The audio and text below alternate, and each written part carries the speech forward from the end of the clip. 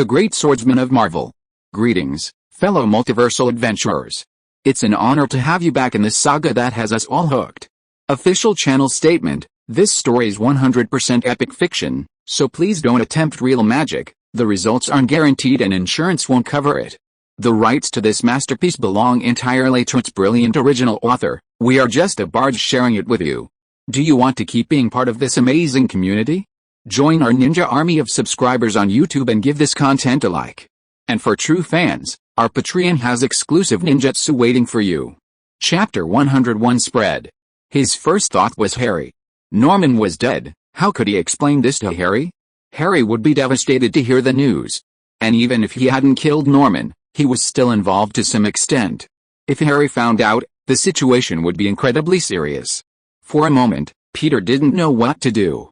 Even the death of his parents was put aside. Peter, come down. Don't worry about this.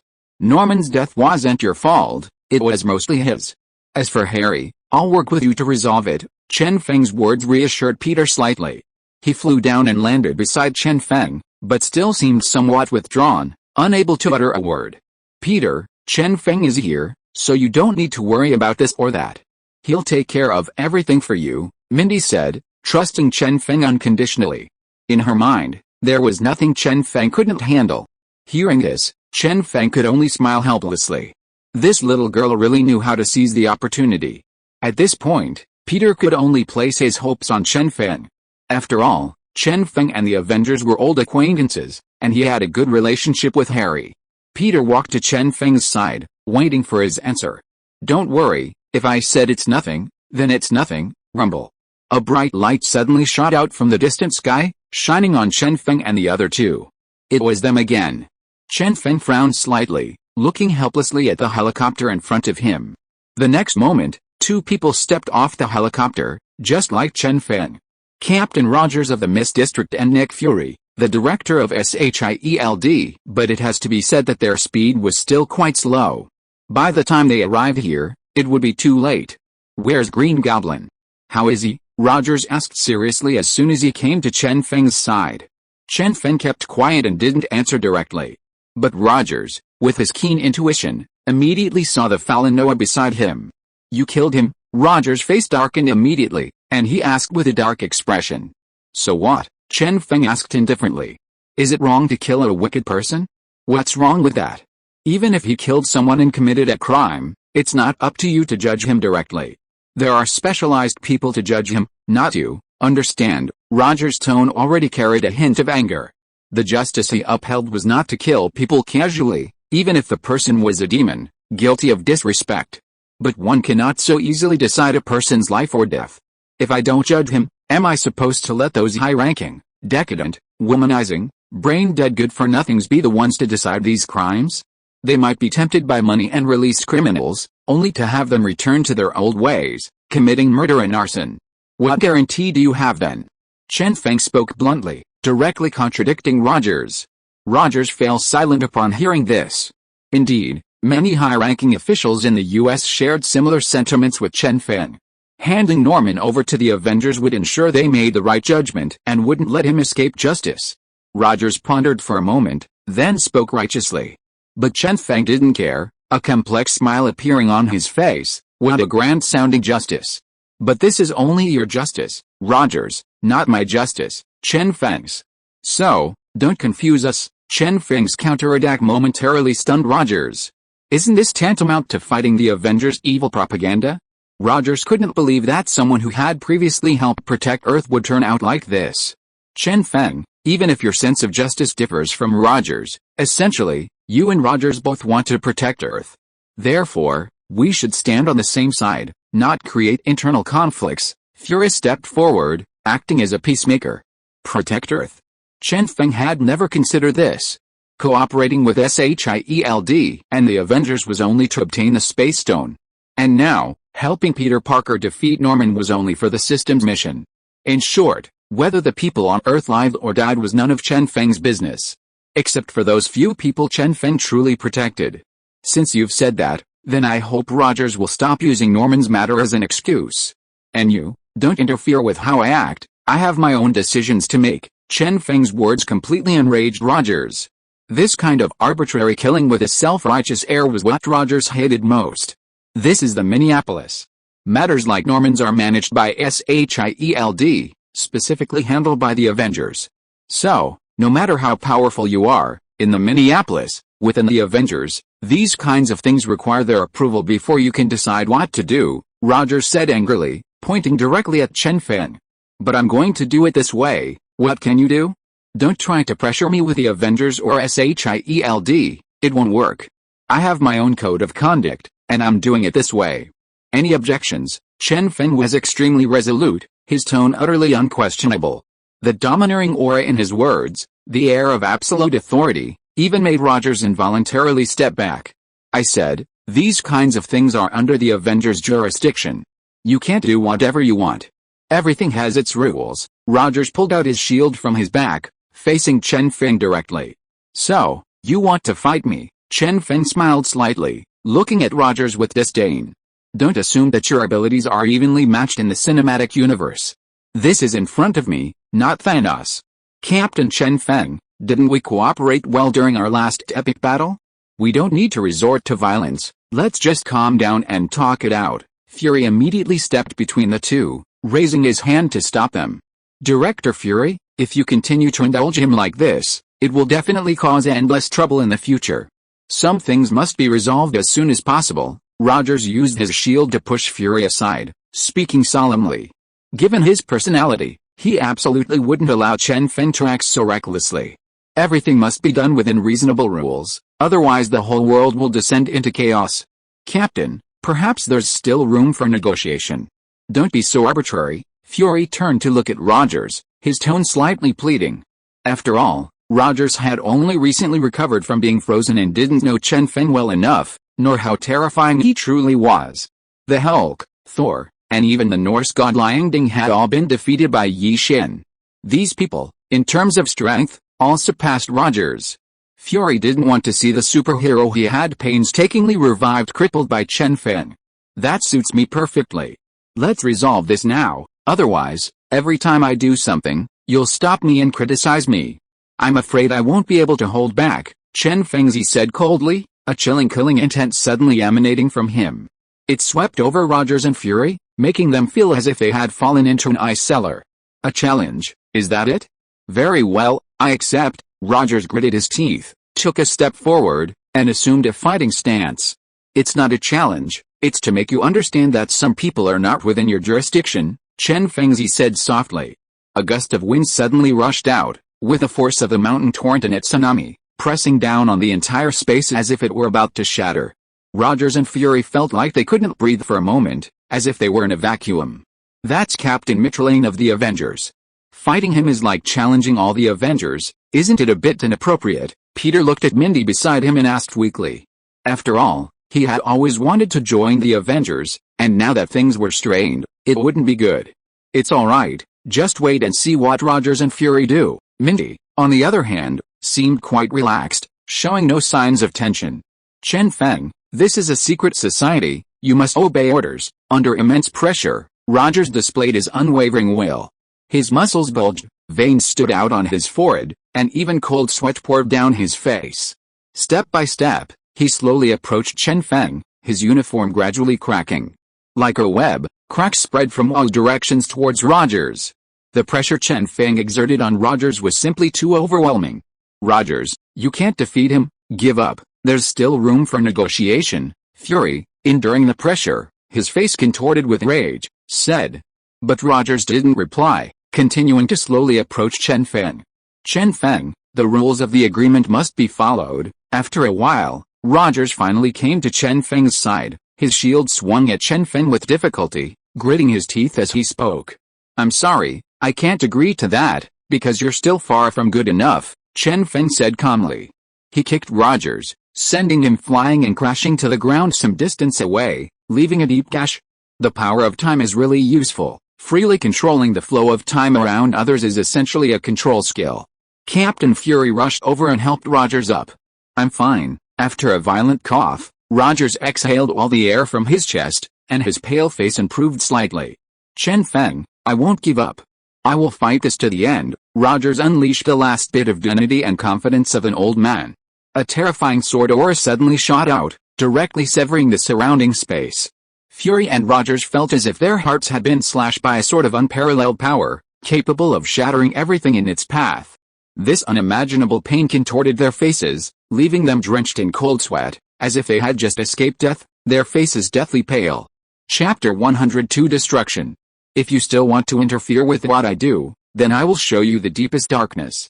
When you gaze into the abyss, remember that the abyss also gazes into you. Chen Feng seemed completely unmoved throughout. Sword energy and the power of time seemed to emanate naturally from his body.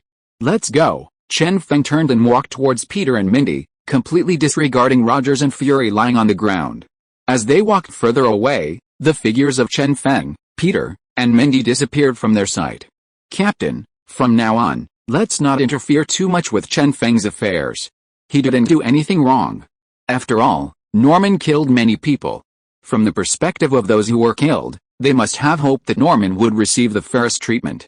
And what Chen Feng did was exactly what they wanted. So let's follow Chen Feng's advice, Fury said slowly. 730 Chen Feng once again overturned his understanding of him. But the best thing is that Chen Feng is still on Earth's side and has not deliberately made enemies of Earth. The people he killed were all heinous criminals. Ultimately, he hadn't done anything wrong. Rogers fell silent. Perhaps he really needed to change his opinion of Chen Feng. At least that phrase, the deepest darkness, had completely touched Rogers' heart. Back home, Chen Feng couldn't wait to log into the system and find his reward. Congratulations, host, for completing the mission of helping Spider-Man defeat the Green Goblin. Rewards are now being sent. The system's indifferent mechanical voice suddenly rang out. Chen Feng's usually calm heart began to pound. Mission reward: the host has activated the hero summoning function, allowing the acquisition of heroes from the system to fight for him. Excited, Chen Feng slammed his fist on the headboard, grinning from ear to ear. But the loud noise woke Mindy, who, with sleepy eyes, angrily said, "Can't a person sleep in the middle of the night?" Chen Feng quickly soothed Mindy and finally got her back to sleep. But that nose of hers really is quite pretty. Chen Feng was still immersed in the joy of this reward. Being able to summon heroes from League of Legends is practically like having a Super League of Legends team. Replacing the Avengers, the Illuminati, and other organizations would be a piece of cake. Thinking about this, Chen Feng felt even more that this reward was incredibly thoughtful. This indifferent system had finally realized its place. It was supposed to serve the host, helping him become the most powerful man in the universe and unify the cosmos, instead of just sitting in the host's heart, sprinkling rewards like charity. It didn't understand the principle of reciprocity. Given that this was the host's first time completing this type of task, he was rewarded with a chance to randomly draw a hero. Just as Chen Feng was overjoyed, a huge prize fell from the sky and landed on his head. Damn! When did it become so generous? Chen Feng was so shocked he even felt a pang of regret. After a while, he came to his senses and happily said to the system, "Draw." The next moment, the wheel spun rapidly, the pointer passing over heroes one by one. "Give me a strong hero," Chen Feng kept saying. But things didn't go as planned. When the clock stopped, Chen Feng couldn't help but feel a little disappointed.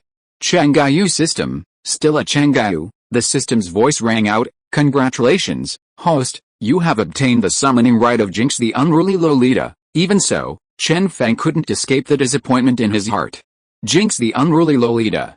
Although she's somewhat resilient, she's still just an ordinary person.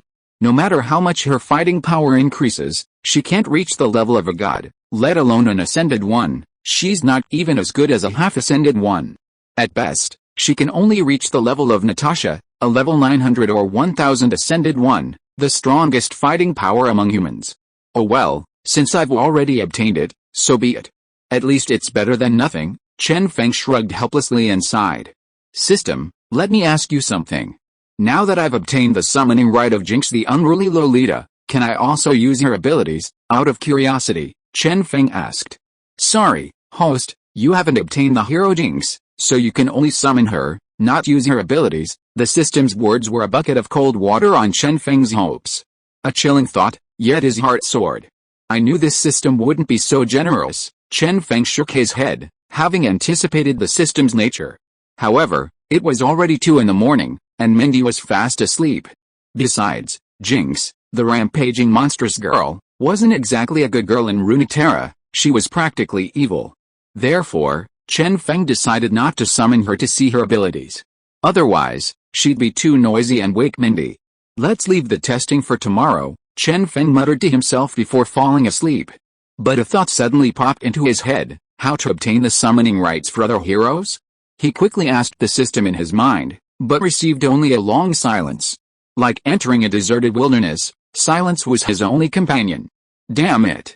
This system isn't human, Chen Feng couldn't help but curse inwardly. He'd have to rely on his own guesses or a sudden system task to obtain the summoning rights for other heroes again. It was infuriating. The next morning, Peter and Pepper Potts called him. Peter was mainly concerned about Norman. He had delivered Norman's body to Harry's house yesterday, but Harry had seen him. He believed Norman's death was related to Spider-Man and even threatened to kill him.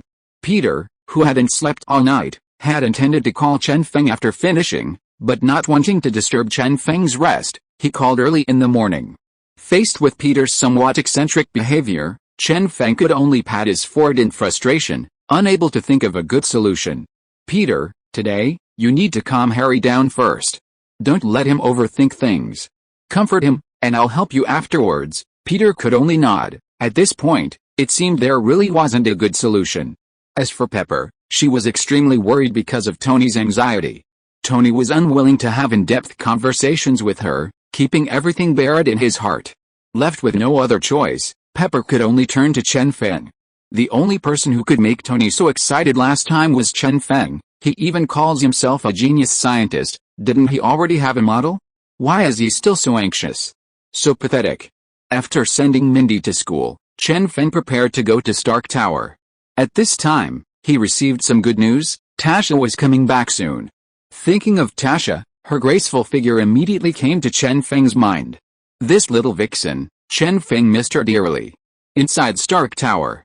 Tony, not only were you late today, but you also tried to fool me with a fake suit. Pepper Potts pointed at the armor beside her and demanded an explanation.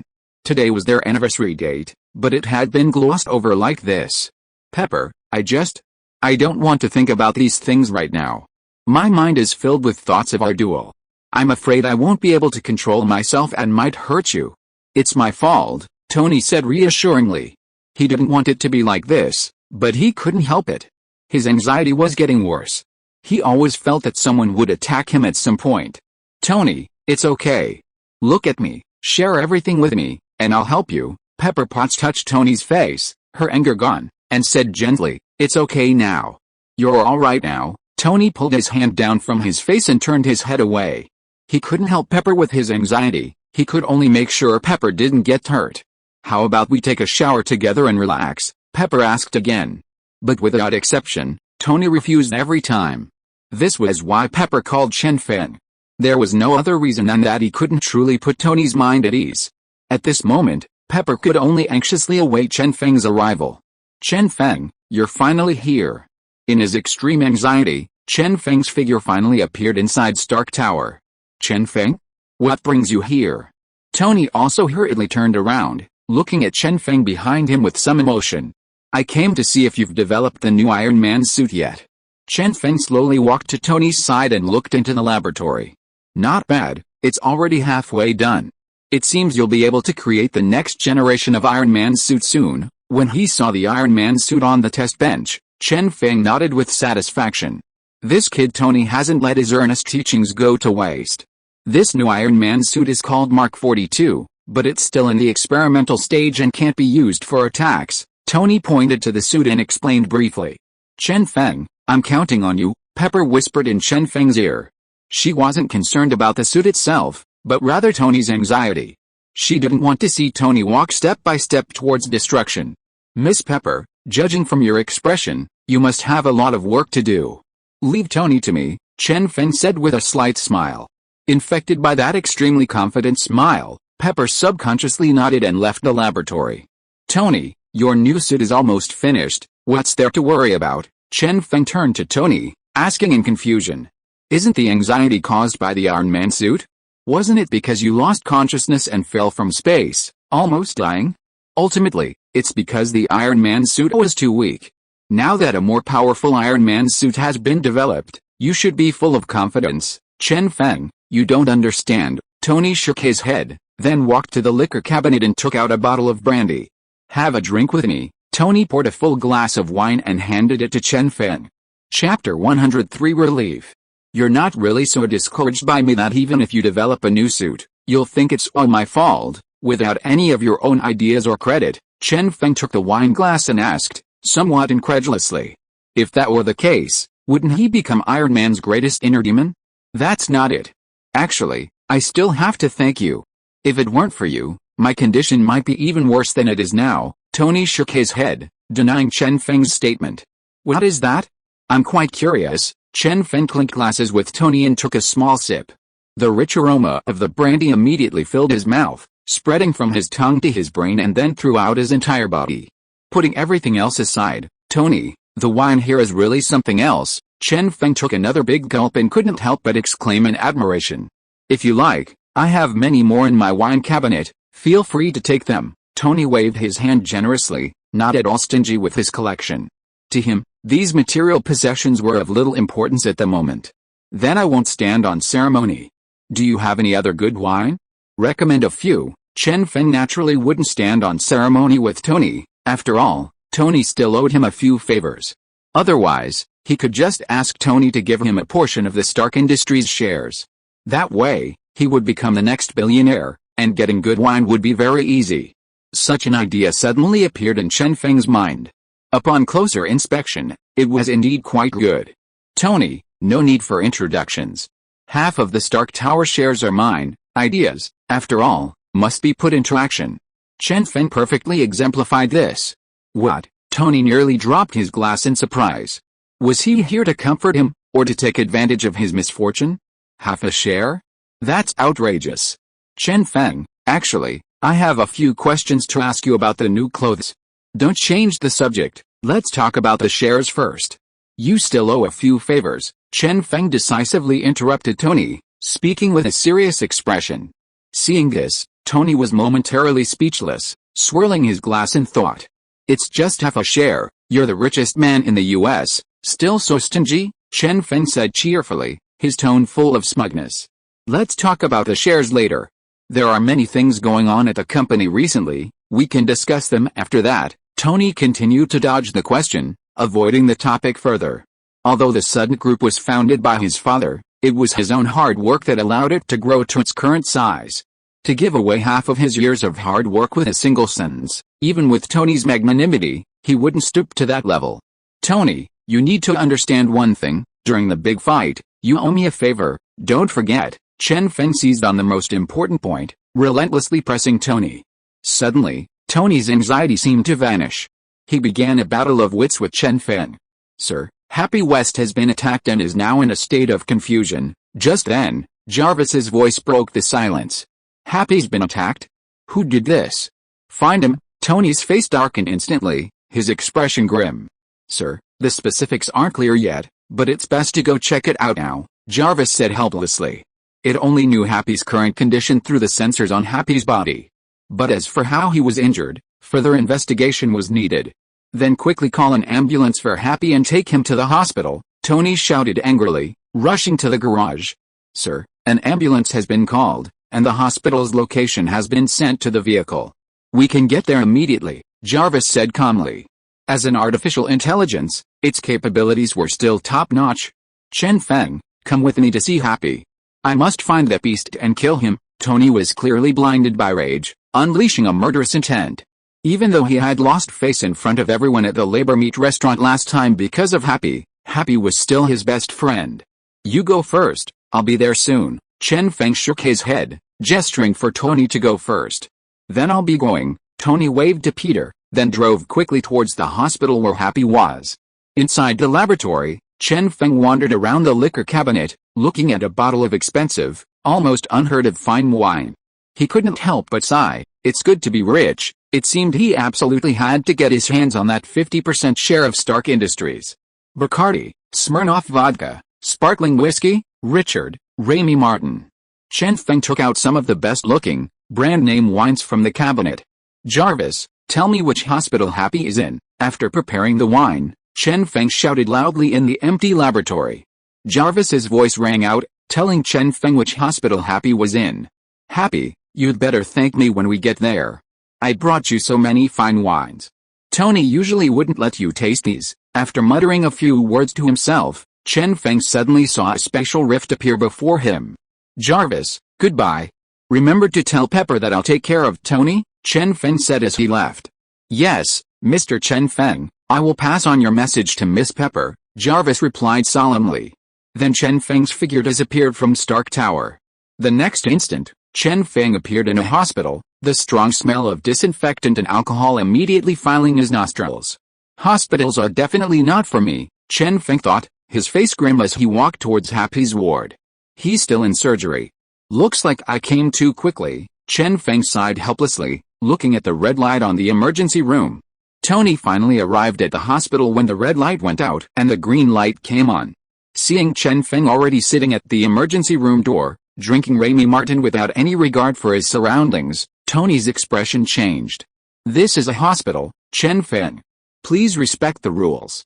Drinking is very disrespectful to patients. Tony tried to snatch the bottle from Chen Feng's hand, but missed. Please, Tony, are you kidding me? The hospital is already full of the smell of alcohol. A little bit of alcohol is nothing. Chen Feng shook his head and took another swig of Remy Martin. Sometimes it's good to try something different. Foreign liquors and Chinese baijiu each have their own flavor and characteristics. Okay, I won't argue with you anymore. Let's go see Happy first. Tony knew he couldn't win against Chen Feng, so he gave up. Happy was more important now. The emergency room door was pushed open at that moment, and Happy, completely covered in gauze, lay on the hospital bed. Happy, are you alright? Tony rushed to Happy's side, holding his hand and asking. Happy nodded, severely injured and unable to speak. But to avoid worrying Tony, he had to pretend to be strong. Happy, I brought you something good. I'll give it to you when we get to the ward, Chen Feng said, pulling a small bottle of liquor from his pocket with a playful smile. Happy's eyes lit up at the sight. That bottle was in Tony's liquor cabinet. He'd been eyeing it for a long time, but never had the chance. It was 987 whiskey. Just thinking about its deliciousness made Happy's mouth water. Chen Feng, Happy's already upset, and you're bringing him this stuff? Do you want him to die? Tony noticed Chen Feng's actions and became furious. Doctor, tell me, is it okay for Happy to drink now? Chen Feng ignored Tony and asked the attending physician. A little alcohol can cleanse the wound, but remember, never too much. The attending physician rushed in after finishing his shift. This is the largest and best hospital in the area, with an incredible daily flow of patients, so each attending physician has many patients to handle.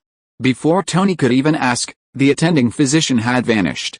At that moment, Happy entered his ward. Happy, do you know who attacked you? Tony asked seriously as soon as Happy was on the bed.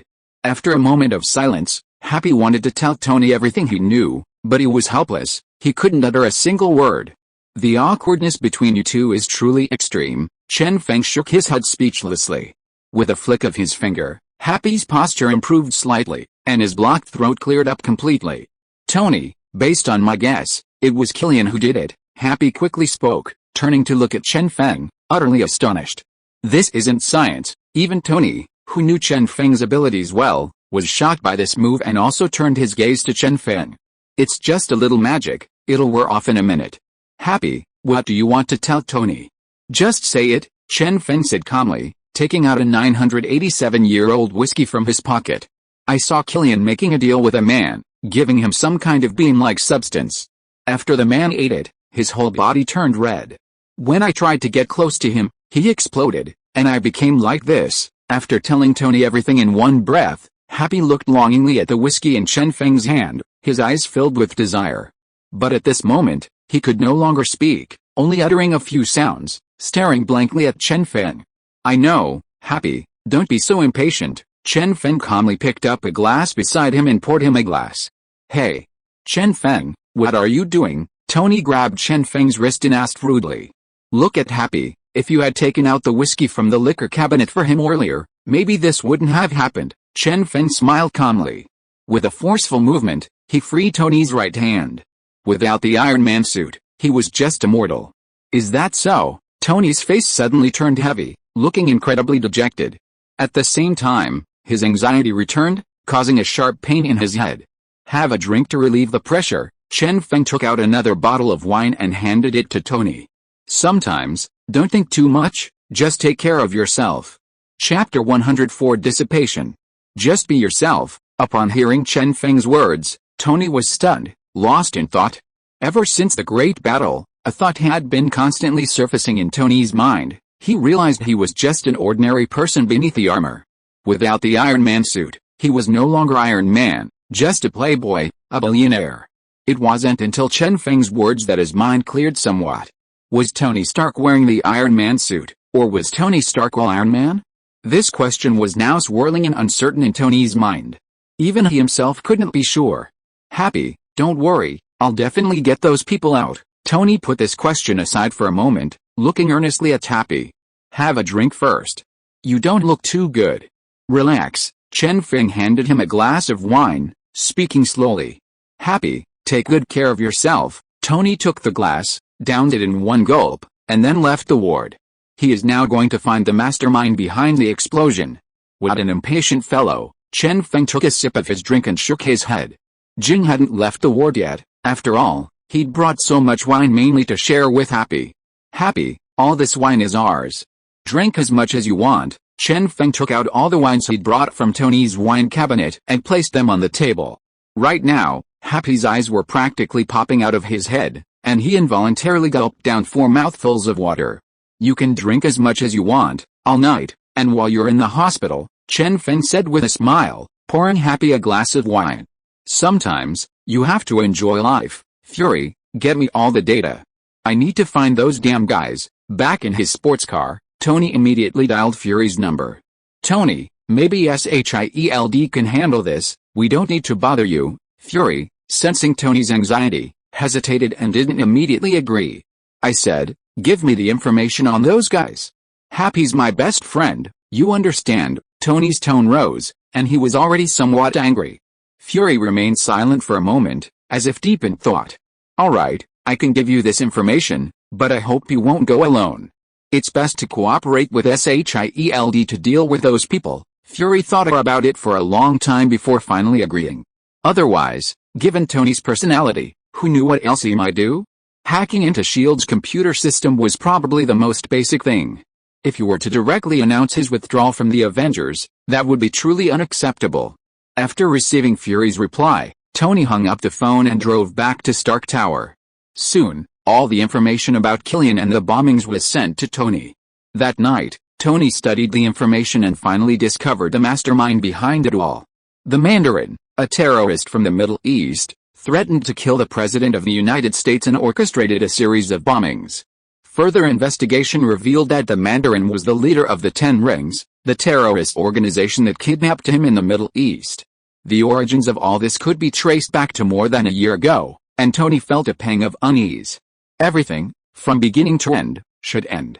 Tony took a deep breath, a resolute light flashing in his eyes. Starting with me, that should end with me.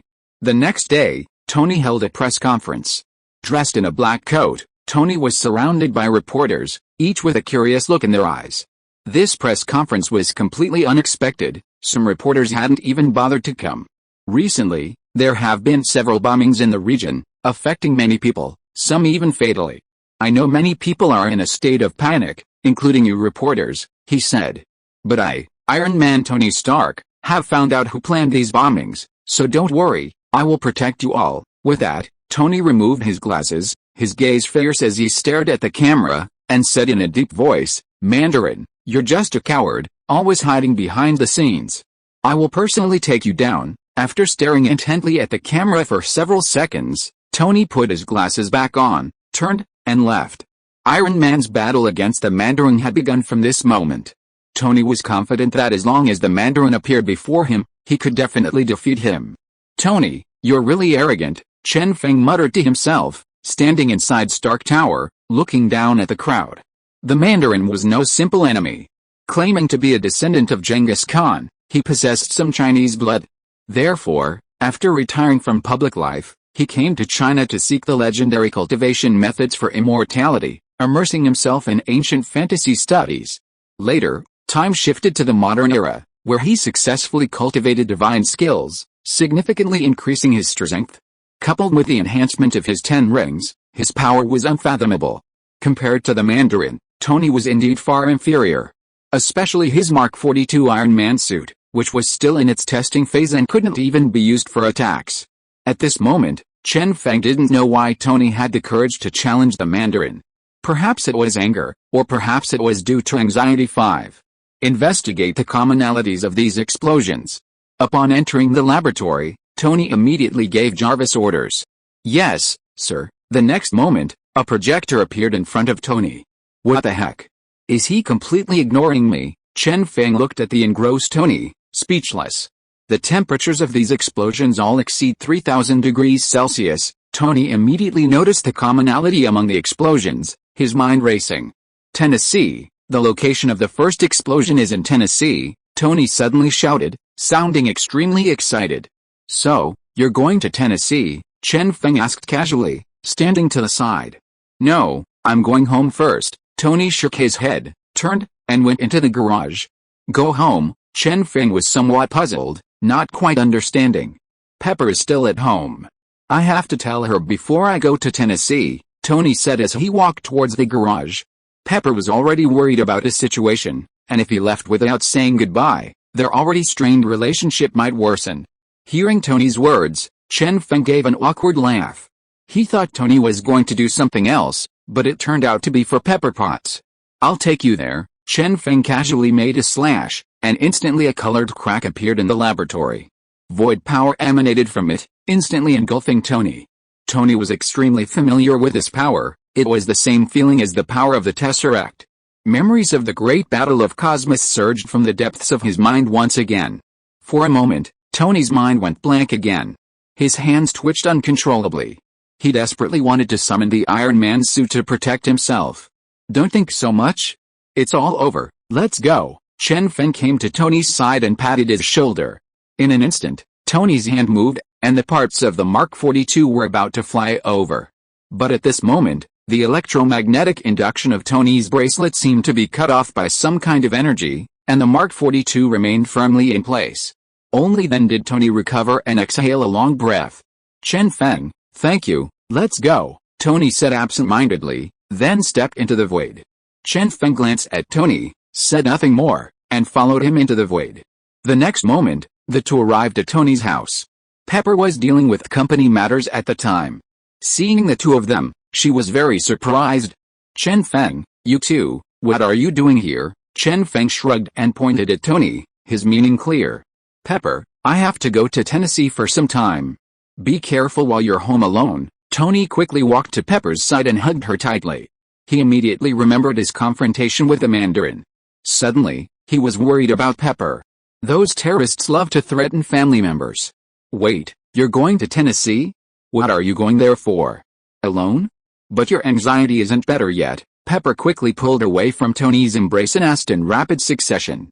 Don't worry, I'm just going to Tennessee to find out why Happy was killed.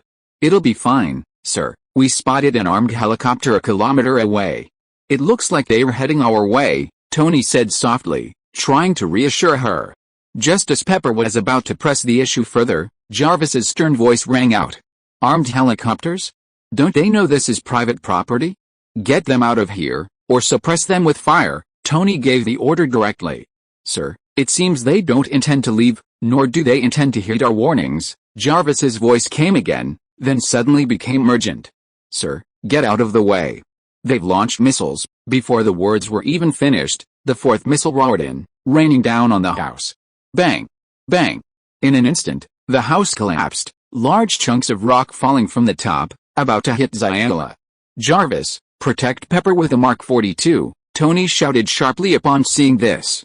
As the hook fired, all the parts of the Mark 42 flew to Zyla at top speed, protecting her just before the rocks hit her. Sherlock, but just then, a huge boulder was about to hit Tony. Hey, didn't you still have a few Iron Man suits? A cold light flashed, and the huge boulder turned into dust and dissipated in the air. Thank you, Chen Feng, Tony said gratefully, immediately getting up. Tony, are you alright? Pepper Potts quickly came to Tony's side, asking with concern.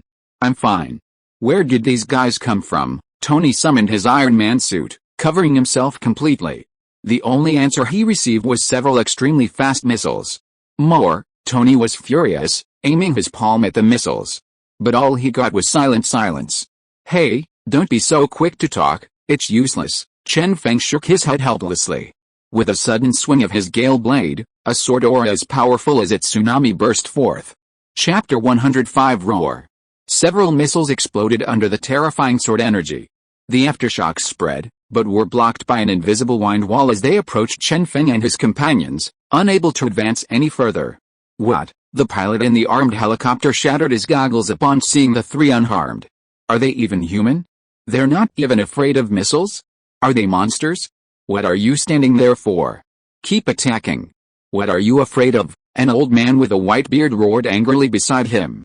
The pilot was immediately startled and, without any hesitation, unleashed a storm of bullets at Chen Feng and his companions. The old man beside him was the leader of the 10 Rings, the Mandarin. This was an absolute demon, his methods and ruthlessness unparalleled in this lifetime. The pilot didn't want to lose his life like this. Wait a moment, they'll be here soon. The Mandarin's gaze turned to the deep sea below, as if waiting for something. You, keep attacking. Don't stop. Use up all the missiles and bullets, the Mandarin continued to command, shouting loudly. On each of his palms were 5 rings of different colors, seemingly tattered and worn. These 10 rings were the Mandarin's most powerful weapons, possessing unparalleled power. Iron Man Tony Stark, you escaped by chance in the Middle East last time, but this time I will not let you go. The Mandarin touched the rings on his fingers, releasing a bloodthirsty killing intent. Take Pepper to a safe place. Leave this to me, Chen Feng said to Tony beside him. The Mark 42, still in its experimental stage, had almost no combat capability. Staying here was useless. Alright, I'll leave this to you for now. I'll be right back. Tony hesitated for a moment before deciding. Tony took Pepper and quickly left the area. Inside the abandoned house on the hillside, only Chen Feng's overwhelming barrage of bullets remained, followed by countless missiles. Chen Feng watched the scene unfold before him, his dark eyes showing no sign of panic. With a casual upward flick of his Gale sword, a terrifying sword aura capable of shattering everything shot forth. All the bullets and missiles, upon contact with the sword aura, instantly split in two, losing their momentum. Boom, boom, boom. Deafening explosions rang out, accompanied by the clatter of countless bullets falling from the sky. All attacks, under Chen Feng's single sword strike, vanished into nothingness, dissipating into thin air. Like a fleeting rainbow, leaving only a breathtaking glimmer of light. In a single sword strike, everything was reduced to ashes. Boss, this guy's got some issues, the driver, looking at the undamaged house, swallowed hard and weakly said. What? Who cares if he's human or ghost? Keep attacking. The Mandarin ignored all this and shouted back. He was now waiting for the arrival of that guy from the seabed. Even if the Avengers came, he could easily annihilate them. Yes, boss, the pilot gritted his teeth. He was drenched in sweat, his nerves taut, his entire focus fixed on Chen Feng ahead. On the armed helicopter, the last of the pills were unleashed, determined to kill Yixin. A dense swarm of pills, like a flood, surged forth. Chen Feng seemed somewhat complacent, not wielding his Gale blade. Instead, a bright light flashed in his palm, emitting a crackling sound.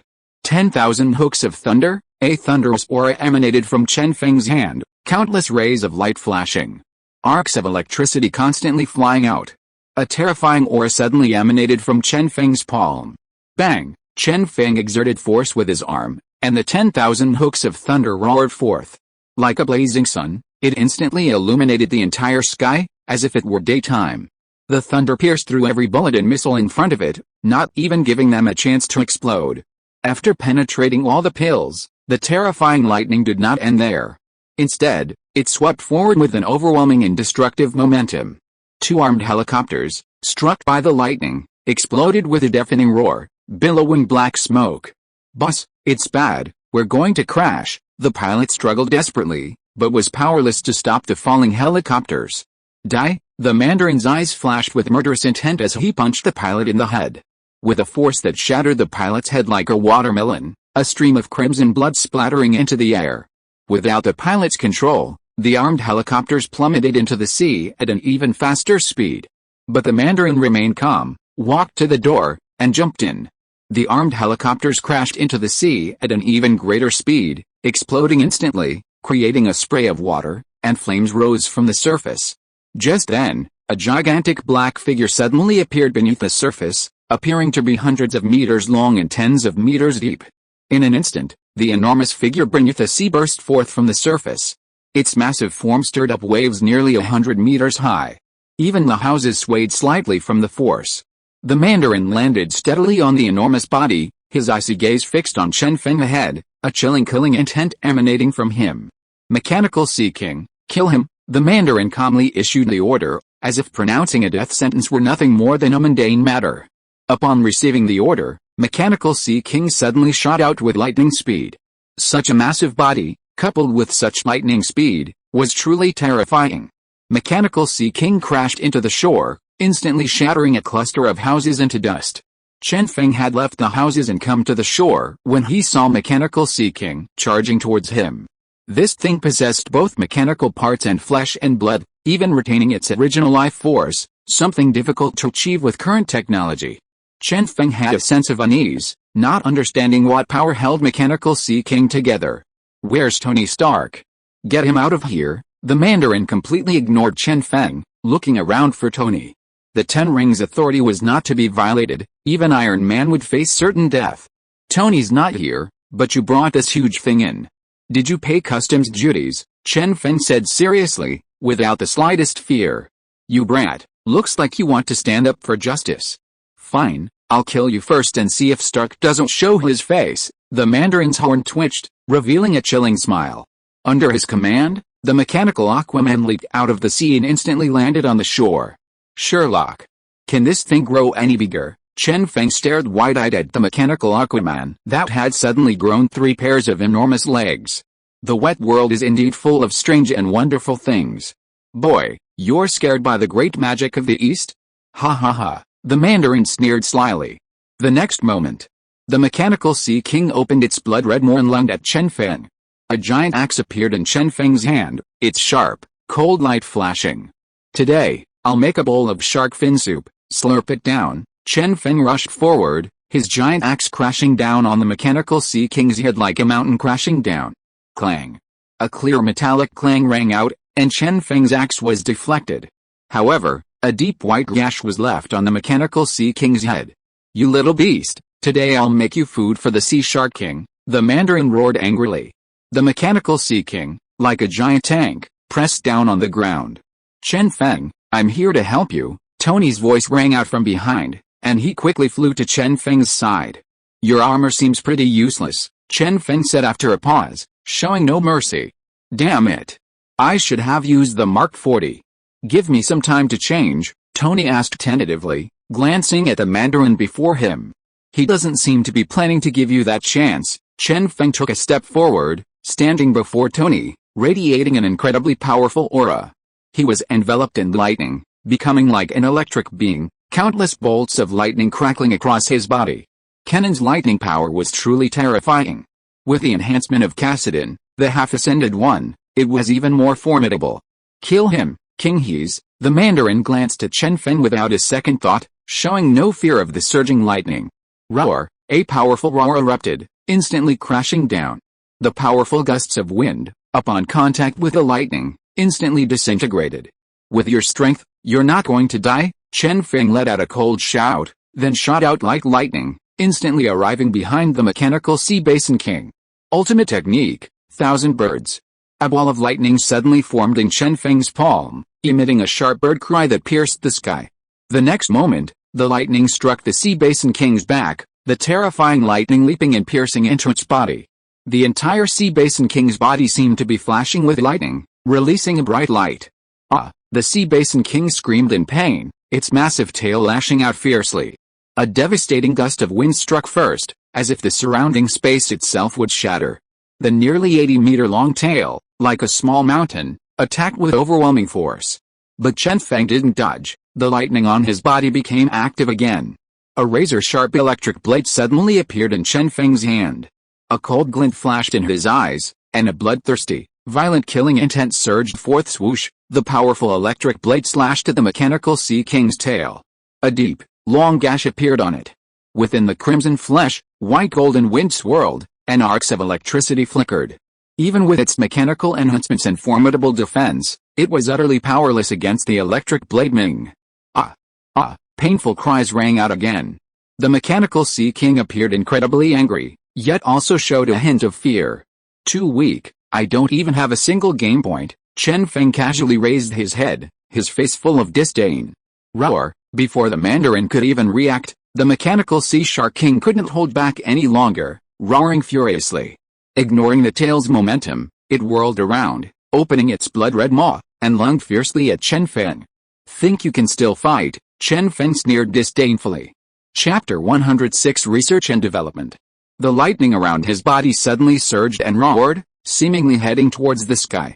The next moment, the once clear sky was instantly covered by countless dark clouds, plunging it into darkness.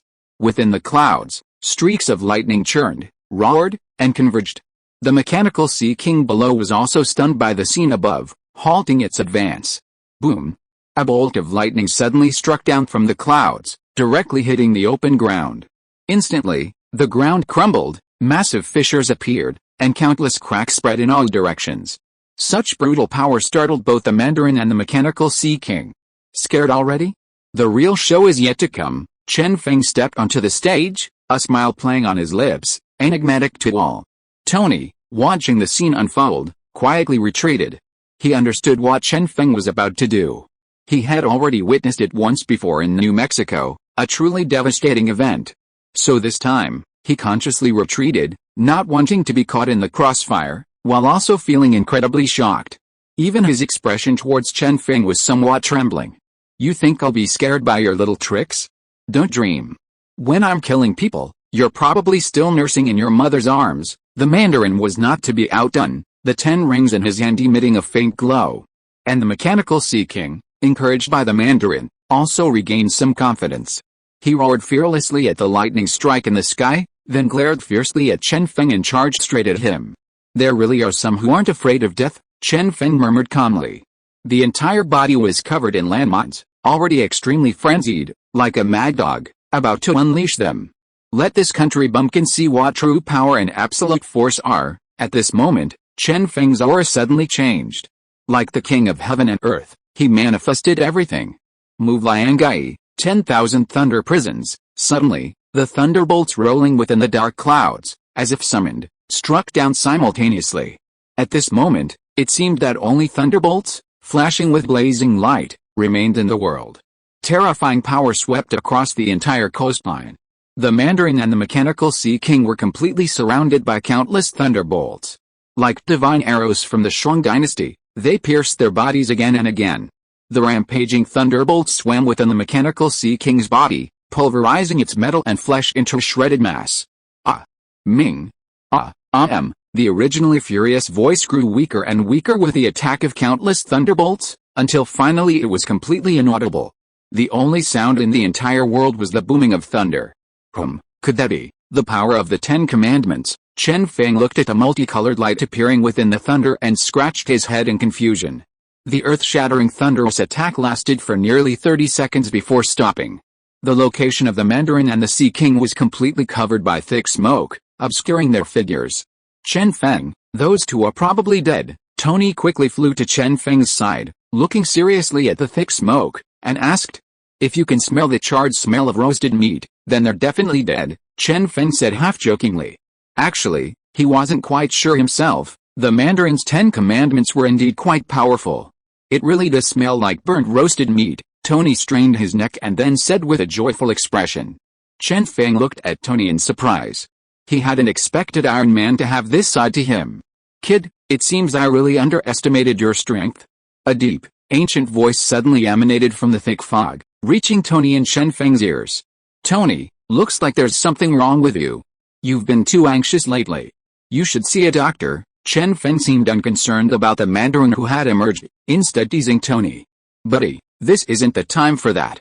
"How come this guy isn't dead?" Tony asked, shocked and incredulous. After all, Chen Feng's lightning had once defeated Thor. Thor, after all, was a god of Asgard, a true god.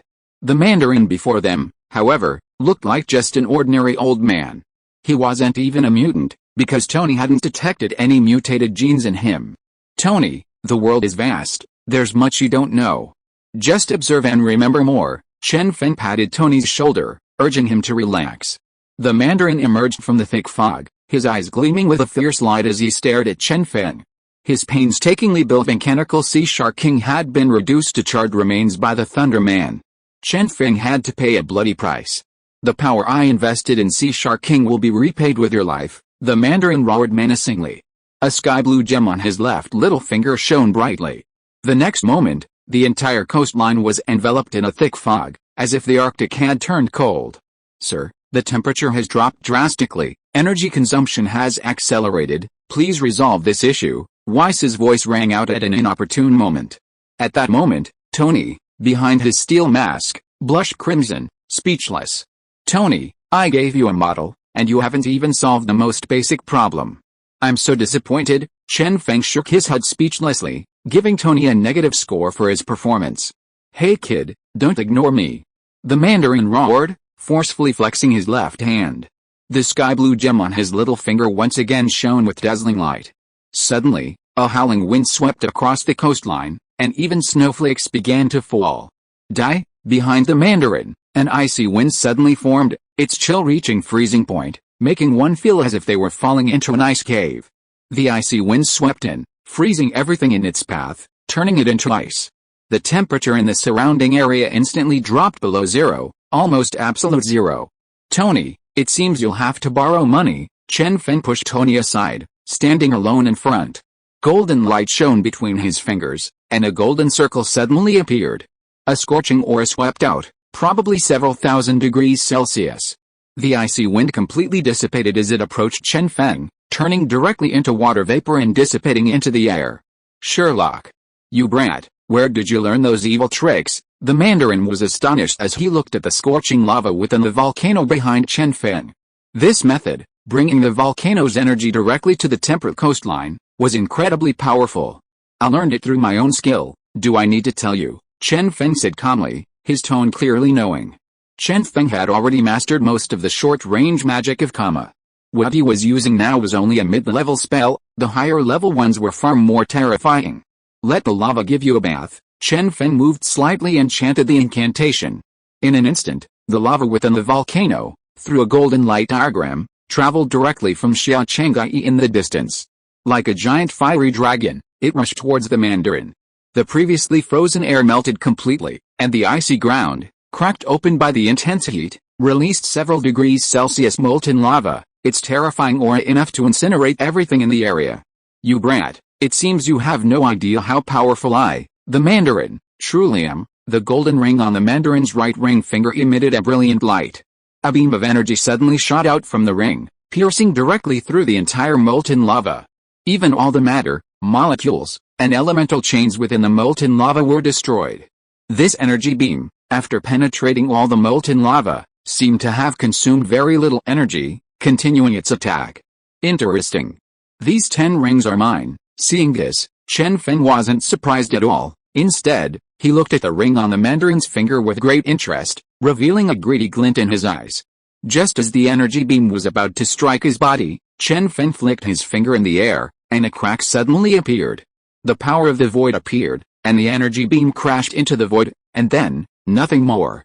Show me the abilities of your other rings, let me see them. Chen Feng, like a merchant inspecting goods, gestured and spoke to the Mandarin. You brat, who do you think you are? Don't put on airs. The green ring on the middle finger of the Mandarin's left hand suddenly flashed. A bolt of lightning, seemingly reaching the heavens and drawing the earth, suddenly descended from the sky, striking Chen Feng. A bolt of lightning? But I already have that ability. Chen Feng sighed, slightly regretful. I'll use my bolt of lightning to let you taste what it's like to be burned alive, the Mandarin roared. 2 bolts of lightning exploded in the air, endless arcs of electricity leaping out. They struck the rocks beside him, turning them into dust, which floated on the sea surface. I don't need your ring anymore, the lightning power is too weak. Chen Feng shook his head in disappointment, looking quite regretful. No, I'll reluctantly accept this ring. Mindy and Tasha can use it. A flash of inspiration struck Chen Feng, and he immediately regretted it, hurriedly saying, Little pillar, do you really think I'll definitely give it to you? That's why you'll die by my hand, the Mandarin roared, the ring on his finger flashing once more. In all these years, he had never encountered such a ruthless enemy. Especially after mastering his divine power, he was now unstoppable, a force to be reckoned with. Tony, meanwhile, silently watched the battle between Chen Feng and the Mandarin. All the Iron Man suits he could use at home had just been destroyed by Aquaman. The suit Chen Feng had created was still inside Stark Tower, nearly 10,000 meters away. The Mark 42 Iron Man suit he was currently wearing was still in the development stage and had virtually no combat capabilities. Therefore, Tony could only cheer for Chen Feng from the sidelines. Jarvis, do you have any way to bring that Iron Man suit from Stark Tower here? Tony asked Jarvis, his brow furrowing slightly. Sir, that Iron Man suit isn't integrated into the system, so there's no way to summon it here. Chapter 107 Spread. Jarvis's words completely extinguished Tony's desire to help. Tony was speechless, unsure what to say. Meanwhile, the battle between the Mandarin and Chen Feng began. The blue-black gem on the little finger of the Mandarin's right hand suddenly emitted a brilliant light. In an instant, all the bright light surrounding Chen Feng was absorbed, leaving only pitch-black darkness. In this dark realm, Chen Feng's sight, hearing, and smell were completely blocked, making him unable to perceive anything around him. You brat, let's see how arrogant you are in absolute darkness. The Mandarin's contemptuous laughter rang out, seemingly coming from all directions, making it impossible to pinpoint its origin. What is this thing that absorbs all the light? Tony stared at the scene before him, utterly astonished. Jarvis, too, couldn't detect Chen Feng's location or aura. He seemed to have vanished into thin air, extremely strange. Chen Feng, hold on, I believe in you, you won't be defeated at a time like this. Tony clenched his fists, his heart filled with confidence in Chen Feng. How could a man who could defeat a god be defeated by a mere old man? Chen Feng, within the dark force, remained calm and composed, even somewhat leisurely. Even with his eyes, ears, and nose all sealed, it didn't prevent him from finding the Mandarin's location. The true sight provided by the system could see through all illusions and shatter all nothingness. Therefore, Chen Feng didn't need sight, smell, or hearing to discover the Mandarin's location. The power of your ring is quite impressive, I'm very pleased, Chen Feng said calmly. He walked step by step towards where the Mandarin was. You like it? Then go to hell and enjoy its power, the Mandarin laughed heartily. Seeing Chen Feng getting closer and closer, he was incredibly excited. The prey that had personally delivered itself to his doorstep was like a pie falling from the sky onto his head. The red ring on his left index finger suddenly emitted a crimson light. But within the dark force, it was quickly absorbed, like a fleeting flower. The temperature in the surrounding space suddenly rose, as if one had entered the interior of a volcano, with molten lava flowing around them. Chen Feng, who had lost his senses, did not feel this intense heat. However, those with true sight had already noticed the sudden surge of energy on the Mandarin's index finger. This feeling must be the energy of fire. Chen Feng, who was very familiar with energy, immediately guessed what kind of energy it was. It's just that Chen Feng had not yet mastered the abilities of water or ice, otherwise he could directly use the elemental advantage to make the Mandarin suffer. If he hadn't mastered them, then he would create them naturally. A dark smile appeared on Chen Feng's lips. Golden light danced between his fingers, and with a sweep of his fingers in the void, a golden circle of light suddenly appeared, exactly the same as when he summoned the volcano. Only this time, the scene had changed to a polar glacier. I am not a producer, I am just a natural transporter. Chen Feng moved his fingers again, and the glacier in the polar region entered the dark field through the golden light. The surrounding temperature plummeted, instantly reaching zero.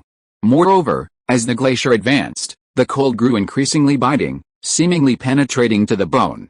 Even Tony outside felt the chill. Was a battle breaking out inside? It felt like stepping back into the Ice Age. Even inside the Iron Man suit, Tony still felt a bone-chilling cold and couldn't help but shiver. After all, the Mark 42 was still in the experimental stage. Even though the anti-glare issues of the previous Iron Man suits had been fully resolved, the Mark 42 still needed comprehensive improvement. What was this chilling cold? Inside the dark field, the Mandarin, sensing the terrifyingly cold, frowned deeply. The next moment, a towering ice pillar suddenly appeared before the Mandarin's eyes. He was stunned. He had only ever seen such a massive ice pillar in the Arctic. But this was the west coast of the Americas, a region constantly swept by warm winds. How could an ice pillar possibly appear here? The arrow was on the bowstring, and it had to be released. The red gem on the Mandarin's left index finger emitted an incomparably intense light. The intense chill that rushed towards them was instantly replaced by an overwhelming heat, a clash of opposites, ice and fire, colliding without a sound. The two energies, like two giant dragons, ice and fire, clashed and intertwined wildly. Under the constant convergence of these forces, beads of cold sweat appeared on the Mandarin's forehead. The ice dragon's power was beyond his expectations, the energy within his ring was barely able to withstand it. This forced the Mandarin to use his own energy to resist the ice dragon. However, while Chen Feng felt incredibly relaxed, the golden light was beginning to falter. Moving the glacier directly from the polar regions required a vast amount of magical energy. Moreover, the movement was continuous, and the golden light couldn't sustain it for long. Crack! Crack! The golden light began to crumble, its golden radiance dimming. Although the ice dragon's power was formidable, it wouldn't be long before it collapsed without the support of its energy source. Before this, defeating the Mandarin was a piece of cake. The ice dragon relentlessly bit at the Mandarin's fire dragon, seemingly possessing an unstoppable force that left it no room to retaliate. Just as the fire dragon was about to be shattered by the ice dragon, the white ring on the Mandarin's finger flashed. The electromagnetic waves in the surrounding space were immediately drawn by the power emanating from the white ring. A powerful gravitational force struck the ice dragon.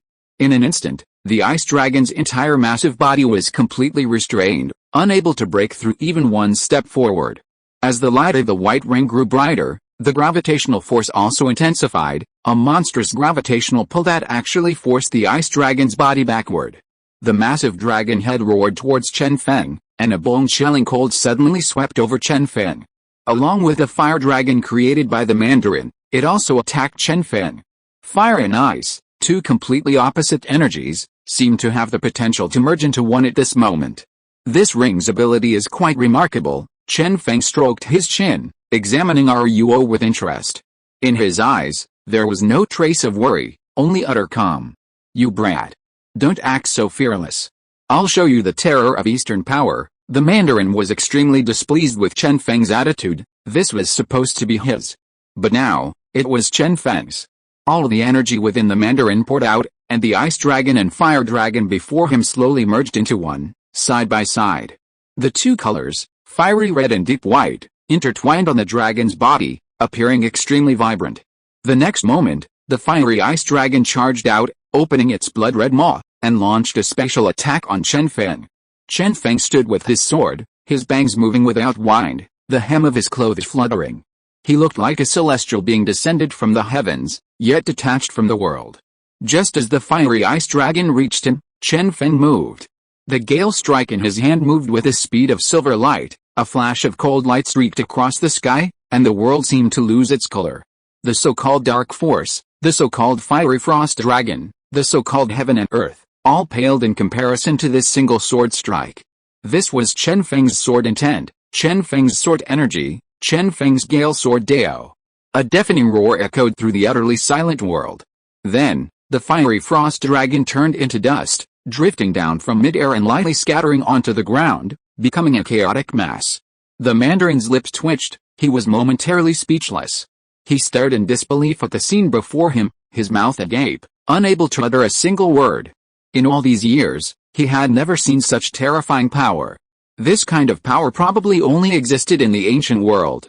It was also the power that the Mandarin had always pursued. "I knew it, trusting you was the right thing to do." On the other side, Tony, gazing at the disappearing darkness before him and the nonchalant Chen Feng, still murmured to himself. From defeating Thor, repelling Odin, forging the Tesseract, to now fighting the Mandarin, Chen Feng's strength, in Tony's eyes, had increased exponentially. Even though his own Mark series armor was being upgraded rapidly, it was still far inferior to Chen Feng's. "Your mysterious Eastern power is utterly useless against me. Do you know why?" Chen Feng slowly approached the Mandarin and asked calmly. What? The Mandarin was startled by Chen Feng's words. He was stunned, unsure how to answer Chen Feng's question. "I just wanted to tell you that I also come from China. There's a saying I don't know if you've heard before." Chen Feng paused, seemingly waiting for the Mandarin's answer. "Which saying?" The Mandarin asked involuntarily. Only knowing how to bend a bow and shoot a big one, the moment the words left his mouth, Chen Feng's aura suddenly shifted, a sharp and imposing kingly aura emanating from him. The Mandarin reacted a beat slower because of Chen Feng's words. But the sapphire ring on his ring finger suddenly emitted a dazzling light. Chen Feng's body, enveloped by the stone, exuded an aura of unbreakable strength. He seemed to transform into a giant capable of devouring the heavens and earth, crashing headlong into the Mandarin. The Mandarin's body was directly crushed by this immense force, shattering like a watermelon, turning into a pool of blood and flesh mixed in. No, this is a phantom. After a moment's hesitation, Chen Feng immediately reacted, his eyes darting to his right. A beam of energy shot out, striking Yushen with lightning speed. In the blink of an eye, a wind wall appeared, blocking Chen Feng and resisting the energy beam. But in just a moment, the wind wall was disintegrated by the energy beam, turning into wisps of breeze. The energy beam gave Chen Feng no further chance to resist, striking him fiercely. Chen Feng staggered back dozens of steps before regaining his footing, his mouth throbbing with pain. The Mandarin appeared with a cold smile, the golden ring on his right ring finger still emitting a faint glow. Chapter 108 Power. You brat, you think you can fight me? You're too much? Chen Feng's body trembled, expelling the pent-up energy within him. He seemed unaffected by 060. But it must be said, the illusion created by the ring on the Mandarin's left ring finger at the beginning was quite powerful. Even with true sight, Chen Feng couldn't break free for a moment and instead fell into the illusion. And then, the energy beam from the ring on his right ring finger, capable of dissolving matter, was also quite special and powerful. You've really given me a lot of surprises. I really like your ring, Chen Feng said calmly. The space around him seemed to tremble slightly, as if it couldn't withstand the pressure emanating from him. Or perhaps, it was pressure from his class. I almost let the space stone rust if I didn't use it. I'll use you as a wand, or rather, a whetstone? Deep blue tesseract energy emanated from beside Chen Feng's body. The space around the Mandarin was instantly locked by the power of the space stone. Even his escape skills were suppressed and couldn't be used. Damn brat. What kind of power is this? The Mandarin was utterly shocked, his brow furrowed, and beads of cold sweat trickled down his forehead. Chen Feng's power far exceeded his expectations. He had thought he was absolutely certain, but now it seemed he had made a mistake, and not a small one. Very powerful. I told you your ring is mine, Chen Feng spoke calmly. He approached the Mandarin step by step, his silent footsteps carrying a chilling fear that penetrated to the very core. The Mandarin touched the ring on his finger, his heart filled with utter hesitation. No ring possessed the ability to shatter space. But then, the ring on the Mandarin's right middle finger emitted a faint light. As Chen Feng drew closer, the light grew brighter. It was as if he were about to fight to the death. Whoosh! Whoosh! The surrounding space seemed to gather with endless gales, ruffling the hair on Chen Feng's forehead.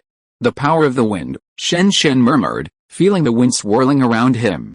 The next instant, the wind howled even more fiercely, like deafening thunder, engulfing the entire coastline. Below, the sea was whipped into countless waves by the gale, some several meters high, crashing violently against the shore as if to shatter the waves. The wind grew stronger and stronger, converging to gradually form a terrifying tornado. The Mandarin's eyes were fixed intently on Chen Feng, the gem on his middle finger gleaming even brighter. But this time, he no longer had absolute certainty that he could defeat Chen Feng. You brat, your strength is indeed formidable, even exceeding my expectations. However, the power of the 10 rings is far more than this. The Mandarin gripped his head tightly. This devastating tornado swept out like a meat grinder, threatening to shred Chen Feng. It would be best if the 10 rings' power was more than this. If it's only this much, it's too weak, a waste of my time. Chen Feng remained expressionless, but his words were filled with supreme domineering aura. The Mandarin remained silent, ceasing his fight with Chen Feng. He seemed to be mobilizing all his power. Having cultivated Eastern Taoist arts, he could now integrate mystical power into the power of the rings. This was the second time the Mandarin had used the power of fusion. The first time was to deal with an old man from the East who possessed divine power, a majestic, inviolable, and sacred aura. Even using this power, he had only barely defeated him. He himself had been severely injured by the old man's power. However, it must be said that the combined power possessed an immense strength, enough to pierce clouds, shatter rocks, and destroy heaven and earth. With the Mandarin's power amplifying it, the tornado became even more formidable. The entire coastline couldn't withstand this immense power, showing signs of collapse. Countless shallow cracks spread outwards from the tornado's center. Still got some power, Chen Feng muttered to himself, glancing at the cracks beneath his feet. At that moment, a violent storm also erupted around him. It was like a spark, given time, capable of burning an entire grassland. And that precious time was fleeting. The storm around Chen Feng grew increasingly powerful, directly clashing with the Mandarin's tornado. The two gales, like lions with their teeth bared, fought fiercely. For a time, neither could gain the upper hand. Why is he able to hold his own against my tornado? The Mandarin, seeing the tornado blocked, was stunned. Impossible. This is power capable of fighting gods. I will never lose to you, the Mandarin roared. The blue gem on his middle finger emitted an even more intense light, as if summoning the gale from thousands of meters away. At the same time, the tornado also changed, gradually forming a ferocious, demonic shape. The power of the Azure God. This brat, the Mandarin shouted. The tornado completely transformed into the form of the Azure God, two gusts of wind converging in his palm, becoming a battle axe and a shield. The power of the East, the majesty of the gods, is not something immortal like you can contend with, the Mandarin continued. The tornado, now transformed into the Azure God, swung its battle axe with overwhelming force, slashing at the gale. Whoosh! The battle axe cleaved the gale in two as easily as cutting a melon. However, the raging wind, now split in two, enveloped the battle axe from both sides, making it impossible for the Azure God to retract it. Your eastern power, your divine severity, is truly pitifully weak, Chen Feng shrugged, looking puzzled. The Wind Swordsman Yasuo's control over the wind, combined with his Void Clan's semi-ascended strength, was more than enough to deal with a Mandarin who was only using the power of one ring. The scattered gales, coming from all directions, completely encircled the Azure God, rendering him almost immobile. Impossible, impossible, absolutely impossible. The Mandarin couldn't believe what he was seeing, his eyes burning with intense heat. Hundreds of years of cultivation couldn't be lost to a mere child. Especially now, the Azure God, trapped by the gales, appeared so weak, even helpless. The sky blue gem on his left little finger emitted a blazing light, instantly lowering the surrounding temperature to zero, as if it were the Ice Age. This icy power didn't attack Chen Feng, but instead rapidly entered the Azure God formed from the tornado. In that instant, a layer of white armor covered the Azure God's body, reflecting a blinding light. Its power, at this moment, seemed to freeze the tower's winds, almost solidified by the biting cold. Could the power of the 10 rings be interconnected? Chen Feng stroked his chin, a glint of light in his eyes. If the power of the 10 rings could be combined, its might would be even greater. His strength would then rise to a new level. If the Mandarin knew Chen Feng's thoughts, he would be furious. It was as if the 10 rings were already his, without any fear of defeat. Keep going, the power of 2 rings isn't enough to defeat me. Lightning crackled in Chen Feng's hand, and countless bolts of lightning danced in the air, swirling like dragons and snakes. The frantically flashing lightning instantly leaped onto the armor of the Azure God. The snow-white armor was directly enveloped by purple arcs of electricity, binding the Azure God like a binding chain. Even with the intense cold and low temperature, the electric arcs on his body couldn't penetrate them.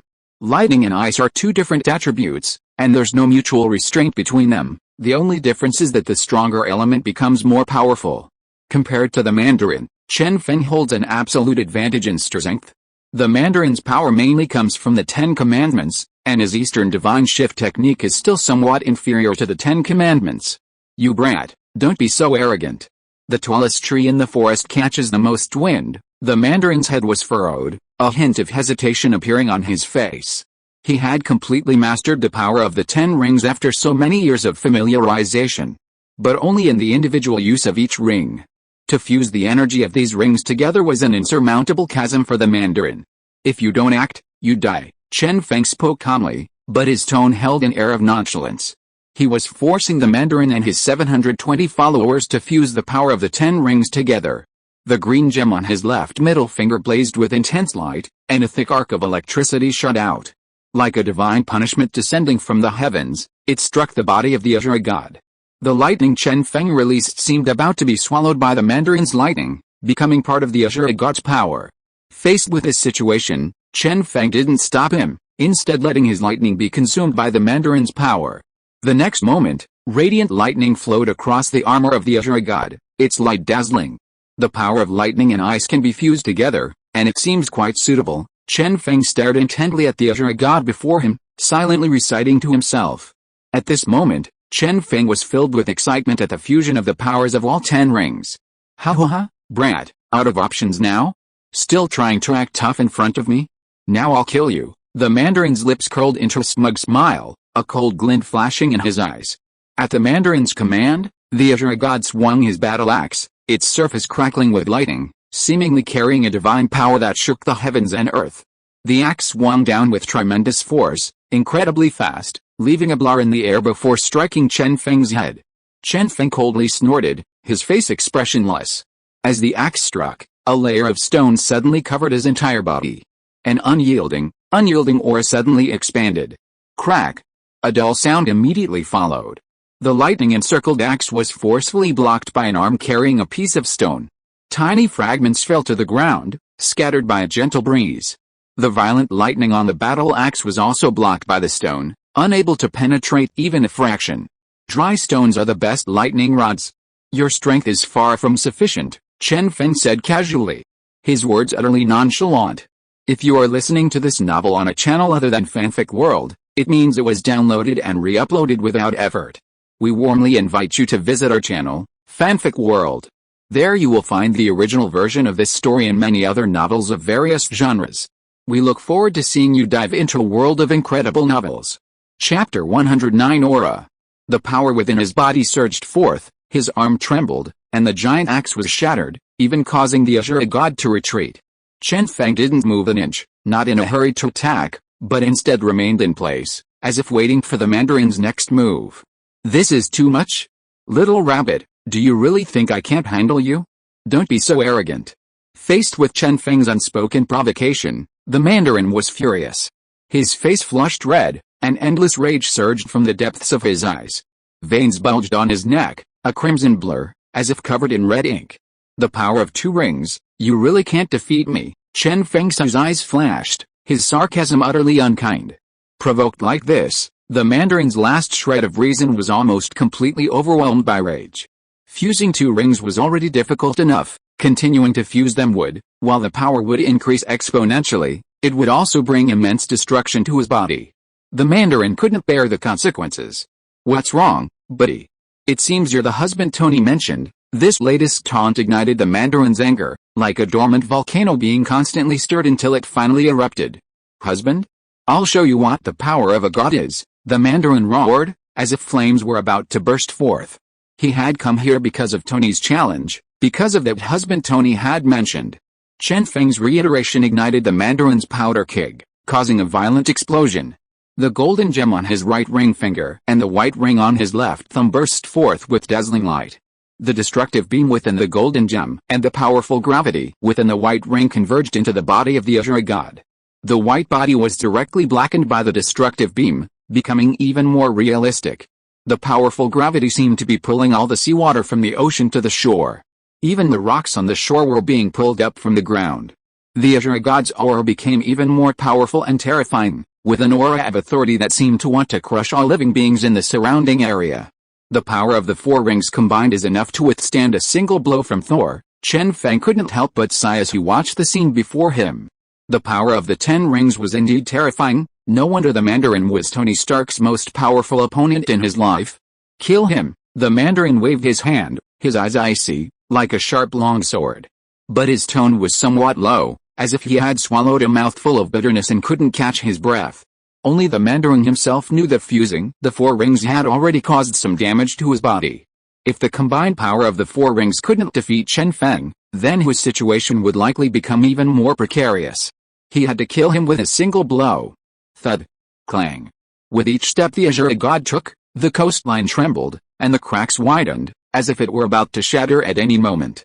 The Azure God now resembled a real, flesh and blood being more than the one that had just been transformed from the tornado.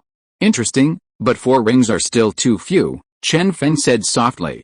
Possessing the power of the 4 rings, the Azure God had undergone a fundamental transformation. With every movement, it seemed to possess supreme divine might, and the heavens and earth seemed to change color. The shield in his left hand transformed into a long lock, which lashed out at Chen Feng with lightning speed. The air roared with a deafening din, as if the entire space itself had shattered. Chen Feng coldly watched the rapidly striking long lock, his deep eyes calm and still. Suddenly, a powerful aura erupted from his entire body, a beam of light as bright as day piercing the sky and penetrating deep into the heavens. Like the hand of a god, it appeared abruptly, gripping the long lock tightly just as it was about to strike Chen Feng. The long lock stood frozen in midair, completely immobile. Streams of light and crackling lightning flashed across its surface, attempting to sever the blocking hand. But against Chen Feng's lightning, the Azure God's lightning had little effect. The two clashed, like two angry beasts locked in a fierce battle, biting each other relentlessly. Sparks flew where the lightning met, falling to the ground, seemingly melting even the rocks. Their lightning power was evenly matched, neither able to gain the upper hand. Another violent whooshing sound rang out, and a powerful, oppressive aura descended from the earth. The entire world seemed to tremble, as if it were about to be directly torn apart. Chen Feng glanced to the side. A sharp, piercing force of void energy suddenly appeared on Chen Feng's body. A purplish-black light instantly enveloped Chen Feng, and the terrifying void power expanded in all directions. Under this powerful force, even the furiously slashing battle axe seemed to be weakened. The purplish-black energy detached from Chen Feng's body, forming a crescent-shaped black streak in front of him. Then, Chen Feng used his strength, and this purplish-black energy streak, like 1,000 hooks, rushed towards the battle axe of the Azure God. The powerful force struck the battle axe of the Azure God, piercing it directly. The battle axe turned into a pile of ashes, disappearing into the world, completely vanishing. The purplish-black void energy, undiminished in its power, pierced through Azure God's entire body before he could react. Arcs of electricity, shattered ice, and howling winds tried to repair the breached body. But as soon as they approached the purplish-black void energy, they were instantly crushed into dust. Simultaneously, the long lock held by S.H.I.E.L.D, lacking the support of the energy, was also immediately torn apart, shattering into pieces between heaven and earth. I told you, the power of 4 rings isn't enough. Continue, unleash your power once more, or else, Chen Feng said calmly, a chilling killing intent suddenly emanating from his entire body. The meaning he wanted to convey was extremely clear. Upon hearing these words, the Mandarin clenched his teeth, gripped his fist, and was furious. He hadn't encountered such contemptuous threats in many years. And this time, he was somewhat helpless and could only do as Chen Feng said. Otherwise, he might truly die here. The blue-black gem on the ring on his right little finger shone brightly. Dark power surged forth in an instant. This time, the Mandarin focused on only one ring, slowly merging its energy into it. Because even now, he himself wasn't confident that he could perfectly fuse the energy of all 5 rings together. The dark energy surged into the body of the Azure God, and the blood that had been pierced by the power of the void gradually showed signs of healing. Crack! But at this moment, a tiny crack suddenly appeared on the body of the Azure God. Seemingly insignificant, yet containing absolute danger. A trickle of crimson blood flowed from the corner of the Mandarin's mouth, indicating he had suffered a severe injury. The 5 rings, are they still too much? The Mandarin murmured. Inadvertently, he caught sight of Chen Feng's eyes. It was a light, indifferent, yet highly meaningful gaze. You brat, don't underestimate me. Centuries of cultivation, the dignity of a strong man, instantly mobilized all the energy within the Mandarin's body. A powerful elder would never allow himself to be defeated by a junior with such a condescending attitude. With the Mandarin's full power flowing, dark energy immediately and completely erased the remaining void power within the Azure God's body. At the same time, the energy of the other 4 rings gradually merged together. Slowly, the Azure God regained his former radiance, the light emanating from his eyes possessing an inviolable, innate quality. It seemed that once again, the Azure God had gained the upper hand. The energy of the 5 rings wasn't enough to withstand the fusion of our 2 energies. Chen Feng said defiantly. The lightning in his left hand and the black void power in his right hand were easily combined into a single ball. On the surface of the purplish-black void energy, a layer of swirling lightning pulsed, full of vitality. Then, in the next moment, the black void power, crackling with powerful arcs of electricity, was thrown out, blasting towards the Azure God's body. This black ball was as fast as lightning, only a blur remained in the air. The newly repaired Azure God, like a child, was utterly powerless to retaliate. The energy of the 5 rings only offered a brief moment of resistance before being shattered. The once imposing azure god was now reduced to a broken body, looking extremely pitiful. Chen Feng was quite relaxed. After dealing with the azure god, he continued to wait for the Mandarin to combine the energy of the next ring. Tony, watching from afar, was somewhat stunned by this scene that resembled a battle between gods. This was completely a one-sided crushing defeat. Tony looked back at the Mandarin and suddenly felt that he was even more pitiful. He was even more pathetic than himself, suffering from depression. In the aftershocks of the powerful force, the Mandarin looked like he was about to collapse, weak and frail. This was perhaps what was known as being beaten into despair. How could I lose to a brat who hasn't even grown up yet? I will never lose to the Mandarin. The Mandarin clenched his fist, a glint of light flashing in his eyes, and he looked completely different. It was as if he had given everything away. The other rings on his fingers simultaneously shimmered with a faint light. As time passed, they gradually became brighter, more radiant, and more dazzling. Was he finally going to make his move? Chen Feng watched this scene with interest. After waiting for nearly 2 minutes, the scene he longed to see finally arrived.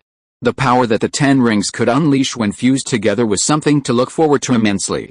Just activating the energy of the other 5 rings at the same time had caused countless large beads of sweat to appear on the Mandarin's forehead, and his breathing became somewhat erratic. Not to mention, when the energy of these 5 rings were combined. Even if I am seriously injured and have to cut off an arm, I will kill you, you brat. The Mandarin said through gritted teeth, his entire being radiating an aura of resolute determination. Chapter 110 Magnetic Fields. Come, power of the 10 Commandments, merge. The 5 rings simultaneously unleashed terrifying energy, surging into the azure god. At that moment, dark clouds gathered, obscuring the entire sky. Thunder roared, a fierce wind howled, and waves crashed against the shore. The world changed color the instant the power of the 10 Commandments erupted. An energy storm formed around the azure god, its vibrant colors dazzling and overwhelming. The aura emanating from it compelled everyone to fight back with all their might. This power was indeed enough to rival a divine strike. Chen Feng watched intently, muttering to himself. No wonder the Mandarin said he defeated a god. He wasn't lying. The 10 incomparably powerful forces were merging, converging, and becoming an unstoppable force. But behind him, the Mandarin's face was deathly pale, as white as ice, terrifyingly so. Even his entire face had become emaciated, appearing as if skin and bones. The fusion of the 10 rings' power seemed to drain all the energy from his body. A mouthful of thick blood spurted from the Mandarin's mouth. His breath weakened again, like that of a frail old man. He had never successfully fused the power of the 10 rings. Even that time, he had only managed to fuse 8 rings. But the oppressive feeling emanating from Chen Feng, whom he was facing this time, made him realize that only by fusing all 10 rings could he win. I will not lose. Die, the Mandarin roared, seemingly squeezing out the purest power from his blood and bones. He shrank even further, transforming into a hunched old man. Meanwhile, the multicolored energy swirling around the azure god's body had merged into a super powerful force. Now, even the aftershocks of this energy could trigger an automatic defense when they hit Chen Feng. Combine your power, let me see just how strong you really are. A gleam of excitement flashed in Chen Feng's eyes. A new idea had already formed in his mind. Even in his Iron Man suit, Tony, in the distance, had to retreat. The Mark 42 was utterly unable to withstand the aftershocks of the 10 rings' energy. Staying this close might damage the entire armor, even shatter it. Jarvis, find a way to activate the Mark 42's weapon system. Tony's face was extremely grave. The power of the 10 rings made him worry that even Chen Feng couldn't stop it. Therefore, he had to participate in this battle and help Chen Feng. The Mark 42 is still in the experimental stage and cannot activate its weapons system, but it can activate the cluster. Jarvis's words instantly lifted Tony's spirits. Although it only had a cluster of smoke, its power was already equivalent to most weapons. Activate it quickly, Tony said rapidly, his eyes fixed on the battle ahead. The power of the 10 rings was already beginning to take shape. Various colors swirled and intertwined around the body of the azure god, like a dazzling display of color. Had it succeeded? Chen Feng stared intently, a smile playing on his lips. This power is strong. This feeling is excellent. Kill him, the Mandarin, no longer human, roared hoarsely. As soon as he finished speaking, The Mandarin seemed unable to withstand the pressure and knelt on the ground. But the sharp, burning killing intent in his eyes permeated the entire space. The Azure God, his entire body radiating light, seemed like a god descending from the heavens, a magnificent divine being. Every movement he made could manipulate the power of heaven and earth, like the representative of heaven and earth. Chen Feng, at this moment, was not in a hurry. Behind him, purplish-black void energy bloomed, and lightning as violent as daylight raged on his palms. His entire body was covered by indestructible stone, exuding an aura of inviolability. Come on, before the Azure God could attack, Chen Feng attacked first. Like a streak of light, he vanished from his spot in an instant, only to reappear before the Azure God in the next instant. The lightning strike, combined with the void energy, struck the Azure God's body. But this time, the unstoppable, overwhelming attack was forcefully blocked. You brat, you'll pay the price for your arrogance, the Mandarin behind him grinned, revealing a smug smile. The power of the 10 Commandments cannot be violated by mortals. Before the Azure God could unleash a fierce counterattack, a black shadow emerged from his body and invaded Chen Feng's hand. The lightning and void energy on it seemed to be magnetized, even pulled into the Azure God's body. You have some skill, but it's still too much, Chen Feng said coldly. The power within his body surged violently, and the black shadow, as if bound, could not move. The terror of the power of time was revealed at this moment. Even invisible forces are inevitably affected. In an instant, Chen Feng withdrew his arm, but did not retreat. Sword energy surged from the Gale Sword, seemingly connecting heaven and earth, bringing boundless power from the sky. With a single slash, space was torn apart, and the sword struck the body of the Azure God. Boom! A deafening roar echoed through the heavens and earth. But this sword energy failed to pierce the Azure God's body, not even leaving a mark. Just then, the space around Zhou seemed to tremble, and an incomparably powerful shockwave erupted. This shockwave possessed a world-destroying aura. The ground beneath Chen Feng's feet shattered. Countless fragments of rock fell into the sea, splashing up huge sprays of water. Not only that, the entire coastline seemed on the verge of collapse, threatening to crumble and fall into the sea. Even the sea surface was rippled by the terrifying shockwave, with waves nearly 10 meters high erupting from the seabed and crashing violently against the shore. Behind him, waves surged, while in front, a devastating force pounded against him. The rocks covering Chen Feng's body trembled violently, countless fine dust falling from his skin. Not bad, Chen Feng licked his lips. The greater the combined power of the 10 rings, the better for him. Because these 10 rings would ultimately be his. Although stone dust fell from his palms, the amount of stone stacked on top increased dramatically. Let's see whose power is stronger, a fierce light flashed in Chen Feng's eyes. His lips curled into a smile, and he slammed his palms together. The two massive rocks collided heavily, producing a deafening roar. An immense, overwhelming force, like a raging tidal wave, surged forth. The two shockwaves collided instantly, like two angry dragons emerging from the sea, their power overwhelming. The shockwave intensified, expanding into an even more terrifying force. The sea barrier beneath the Azure God and Chen Feng crumbled into dust, completely shattering. Stone dust filled the sky, obscuring the heavens and earth. But the Azure God and Chen Feng remained completely unaffected, seemingly floating in the air like gods.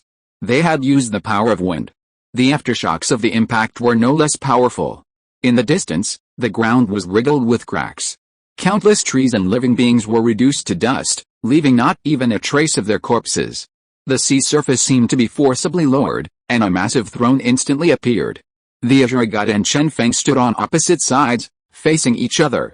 Suddenly, the temperature around them rose a level, as if they were in the crater of an active volcano, the heat wave hitting their faces. The next moment, a chill appeared within the scorching heat, a feeling of falling into an ice cellar. But the chill did not diminish the heat. Instead, the two seemed to complement each other, each strengthening the other. Two energies with opposing attributes had become each other's best partners, enhancing each other. But this was not the end. Another violent force merged into it, simultaneously raising the energy of fire and ice to another level. The energy gathered before the Azure God, gradually forming a sphere, like a nuclear bomb ready to explode at any moment. Hasn't it ended yet? Chen Feng sensed another energy, somewhat surprised. It seemed the Azure God was determined to fight him to the death. Since you're so determined, I'll grant your wish. A faint sword Oris whirled around the gale wound in his hand. Seemingly weak, it tore open the surrounding space, creating chaos. Simultaneously, purplish-black void power slowly approached the gale wound, instantly coiling around its blade. The lightning bolts on his palm, as violent as daylight, also lashed out at the gale sword. These two forces were Chen Feng's best combination. But besides these two forces, Chen Feng mobilized other energies, injecting them into the gale wound as well. Even unyielding rocks clung to the gale wound, their edges sharp and distinct. Both Chen Feng and the S.H.I.E.L.D god were preparing their ultimate moves, waiting for the moment they would take shape. But the two energies silently released themselves, each occupying a portion of the sky. Before even beginning, they were already locked in a fierce confrontation. Using the middle as a boundary, they continuously devoured each other, as if testing each other, or perhaps fighting with all their might. As the two energies clashed, the aftershocks spread out, enveloping the S.H.I.E.L.D god and Chen Feng, forming a magnetic field. "Jarvis, is it ready yet?" Tony, a few hundred meters away, asked anxiously. The battle was at its most intense stage. If it wasn't ready soon, it would be too late. "Sir, the beam cannon is activated, but it will take another 3 minutes to attack," Jarvis replied immediately. This result made Tony nod. In other words, he couldn't do anything for those 3 minutes, he could only watch from the sidelines. "Jarvis, concentrate all the energy from the Mark 42 into the beam cannon. I want it ready to use within 1 minute." Tony pondered for a moment before issuing the order. "Sir, doing that will render the Mark 42 useless," Jarvis warned. "I can't worry about that now, just do as I say," Tony said firmly. At this point, there was no room for retreat. "Yes, sir." Weiss is merely a highly intelligent artificial being. He obeys absolute orders without question. The next moment, all the energy of the Mark 42 entered the beam. Chapter 111 Suppression. Countdown, 60, 59, time ticked by, and Tony's tension grew ever stronger. The final battle between Chen Feng and the S.H.I.E.L.D god was about to erupt. Faster, Tony gripped his sword, his brow furrowed, and he whispered anxiously. Various energies converged on Chen Feng's gale sword, the power of the ethereal void, the violent force of lightning, and the fierce power of the gale. Meanwhile, the S.H.I.E.L.D god's S.H.I.E.L.D power was also fully combined. These two opposing energies, like needles clashing against each other, seemed to emanate divine might from the heavens, inviolable. Chen Feng gripped his gale sword and gently raised his right hand.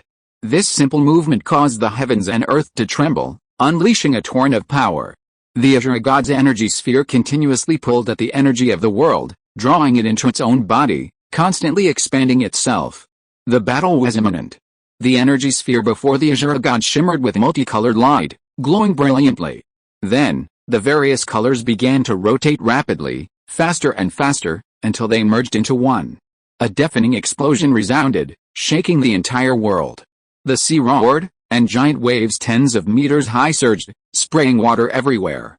The coastline, now a sloping bank, and the ground within a radius of hundreds of meters, were reduced to dust, scattering into the air. This terrifying shockwave even shattered space itself, reaching into the clouds. Mark 42, damaged by 10%, its chest-mounted cluster cannon energy gathering, suggested ceasing. Tony, inside his Iron Man suit, immediately received a report from Jarvis. "Continue gathering energy, that's an order," Tony commanded in a deep voice. At this critical juncture, he was forced to make this decision. The energy, like divine might, was terrifying. Chen Feng might not be a match. Yes, Jarvis didn't object, carrying out Tony's order. Standing directly opposite the S.H.I.E.L.D god, Chen Feng's eyes narrowed, his expression grave. Although the shockwave was dispersed by the sword energy emanating from him and didn't harm him, this power still brought a sense of shock to Chen Feng. The combined power of the 10 commandments exceeded Chen Feng's expectations. Chen Feng exhaled deeply, gripping the raised gale sword tightly. The sword's surface shimmered with iridescent light, displaying a unique dynamism. Strands of sword energy swirled randomly around him, seemingly invisible, yet possessing the power of divine lines. The residual power emanating from the S.H.I.E.L.D god couldn't penetrate these 4 swords to kill him.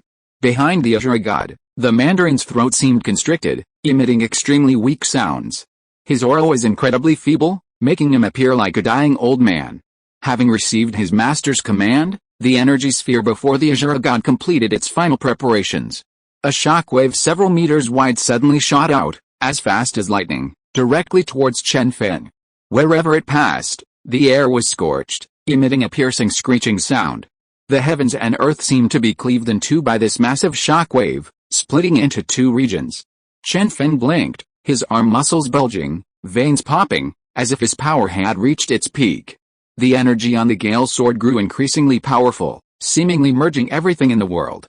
Chen Feng swung his arm, unleashing a surge of primal energy that swept towards the Azure God's energy shockwave with overwhelming force. Before the energy shockwave and the energy even collided, the space in that area already showed signs of collapse. In an instant, the sword energy and the energy clashed. The heavens and earth seemed to explode, a deafening explosion resounding. A violent gale swept out, containing a terrifying power comparable to the might of heaven and earth. Bang! Bang! On the sea, countless waves churned, erupting into towering peaks hundreds of meters high. The seawater, suspended in midair, instantly vaporized and dissipated. Meanwhile, the sword energy and the energy shockwaves intertwined, constantly clashing against each other, unleashing a continuous stream of violent energy that swept in all directions.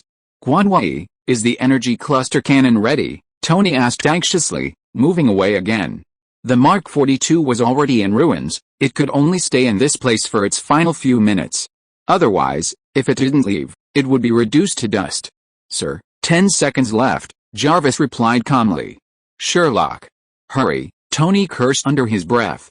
927, the situation was so urgent, yet he couldn't help in any way.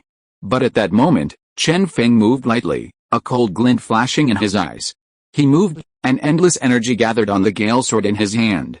Chen Feng was cold, but his calm demeanor carried a shocking killing intent, a confidence of certain victory. A streak of light flashed, leaving only a blur in the sky, Chen Feng's figure completely invisible. What are you waiting for? Go. Kill it, the Mandarin behind him, seeing the seemingly motionless Azure God, roared angrily. In his fury, he spat out a mouthful of blood, his face turning crimson. The Azure God slowly turned his head towards the Mandarin, a contemptuous gaze shooting down at him. At this moment, the Mandarin was somewhat stunned, swallowing hard crack. A beam of energy shot out from the Azure God's body, striking the Mandarin's head. Instantly, his head exploded, blood gushing out in all directions, white and red. The Mandarin never imagined that the Azure God would personally kill him. The 10 rings on his fingers were snatched away by the Azure God with lightning speed, absorbed into his body. At this moment, the Azure God was no longer an ethereal, formless energy entity, even his inner body gradually evolved.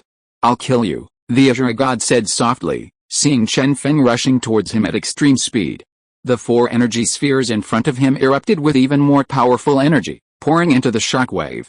His right hand also raised its sword, its eyes gleaming as it constantly tracked Chen Feng's movements. In an instant, Chen Feng reached the energy shockwave, his swift wind sword slashing mercilessly at it. The two forces clashed, unleashing their most intense power. However, a small crack appeared on the energy shockwave. Rapidly, the crack widened, extending inwards. Chen Feng's energy surged into the Gale's wound once more, unleashing unparalleled power. Man and sword seemed to become one, carrying Chen Feng relentlessly into the deepest part of the energy shockwave. The Azure God, however, remained unhurried, watching Chen Feng rush in with apparent interest. In that instant, Chen Feng broke through the energy shockwave, leaping out from within. Behind him, he carried the might of a world-destroying sword aura, like a sword immortal descending to earth, majestic and inviolable. The Azure God merely pointed his sword and, with immense force, slashed down at Chen Feng, who was charging towards him. A deafening roar echoed, as if the entire world had been pierced and destroyed. The power of the sword swirled between heaven and earth, seemingly shaking all space and indirectly forming a spatial realm. Chen Feng's Gale sword clashed with the Azure God's sword, a clash like Mars hitting Earth, unleashing a power that shook heaven and earth. Yet, the two forces remained locked in a stalemate, neither able to gain a decisive advantage. I am a god, the Azure God declared in a deep voice. His entire body shimmered with multicolored light, making him appear extremely powerful. At that moment, the power in the sword suddenly surged, becoming even stronger. The sword energy above the Gale sword suddenly subsided and was suppressed. Behind the Azure God, darkness descended, like a vast curtain obscuring the sky, engulfing everything in deep gloom. A pair of eyes, indifferent to everything, slowly opened from the black curtain, as if from the abyss, from endless hell, representing gods, representing life and death, representing everything. In the stillness of those eyes opening, the S.H.I.E.L.D. god underwent a complete transformation, not only in strength but also in his very essence. He seemed to have truly transformed into a god from a distant planet. He automatically released his oppressive aura, crushing all life in the world. Chen Feng's expression turned solemn at this moment. The power emanating from the battle was immense, like a mountain of acid, and there was also an invisible pressure pressing down on Chen Feng's body. "You, die," the S.H.I.E.L.D. god, transformed into a supreme deity, pronounced Chen Feng's death. "You first," Chen Feng retorted. The previously suppressed aura suddenly surged, like a tiger rising from the ground, exuding a ferocious momentum.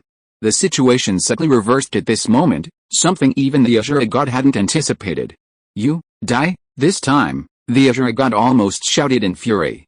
The will generated by the merging of the 10 commandments was determined to become an obstacle to the world, a king among men. "Unfortunately, you are merely a false god," Chen Feng spoke calmly. In his left hand, a cube-shaped object, shining with brilliant light, suddenly appeared. A terrifyingly supreme aura was released. The surrounding space seemed to be controlled at this moment, submitting to Chen Feng's power. This was the first time Chen Feng had used it to deal with an enemy. Terrifying energy suddenly burst forth from the space stone, rushing towards the S.H.I.E.L.D. god from all directions. No force could stop it, not even the combined power of the 10 commandments. In an instant, the space around S.H.I.E.L.D. god was locked by the space stone, and all his power was suppressed. S.H.I.E.L.D. god felt this immense pressure and struggled desperately, trying to break free. But alas, his power was still lacking. In the end, he could only turn into silent rage. "Die," Chen Feng coldly uttered. Expressionless, he raised a gale wound in his hand, the energy of the space stone merging with his sword and other energies. At this moment, the world changed drastically. Thick dark clouds swirled in the sky, forming a new one. Chen Feng, standing with his sword, gave S.H.I.E.L.D. god no further chance to resist and took a step forward. Chapter 112 Illusion. His entire being transformed into a streak of aurora, tracing a line across the sky and vanishing from the spot. Only a shadowy figure remained in the world. That boundless creativity had already reached the S.H.I.E.L.D. god. There was no room to escape, only passive attacks. "Die," the two cards that materialized behind the S.H.I.E.L.D. god emitted a chilling killing intent. At this moment, all power gathered on the sword and axe, which was fiercely swung down at Chen Feng. The sword and the axe collided explosively. A roar echoed in the sky, and a blinding light, as bright as day, bloomed across the entire sky. For a moment, this area seemed to have disappeared from the earth. No surveillance could detect its existence. Even people hundreds of meters away could only see a pale, missing area. Mr. Jarvis's voice came out intermittently, uttering only one sentence before disappearing forever. Tony looked at the Mark 42 in front of him, everything running smoothly, and suddenly felt a little breathless, with large beads of sweat constantly pouring out from all over his body. He took off the armor on his head, and only then did Tony feel a little better. What exactly happened? Tony stared at the boundless front, but could not see any figure, and could not sense any life. Here, it was as if a desolate space, independent of Earth, had been created. This situation lasted for a full 3 minutes. Even Nick Fury, inside S.H.I.E.L.D, was listening to his agent's reports. "Go find out what's going on," Fury shouted to all the agents. That was Tony Stark's home. If something happened there, the consequences were unimaginable. Both Stark Industries and the Avengers would suffer immeasurable losses. "Sorry, boss, all our detection equipment can't detect that area," Agent Hill said hesitantly. "If the machines can't find it, then send someone over," Fury said, already walking outside. He wanted to go himself. "Boss, we don't know the situation there yet. Going there rashly is very dangerous," Agent Hill hurriedly stopped Fury, speaking in a deep voice. "If Tony dies, the danger will be even greater." Fury walked away from Agent Hill, speaking with extreme seriousness.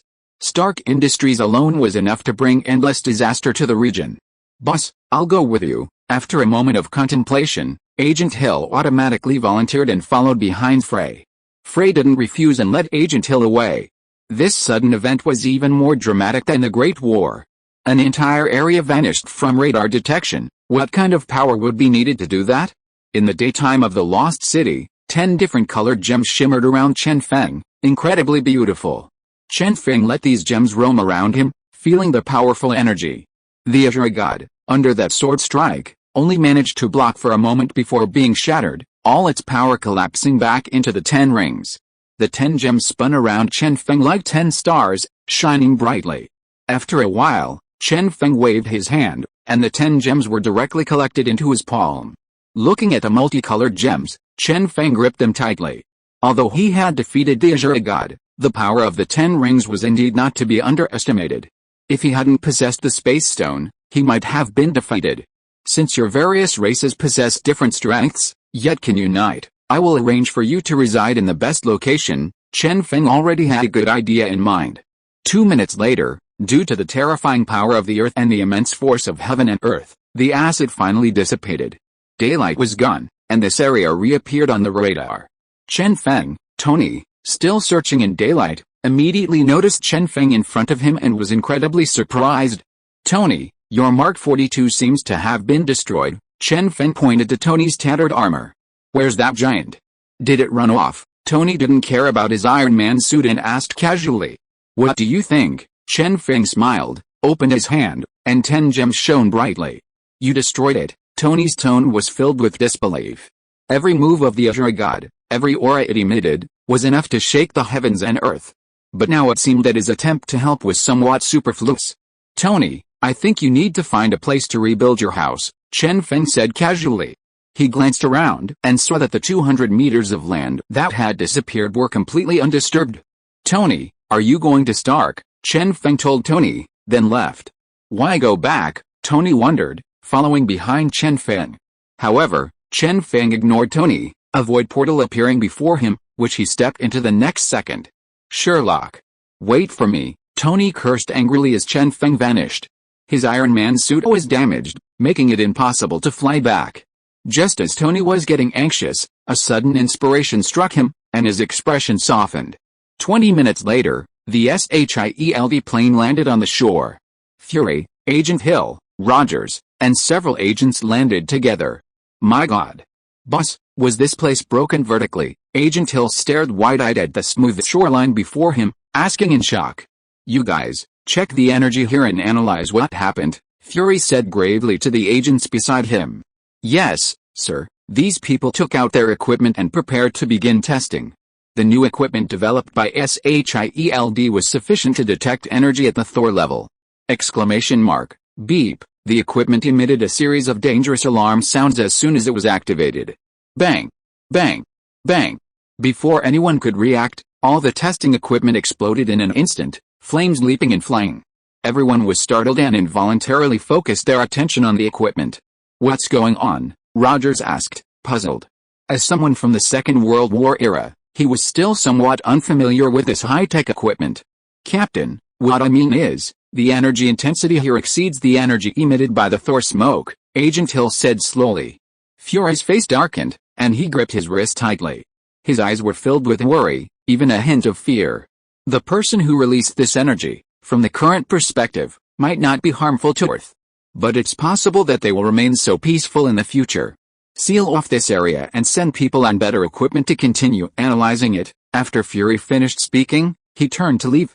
I'm going to find Tony, he should be alright. Director, I'll go with you. Roger's eyes darted around before he approached Fury.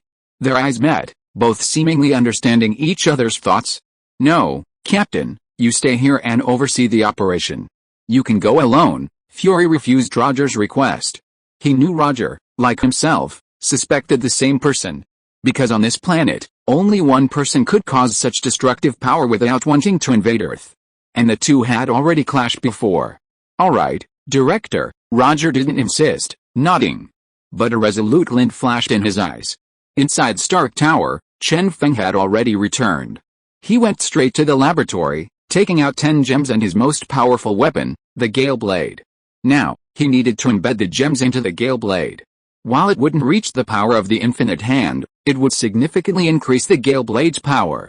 Lightning Gem, Chen Feng picked up a green, zigzag-shaped gem and pondered for a moment.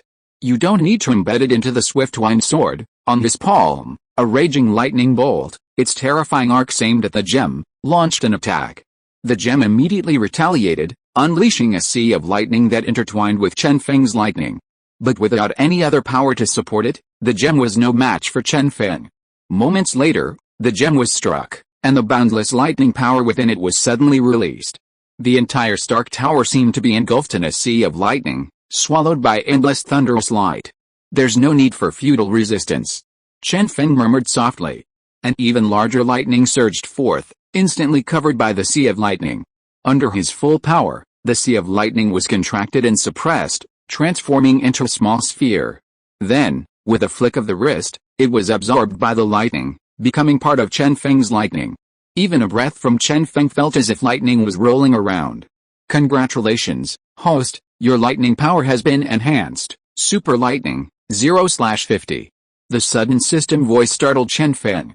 How powerful is super lightning? After calming down, Chen Feng became particularly interested in this extraordinary situation. He decided to ignore it for now. His gaze shifted, focusing instead on the gem and the Gale Sword before him. How could the gem's magical power be fused with a Gale Sword? This was a question the great inventor Heimerdinger had never dabbled in. The blue gem, originally on the Mandarin's left ring finger, possessing the ability to create illusions, was now placed next to the Gale Sword. Chen Feng had his own plan. During the fight, his true sight had been temporarily ineffective, giving him another idea, to add the blue gem's power to his true sight. This would not only enhance true sight's resistance to illusions, but also allow him to create illusions using true sight. The blue gem was enveloped in an incomparably powerful force in Chen Feng's palm. In an instant, the gem's hard outer layer shattered, unleashing a torrent of energy that instantly obliterated the Tower of Saxony. At the same time, the gem's energy surged into Chen Feng's body, creating a mesmerizing illusion before him. But having already been hit once, Chen Feng clearly wouldn't give it a second chance. His Eye of Truth unleashed its full power, shattering the illusion and erasing everything. Chen Feng. You? Just then, Tony, wearing his Iron Man suit and carrying pepper pots, returned to Stark Tower. However, upon entering, he was trapped by the gem's energy, falling into a hazy illusion. Damn Chen Feng. Didn't you even wait for me? You just left me there alone? I was thinking of helping you. What's wrong with you? Are you admitting your mistake? Tony slammed his fist on the floor, instantly causing the ground to crack open, countless fissures spreading in all directions. It seemed Tony was trapped in the illusion of Chen Feng, who had lost his powers. It's good that you know you were wrong, don't make the same mistake again, Tony said fiercely, striking the air with an excited expression. Chapter 113 Traces. It seemed as if all the pent-up resentment had finally been fully released. Chen Feng watched this scene with a smile, neither blocking nor withdrawing the energy. He let it consume Tony and Peggy, allowing them to vent their most primal desires. All the other energies released by the gem were forcefully absorbed into Chen Feng's Eye of True Sight. Next, he needed to deal with the 8 rings before him. Merging the power of all 8 rings together would not be a simple task for Chen Feng. He had previously experienced the 10 rings combined and knew how terrifying its power was. The 8 rings wouldn't be any less formidable. Let's start with the 2 schools. Chen Feng picked up a round, blue gem and a cylindrical, azure gem, placing them in his hands. Under the immense power, both gems instantly turned to dust. At that moment, the temperature around the room plummeted, instantly dropping to 0. The previously clear, wind-swept room was now filled with a fierce wind, as if to destroy the entire room. Chen Feng waved his hand, and the 2 energies, like snakes being slapped, lost their imposing aura and shrunk into a small ball. With the knowledge of the great inventor, he poured these 2 energies into the swift phoenix sword. From the familiar ring to the unfamiliar sword blade, the 2 energies put up their strongest resistance, but under the suppression of Chen Feng's even more terrifying strength, they had no chance of escape. A moment later, 2 small dots appeared on the sword. One was sky blue, and the other was blue, swirling like flowing light.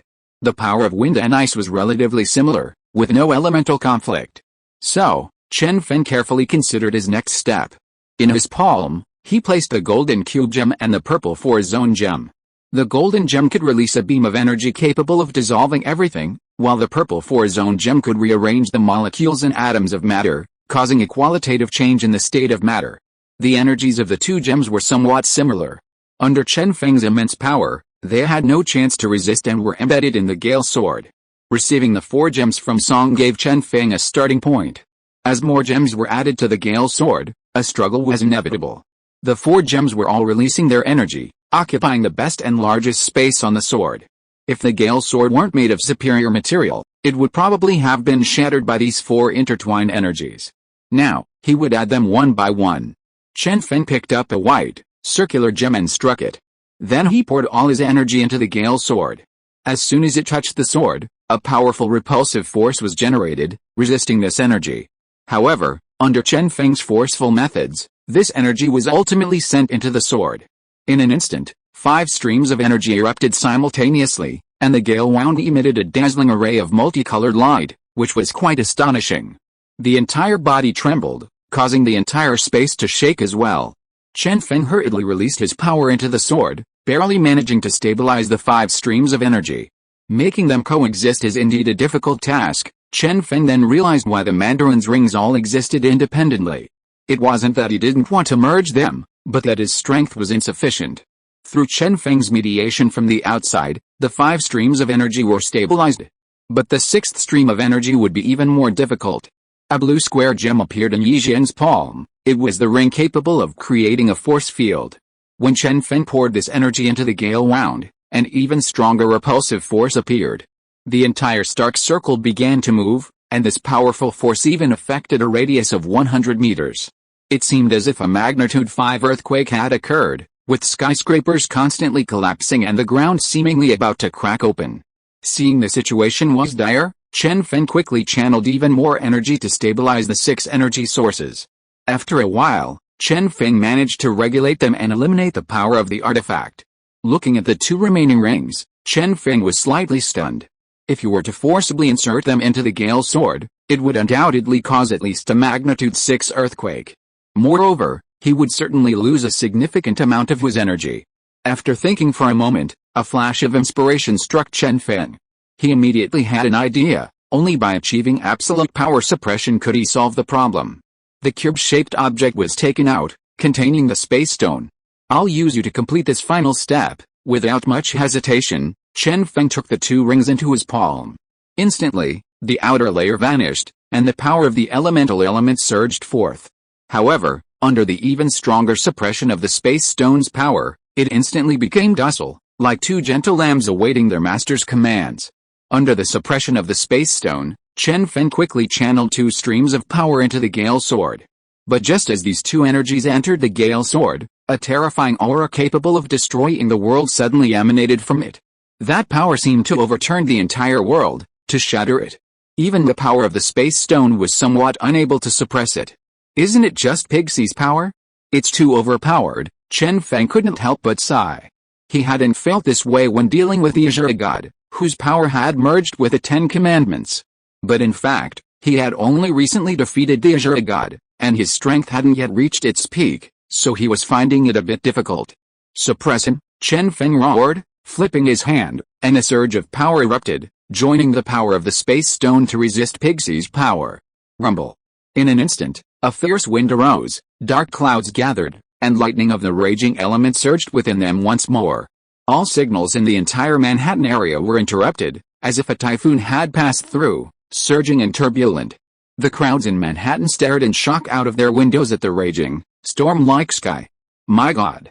Is the world going to end? Is another god about to descend? Get up! God! Protect me! A sense of dread gripped the city. Faced with this irresistible, terrifying force, everyone could only pray to heaven. Inside Stark Tower, 2 forces intertwined, as if an aurora borealis was emanating from them. The ground trembled, countless long, thin cracks appearing, spreading in all directions like a fine green net. Even the most advanced earthquake-resistant buildings in Manhattan were no match, shaking incessantly. Emergency news. A magnitude 7 earthquake has occurred in the Manhattan area. The exact cause is unknown, but according to energy measurements at the scene, it has been confirmed that it originated from Stark Tower. All citizens are requested to remain still. Leaving your current location may cause even more serious consequences. Please await military assistance. Halfway through the news broadcast, the energy within Stark Tower intensified, the ground suddenly trembled, and the emergency signal was cut off. Power outage, water outage, signal outage. It felt like the end of the world. Everyone cowered, gripped by deep-seated fear. But inside Stark Tower, Chen Feng was completely focused on dealing with Beiji. The recent fierce battle had drained much of his energy. Don't play dumb with me, Chen Feng roared, unleashing a terrifying aura. Incomparable power surged forth from his body, carrying the energy of the space stone. In an instant, he suppressed Beiji's power. His undefended right hand gripped the windbreaker sword. At that moment, flames, ice, gales, and disintegrating beams bombarded him. But Chen Feng's right arm remained as smooth as white jade under this onslaught of energy. It was completely unharmed. Clang, a deafening roar rang out, and Beiji's ferocious power was completely suppressed, obediently remaining within the sword. Hu, Chen Feng exhaled, gripping the gale sword in his hand. But the aftershocks of the final force swept across the entire Manhattan area. Glass shattered suddenly, and some unstable houses were reduced to ruins. It was as if a tornado had swept through Manhattan, leaving everything in a desolate state, resembling a poor city. Chen Feng's eyes gleamed as he examined the gale sword in his hand, ignoring the scene outside Stark Tower. Anyway, S.H.I.E.L.D. and the District of Columbia government would handle it, so he didn't care. Chen Feng gently swung the gale sword, and a sharp sword aura shot out from the golden wall in front of him, leaving a huge sword mark, as smooth as a mirror. Not bad, not bad. A smile appeared on Chen Feng's face as he praised. With the combined energy of the 8 rings, the level of the gale sword had increased several levels. After retrieving the gale sword, Tony and Pepper also woke up from the illusion. Their heads were still a little fuzzy and not very clear. Chen Feng, let me tell you something. After a while, Tony finally came to his senses and pointed at Chen Feng. No need to say anything. You should think about how to deal with the situation outside. Chen Feng nodded and looked out the window. What's going on? Tony turned around suspiciously, staring at the scenery outside the window. Another alien invasion. Tony's eyes widened, and he murmured in disbelief. The last major battle was only slightly more brutal than this. The most developed area in the world, Manhattan, was practically destroyed by a natural disaster. You did this, Tony finally reacted, looking at Chen Feng and asking hesitantly. Judging from the situation, it didn't seem like an alien invasion, because there were no signs of a fight. So there was only one possibility, and that was the seemingly harmless young man in front of him. The people upstairs are in your hands, Chen Feng said calmly. As if it had nothing to do with him, he turned to leave. No, Chen Feng, you can't leave. Before he finished speaking, a void rift appeared, and Chen Feng had already disappeared. Damn it. How are we supposed to solve this? Tony clutched his head, in great pain. Pepper Potts then came to Tony's side and hugged him worriedly. It's alright, I'm here, I won't leave you. Without any warning. You left just like that, right before my eyes, bringing me surprise. Chen Feng, who couldn't help but return home, was in an extremely good mood, very happy. Chapter 114 Horror. Mindy was still at school, so Chen Feng wandered around the room by himself. Zheng Tasha was also coming back soon, and the house was getting a bit small for 3 people. Chen Feng rested his chin on his hand, lost in thought. I'll move, soon. Chen Feng made a decision. He needed to find a villa. Chen Feng started searching for houses on his phone. This one seemed interesting. At this moment, Chen Feng suddenly saw an advertisement for his house for sale, and his eyes lit up. You're the one. What a coincidence. Chen Feng selected the house and said he could go see it tomorrow. Meanwhile, outside Stark Tower, countless reporters surrounded the area. Even inside, it was occupied by high-ranking government officials and Nick Fury, the director of S.H.I.E.L.D. Tony frowned deeply. It had nothing to do with him, yet he had been dragged into this mess. Tony's face was grim, and the faces of the others were also not good. After all, Manhattan was an extremely important place in the entire Manhattan area. Wall Street, which controlled the economic artery of the entire area, was also located here. Now, because of an unknown energy source, everything had collapsed. The government's attitude towards this matter was extremely tough and serious. Mr.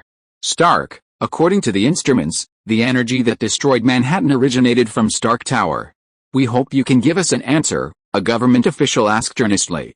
Last time, the government wanted to take back all of Tony's Iron Man suits. So it can be said that the relationship between the government and Tony was not very good. Now, the government has found another opportunity, a very favorable one. If Tony makes a mistake, the government might confiscate the entire Stark Industries. Colonel Rhodes, who had spontaneously followed, kept giving Tony meaningful glances, hoping he wouldn't be too forceful and would soften his stance. Otherwise, this time, the odds would be against them. Tony, just tell us what you know, Fury chimed in. He knew this wasn't Tony's doing, it must have been Chen Feng. But now, it was clear Chen Feng had put Tony in charge. Fury didn't want to directly point out Chen Feng's involvement, fearing it would anger him. If Chen Feng was angered, the damage might extend beyond destroying Manhattan. The entire Million District could be wiped off the face of the earth. Tony stood up and, under everyone's gaze, slowly walked to the window. This matter involves trade secrets, so I can't say. These words stunned everyone. Mr. Stark, don't try to bluff your way out of this. Even if it's a trade secret, you must tell me, or you won't be able to bear the consequences, the government official said sternly, his tone full of threat. Tony, I hope you can tell the truth. It'll be better for both of us, Fury reminded Tony again, wanting to know what Chen Feng had taken from the court. Tony, don't do this, Colonel Rhodes quickly advised. If this continues, the Stark Industries will really be taken over by the government. If you think I'm telling you, you can leave. This is a trade secret. If it gets leaked, you can't bear the responsibility. Tony walked up to the government official and confronted him, holding his own. Tony. Fury and Colonel Rhodes wanted to say something, but Tony stopped them with a gesture. If you can bear the consequences, I'll tell you. So, can you? Tony asked vehemently. His inherent arrogance had never faded. The government official, his face flushed red from Tony's rebuke, was seething with anger. If you can't, please leave. I'll send someone to fix things in Manhattan. Tony pointed to the door, speaking without hesitation. His billionaire status was unmistakable. Stark, don't be so cocky. Speak. What happened? I'll take responsibility, the government official finally hardened, retorting sharply. Courageous indeed. I thought everyone in the government was just a bunch of hairy eggs, Tony laughed, his meaning clear. Stark, now hurry up and tell us the truth. The government official's face darkened with anger, shouting furiously. Fine, then I'll tell you. Tony's expression changed, a hint of malice creeping in. Chen Feng, you tricked me, then I'll trick you too. With a few words, Tony uttered the prepared statement, successfully getting past the government official. Only Fury understood that this statement wasn't the answer at all. Early the next morning, Chen Feng arrived at the gate. Everything was ready, all he needed to do was move his things over. Are we living here from now on? Mindy looked around the villa curiously. Although she had seen other villas before, this was her first time living here. That's right, from now on, we'll be living here with Sister Tasha. Chen Feng looked at the clean room with great satisfaction. The former owner was indeed a clean and tidy surgeon. If it weren't for the car accident that ruined his most delicate hands, this villa wouldn't have been bought by Chen Feng at such a low price. I wonder if Strange has arrived at Kamar Kinji yet. Chen Feng gazed into the distance, thinking to himself. In the following time, Chen Feng moved all the furniture over and officially settled in. Hey, Peter, what's wrong? Chen Feng answered the phone and asked. Chen Feng, I think Harry's been acting a bit strange lately. You'd better come and check on him, Peter said hurriedly, his voice tinged with panic. Don't worry, I'm a bit busy here right now. Keep an eye on Harry yourself, and if you really find anything wrong, then let me know. Natasha had just called, saying she was back and wanted Chen Feng to pick her up. So he had to decisively refuse Peter's request. Okay, Chen Feng, but, Peter wanted to say something more, but the call was already disconnected. Honey, I'm at the airport now, where are you? Tasha's voice came through the phone, extremely sweet and gentle. I'm coming. The next moment, Chen Feng appeared in front of Tasha, with a warm smile on his face. Come on, Pesha, keep your heart in check. Chen Feng picked up Tasha and stepped into the store. Chen Feng, did you buy this? Tasha asked in surprise. She looked around intently, her eyes filled with excitement. Sister Tasha, you're back. Mindy also ran out happily and jumped into Tasha's arms.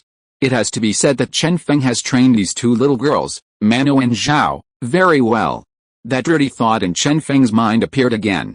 What are you thinking with that lecherous look? Tasha said, touching Chen Feng's face with a mischievous smile.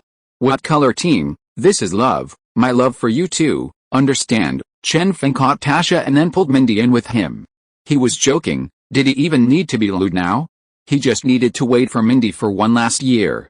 The two women blushed instantly, shyly burying their heads in Chen Feng's mouth. We're an old married couple, still shy, ha ha ha, Chen Feng retorted. His smile radiant. The three embraced for a minute before separating. Chen Feng then went to prepare a delicious lunch for Tasha and Mindy. It was time to show off his culinary skills. After a delicious lunch, the three chatted happily in the room. Chen Feng also put everything else aside, enjoying this rare moment of peace. But just then, Tony called. It seemed a bit inappropriate. "Chen Feng, I'm afraid you need to help me now." Tony's voice came through the phone with a heavy tone, as if he had encountered a difficult problem. "Help you? I don't have time for that." Chen Feng was about to hang up. He was already annoyed that his pleasant time had been interrupted, and now he wanted help?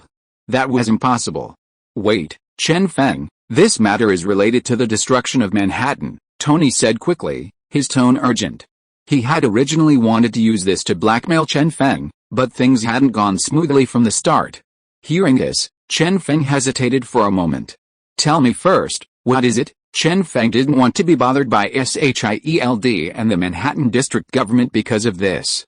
Tony quickly told Chen Feng everything, afraid he would suddenly hang up. "Are you saying this because you want me to make this thing?" Chen Feng immediately guessed Tony's thoughts and asked calmly. "You know those people only rely on the power of their superiors to act arrogantly, but this incident is indeed very big. And you asked me to handle this, so this is the only solution I can think of." Tony shrugged, shifting the responsibility onto Chen Feng. "What if I refuse?" Chen Feng said, feigning profundity. This caught Tony off guard. This wasn't how the script was written. "Chen Feng, if you refuse, those people will come to you personally.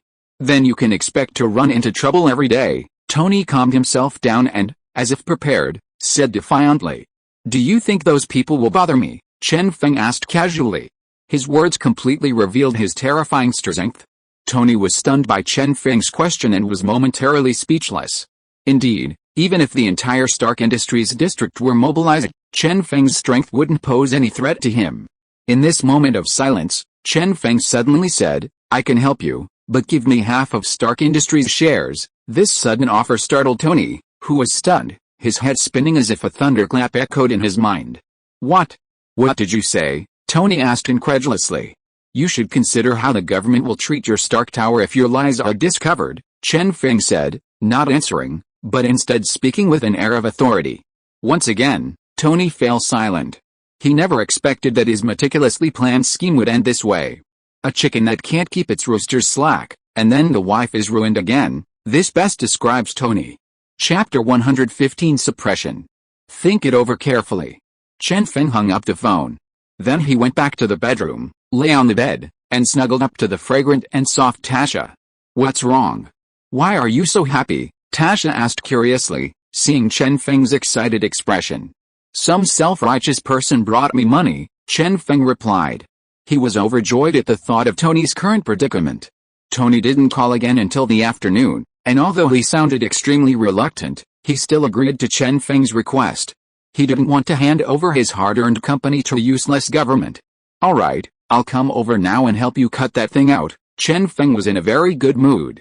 After greeting Tasha and Mindy, he went to Stark Tower. "Tony, don't worry, I'm now considered a major player in Stark Industries. I'll definitely make its stock price rise." Chen Feng patted Tony's shoulder confidently. Losing most of his money for no reason would upset anyone.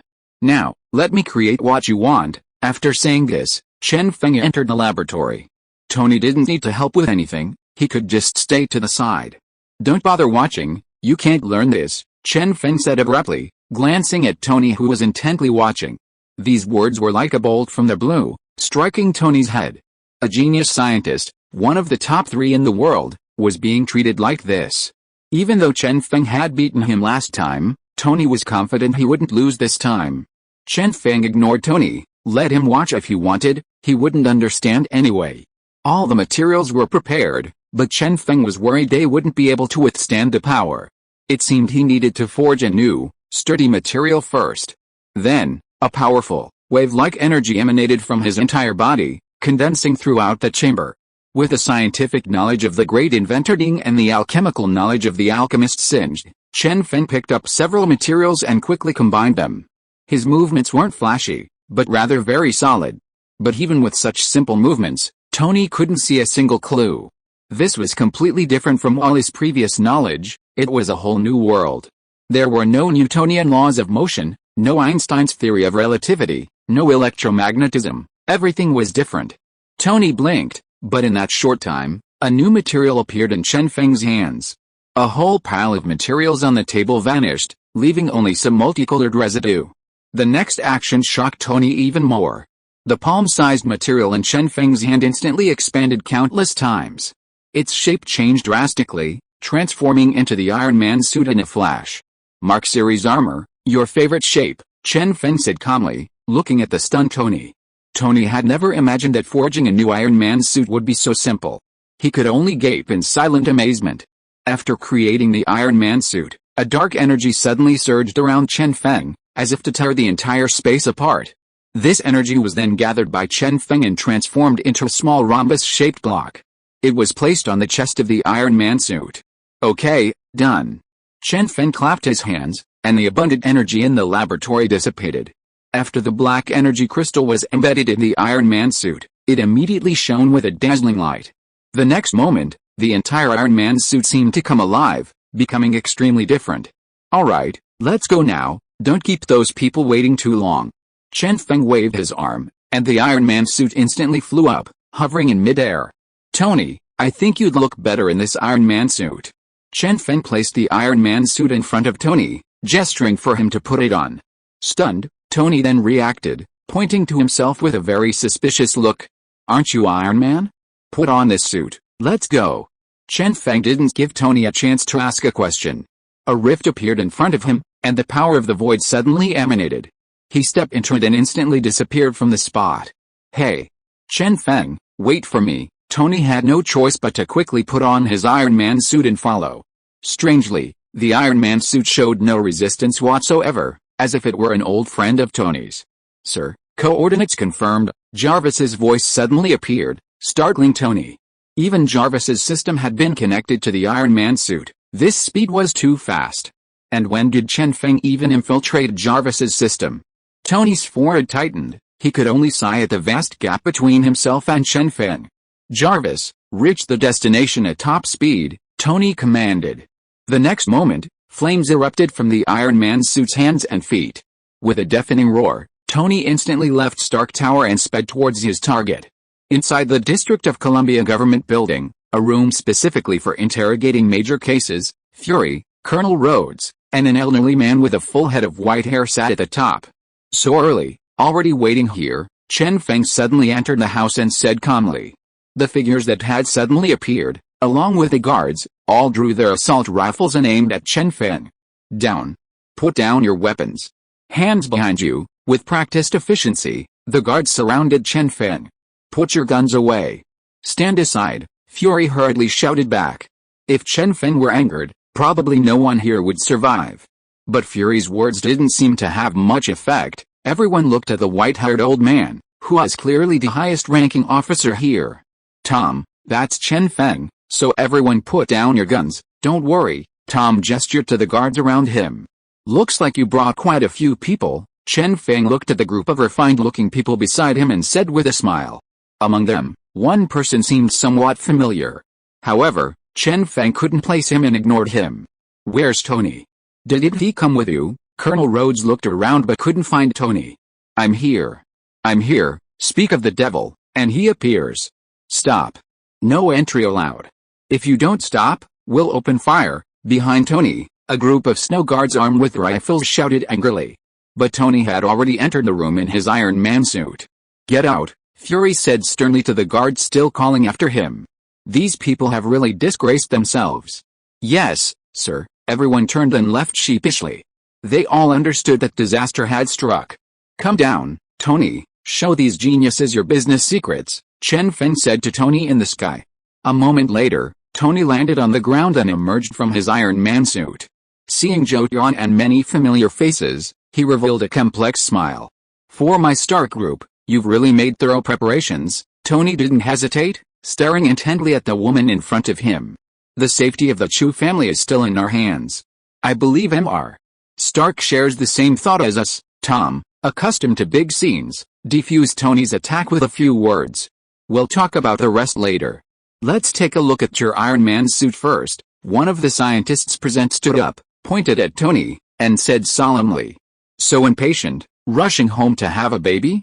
Don't you know that what scientists need most is peace? Tony retorted directly, making the scientist red-faced and trembling, unable to utter a word for a long time. Now, let me introduce this Iron Man suit to everyone. Tony ignored him and began his speech. Having just used the Iron Man suit, with the help of Jackson's, Tony has a good understanding of it. This Iron Man suit has achieved a qualitative breakthrough in technology, capable of decomposing the energy from various attacks, then recombining their matter into the energy needed by the Iron Man suit, using offense as defense. I name this Iron Man suit Mark God. After the explanation, all the scientists fell silent. Decomposing energy and then recombining it, this seemingly miraculous technology was something no scientist in the world claimed to be able to do.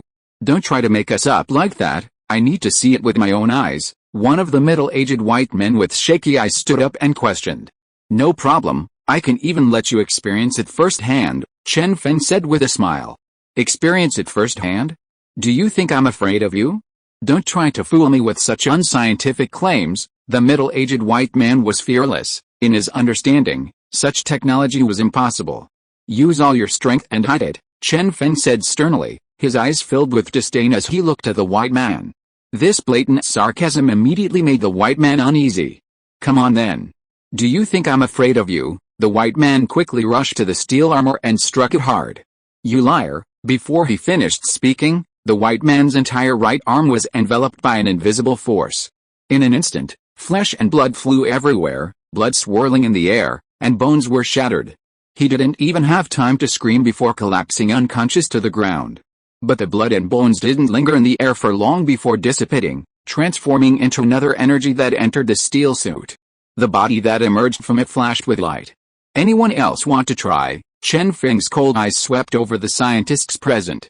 With just one sentence, all the scientists were completely stunned, a hint of fear and anger lurking in their eyes. Not a single person stood up to demonstrate. If no one objects, then this matter can be considered closed, Chen Feng said casually, about to leave. Wait, at this moment, Tom stood up and called out to Chen Feng. Do you have any more questions? Chen Feng turned around and asked.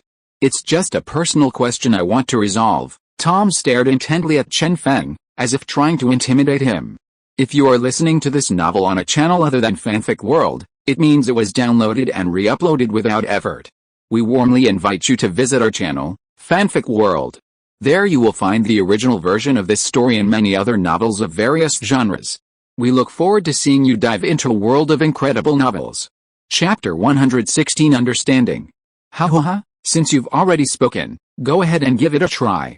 But be careful, don't mess things up, Chen Feng said with a laugh, his words carrying a clear hint of provocation.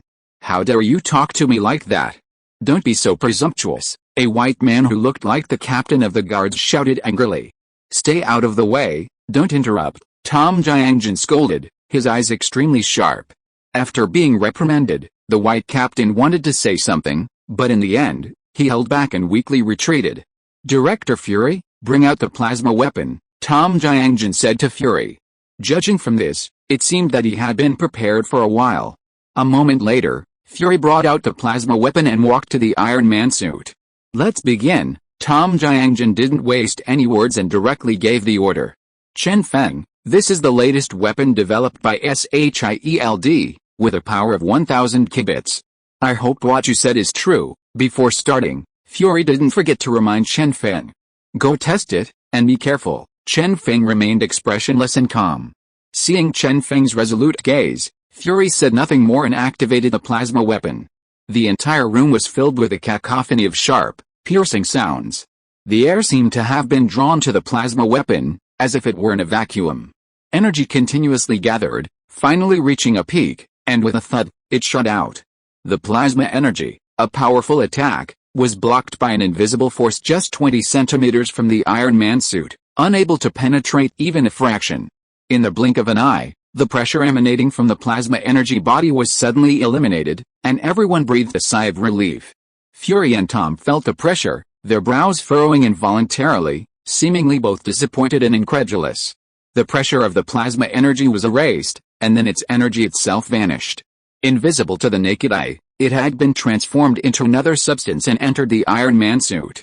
Chen Feng, you were right, Fury turned around and couldn't help but sigh. Boom.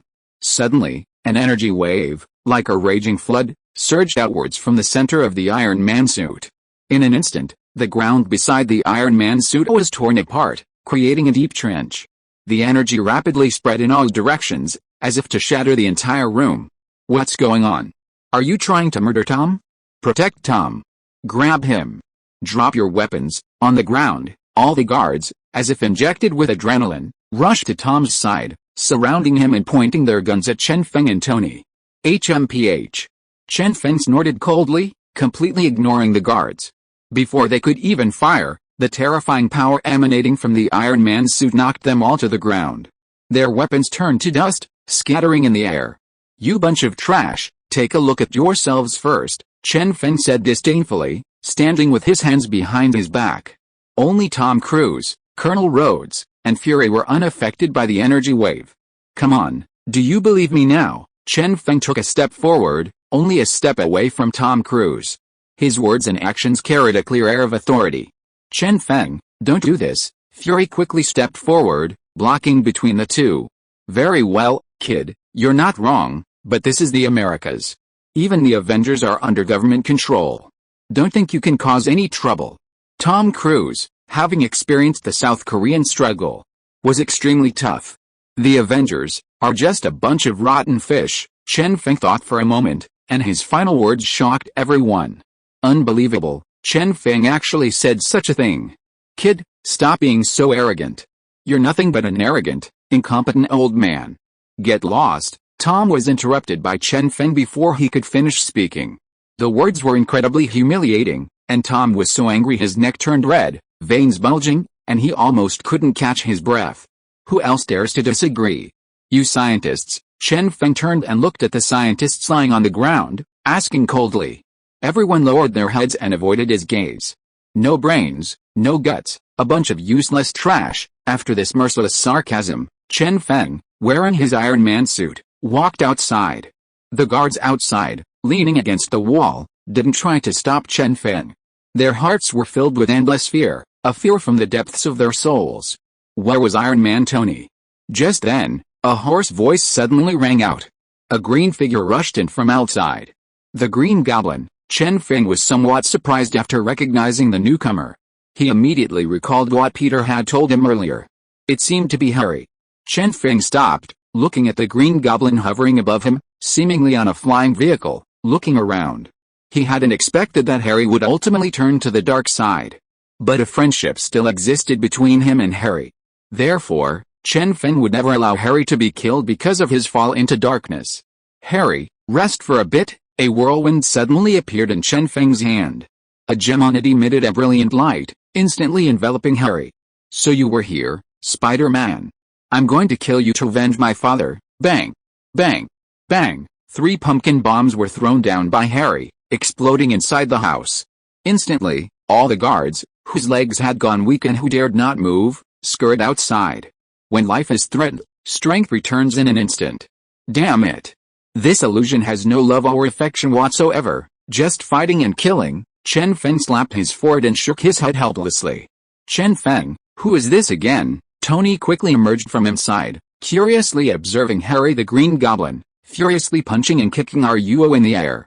Chen Feng didn't answer. The gem on the gale wound shone brightly once more. This time, he intended to create an illusion that would calm Harry down. However, things didn't go as planned. Chen Feng's control over the gem clearly needed improvement. Harry the Green Goblin, flying in midair, appeared even more ferocious. The flying machine beneath his feet continuously spewed flames, as if to shatter the entire room.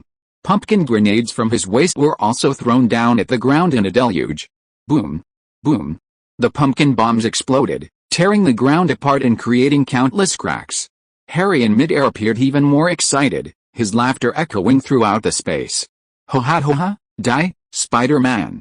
I'll torture you to death. The entire house, under the intense barrage of fire, seemed on the verge of collapsing and turning to ash.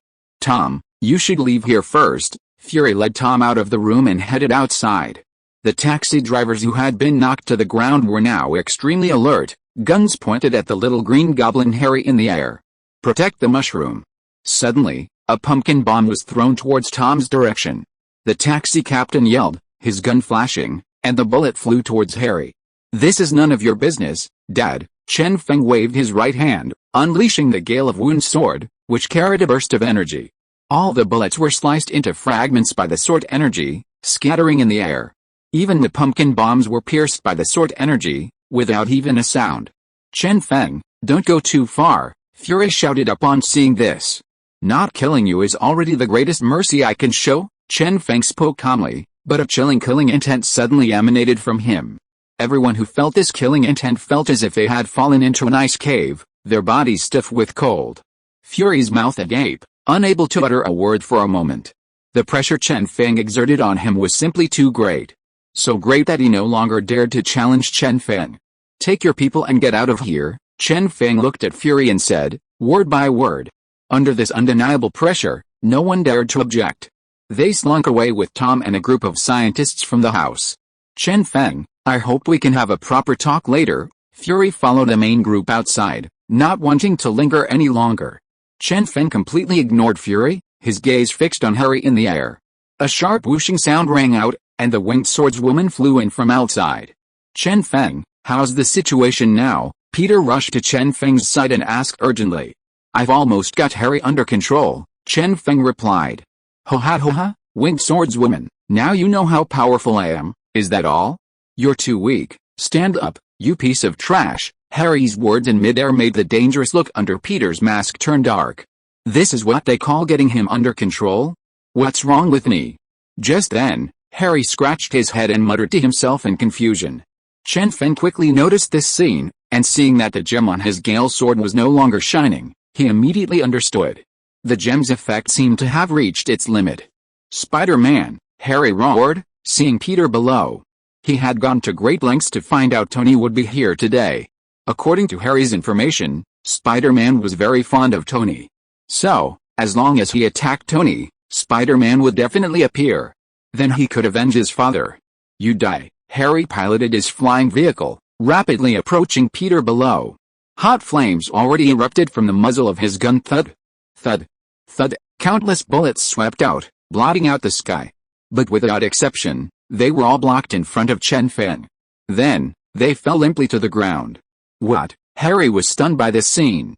He stood frozen in place, staring intently at the expressionless Chen Feng before him. Why help him? Chapter 117 Stability. Harry roared.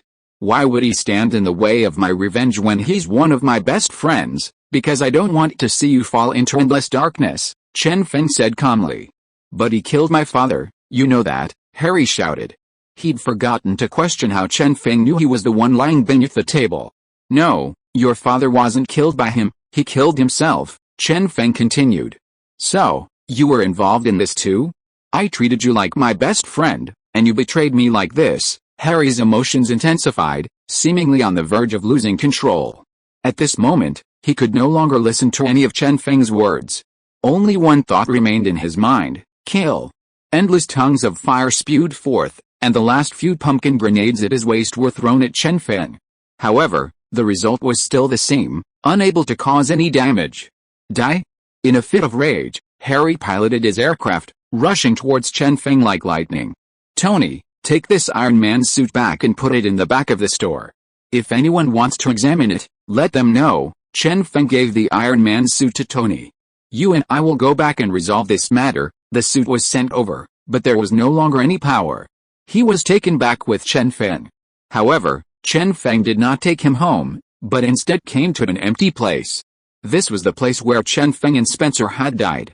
Alright, put him down, Ji Shen said to the person behind him. The person behind him was stunned for a moment, and did not put Harry down. Instead, he asked softly, Chen Feng, what are we doing here? Chen Feng waved his finger lightly, and Harry, who was on the person behind him, fell to the ground. Did you want to clear up the misunderstanding between you and Harry? This is the best place. Yi's whole body exuded a strong aura, and a force entered Harry's body. The next moment, Harry woke up from his sleep. Seeing Chen Feng and the person behind him, he suppressed his anger and was about to rush forward. He was stopped by an invisible force, unable to move forward. Kill me if you dare, otherwise I will definitely make you happy. Harry was like a brutal wild beast, showing his teeth without any restraint. Even if I don't kill you, you can't beat me, Harry. And now, I just want to tell you the truth, Chen Feng spoke calmly. His words were filled with supreme confidence and a sense of nonchalance. Harry sneered, turning his head away, seemingly not wanting to listen to Chen Feng's explanation at all. Whether you believe it or not, I'll just tell you the facts. Chen Feng didn't care about Harry's attitude. A multicolored light flashed in his hand. The next moment, a golden light chased the entire area. This was a magic technique that God had learned from Kamarte, a technique to recreate the scene. At this moment, the source of the magic appeared. Look closely, this is why your father died. The scene from a few days ago unfolded slowly before Peter and Harry's eyes like a movie. At first, Harry didn't accept it, but Norman's voice immediately attracted his attention. Father, Harry called out affectionately, looking at his father, now the Green Goblin. As time passed, the final scene arrived.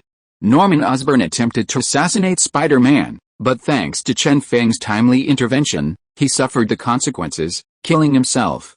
The scene ended there, and Harry and Peter fell silent. Peter, you never told me you were the Green Goblin. Harry whispered, head bowed. The truth was undeniable, a blow to Harry's heart. He didn't want to accept this answer. He was now the Green Goblin, and he wanted revenge on the Green Goblin. But now, the Green Goblin was his best friend, Peter. And his father, Norman Osborn, couldn't really be blamed on Peter and Chen Feng for his death. Harry, think it over. If you still believe Peter and I caused your father's death, then after tonight, come find us and kill us, Chen Feng said. Every word was like a sharp knife piercing Harry's mouth. He felt a dull ache in his mouth and fell into deep thought. Harry, if I had reacted faster back then, perhaps Uncle Norman wouldn't have died. I'm sorry. After saying this, Peter followed Chen Feng and walked away into the distance, leaving Harry alone, standing there. If you think this is a hoax I created, then I don't want to say anything. You can come if you want. This is my last recollection for you. Golden light flickered at Chen Feng's fingertips, and the scene reappeared before Harry. Max, tonight, you'd better keep a close eye on this batch of electricity. Don't even think about stealing it, or I'll throw you in the electricity, a person resembling a manager said to Max beside him.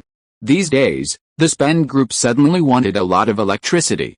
The company had to speed up the transfer of large quantities of electricity from other places. Therefore, management became even more difficult. The workload of each worker increased significantly. Yes, supervisor, Max said cautiously, afraid of angering his supervisor again. The continuous overtime these past few days had also left him particularly exhausted. Remember my words, keep an eye on them. If you lose even one, you can't pay with your life, the supervisor warned again sternly, his words clearly showing disdain for Max. Max nodded again, avoiding eye contact.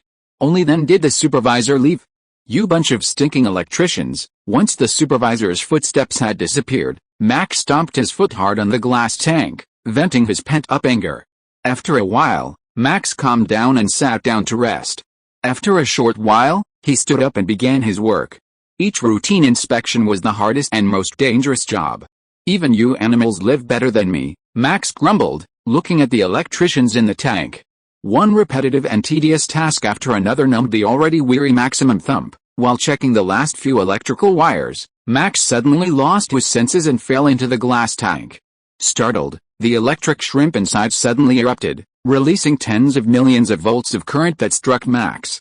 In the dead of night, only Max's painful screams could be heard in the factory. Chen Feng, you're back so soon? Did you handle Harry's matter? Tony, inside Stark Tower, asked curiously as Chen Feng appeared before him.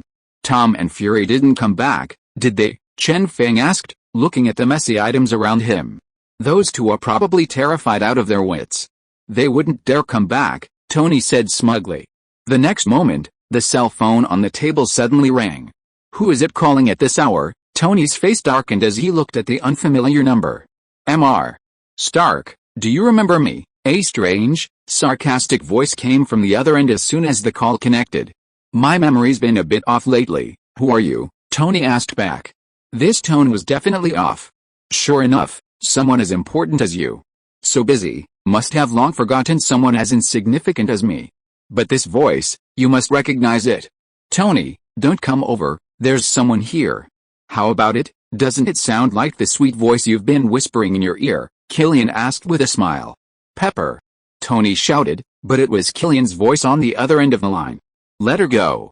Otherwise, I'll make sure you don't even have a chance to regret it. The words were extremely threatening, but Killian's disdainful sarcasm came through the phone.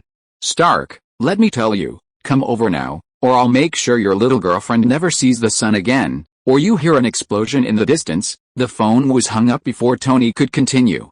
Jarvis, is the location fixed? Tony asked anxiously. He looked like a cat on a hot tin roof, pacing around in circles. Sir, right here. Jarvis quickly located the location. Tony immediately donned the Iron Man suit Chen Feng had created and rushed out. Watching Tony disappear before his eyes, Chen Feng stroked his chin, seemingly deep in thought. Mr. Chen Feng, aren't you going? Jarvis asked suspiciously. Teaching his woman, Tony alone was enough, but Chen Feng had his own ideas. He hadn't used his summoning power for Jinx since obtaining it. Now was a good opportunity. Moreover, Killian likely carried the extremis virus. Chen Feng was also very interested in this. With a thought, Jinx was summoned. Rules are meant to be broken. Dressed in something resembling terrorist attire, Jinx, wielding her large gun, jumped out. Master, who do you want me to kill? Jinx, arriving in the new world, seemed particularly excited, constantly looking around. Her eyes gleamed as she searched for a suitable target. Seeing Jinx's extremely active and obedient state, Chen Feng felt a surge of joy. There's indeed someone you need to kill, Chen Feng spoke slowly. These words made Jinx even more excited. Tell me quickly, where's he? Wait, I'll teleport you there directly, Chen Feng called out to the other Jinx. He drew a void passage and teleported Jinx away. Hardy entered the river harbor, and Tony, wearing the Iron Man suit, quickly arrived there. As soon as he entered, the Iron Man suit's signal was interfered with, and most of the equipment was almost malfunctioning. But after a while, the light on the Iron Man suit flowed, and soon all the signals stabilized. Did Chen Feng consider this when he designed it? Tony exclaimed to himself in surprise. Stark, you came fast enough. You're quite attentive to your little girlfriend. Killian, whose whole body was glowing red, stood up from the container. Possessed by extremis, he looked like a volcano about to erupt. Tony, run. It's dangerous here, Killian shouted, grabbing Xia Akangbun. Little beauty, stop. This isn't fun. Killian pinched Xia Akangbun's chin and said with a grin. Let go. A man's fight shouldn't involve a woman. Let's settle this between us. Tony clapped his hands, the laser in his palm aimed at Killian. Stark, well said. A man's fight really has nothing to do with women. Chapter 118 Seizure. Killian laughed loudly and waved his hand. Suddenly, countless men radiating intense red light appeared around Tony. These men completely surrounded Tony, their heat seemingly capable of scorching the air. Stark, enjoy this feast. Killian, holding Pepper hostage, stood aside, watching with amusement. Pepper, wait for me. Tony had barely uttered a word when the surrounding firemen pounced on him. Each punch they threw carried terrifying heat, seemingly capable of melting everything. The metal suit struck the Iron Man suit, immediately sizzling and releasing wisps of white mist. Although the attack seemed fierce, the Iron Man suit remained undamaged. The Iron Man suit didn't even turn red, it was still the same as before. All of the energy from the high temperature was broken down by the Iron Man suit, transformed into other forms of energy, and sent into the Iron Man suit. My God! Even Tony couldn't help but exclaim, impressed by Chen Feng's genius. Let me show you the power of molten lava. The energy beam from the chest cannon suddenly erupted, transforming into scorching red lava upon impact with the fireman.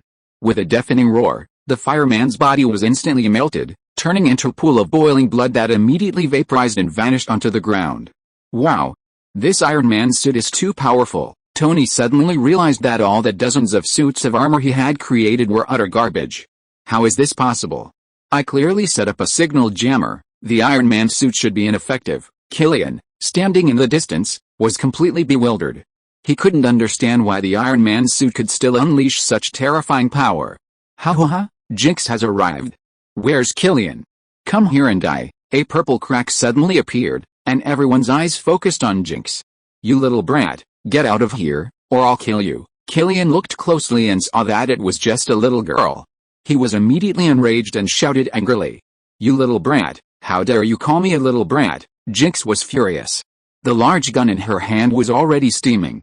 Everyone except my master who can call me, must I? Jinx's eyes blazed with anger, and her words were full of rage. The machine gun sprayed at Killian like a storm, and the dense bullets covered him like a net. The overwhelming attack caused Killian to frown deeply. This little girl was incredibly violent. You brat, since you're so eager to die, I'll grant your wish, Killian roared, his entire body suddenly turning crimson, as red as liquid. With a wave of his hand, a torrent of molten lava shot out, instantly melting the bullets in front of him into molten iron, dripping onto the ground.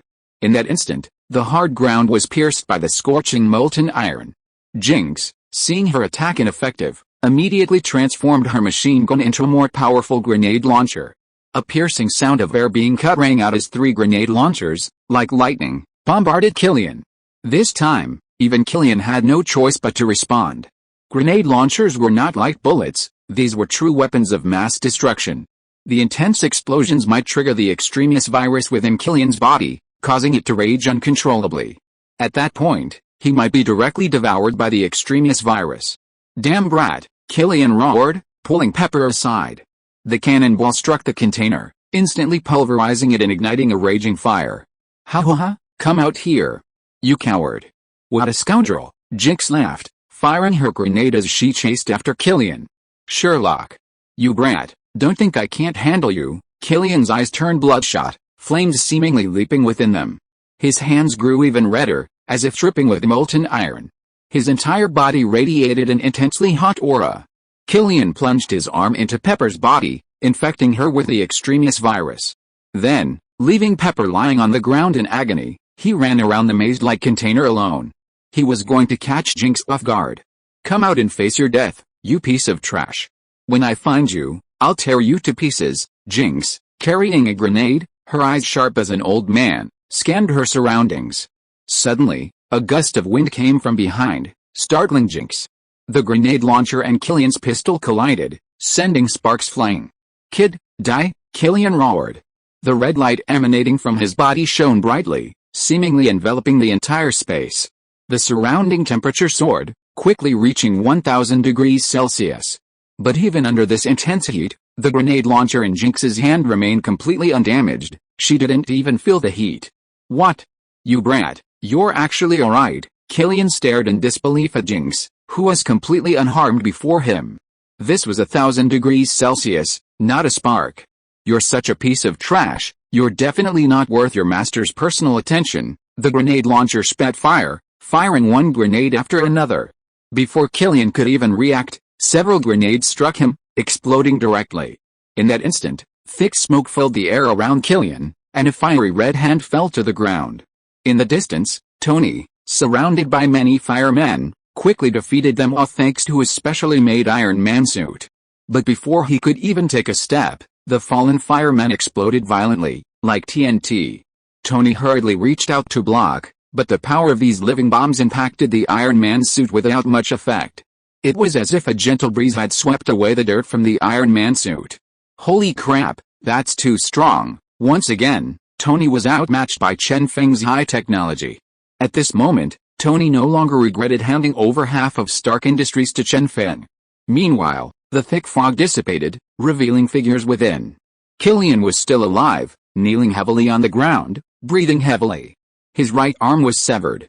Kid, I won't let you get away with this. Killian raised his head, his eyes like sharp daggers, radiating deadly intent. Even after defeat, he still dared to spout such nonsense. Jinx's anger surged forth.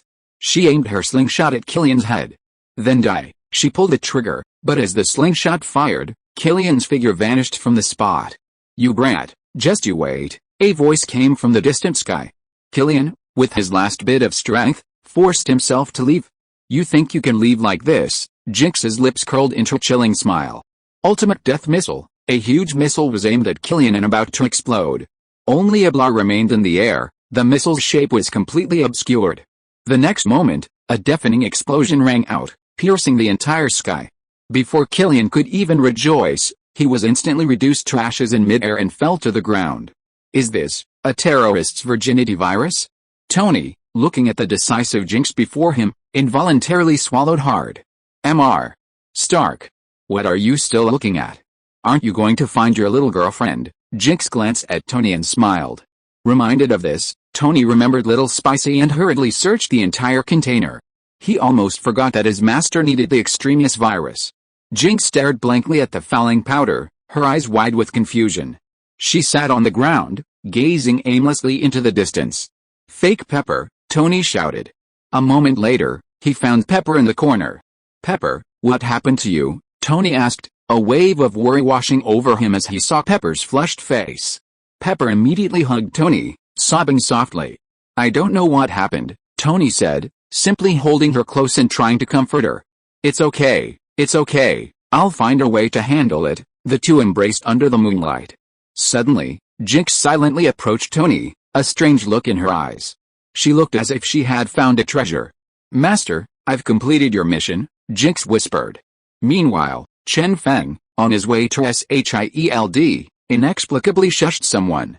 A moment later, Chen Feng arrived in front of S.H.I.E.L.D. The magnificent architecture truly lives up to the reputation of S.H.I.E.L.D. In a flash, Chen Feng appeared inside S.H.I.E.L.D, immediately startling everyone present. "How did you get here?" Agent Hill asked in surprise upon seeing Chen Feng. Although Chen Feng had entered S.H.I.E.L.D many times using this method, each time was still astonishing. "Where's Fury? I need to talk to him," Chen Feng asked succinctly, looking around. "The director and captain are on the helicarrier," Agent Hill replied.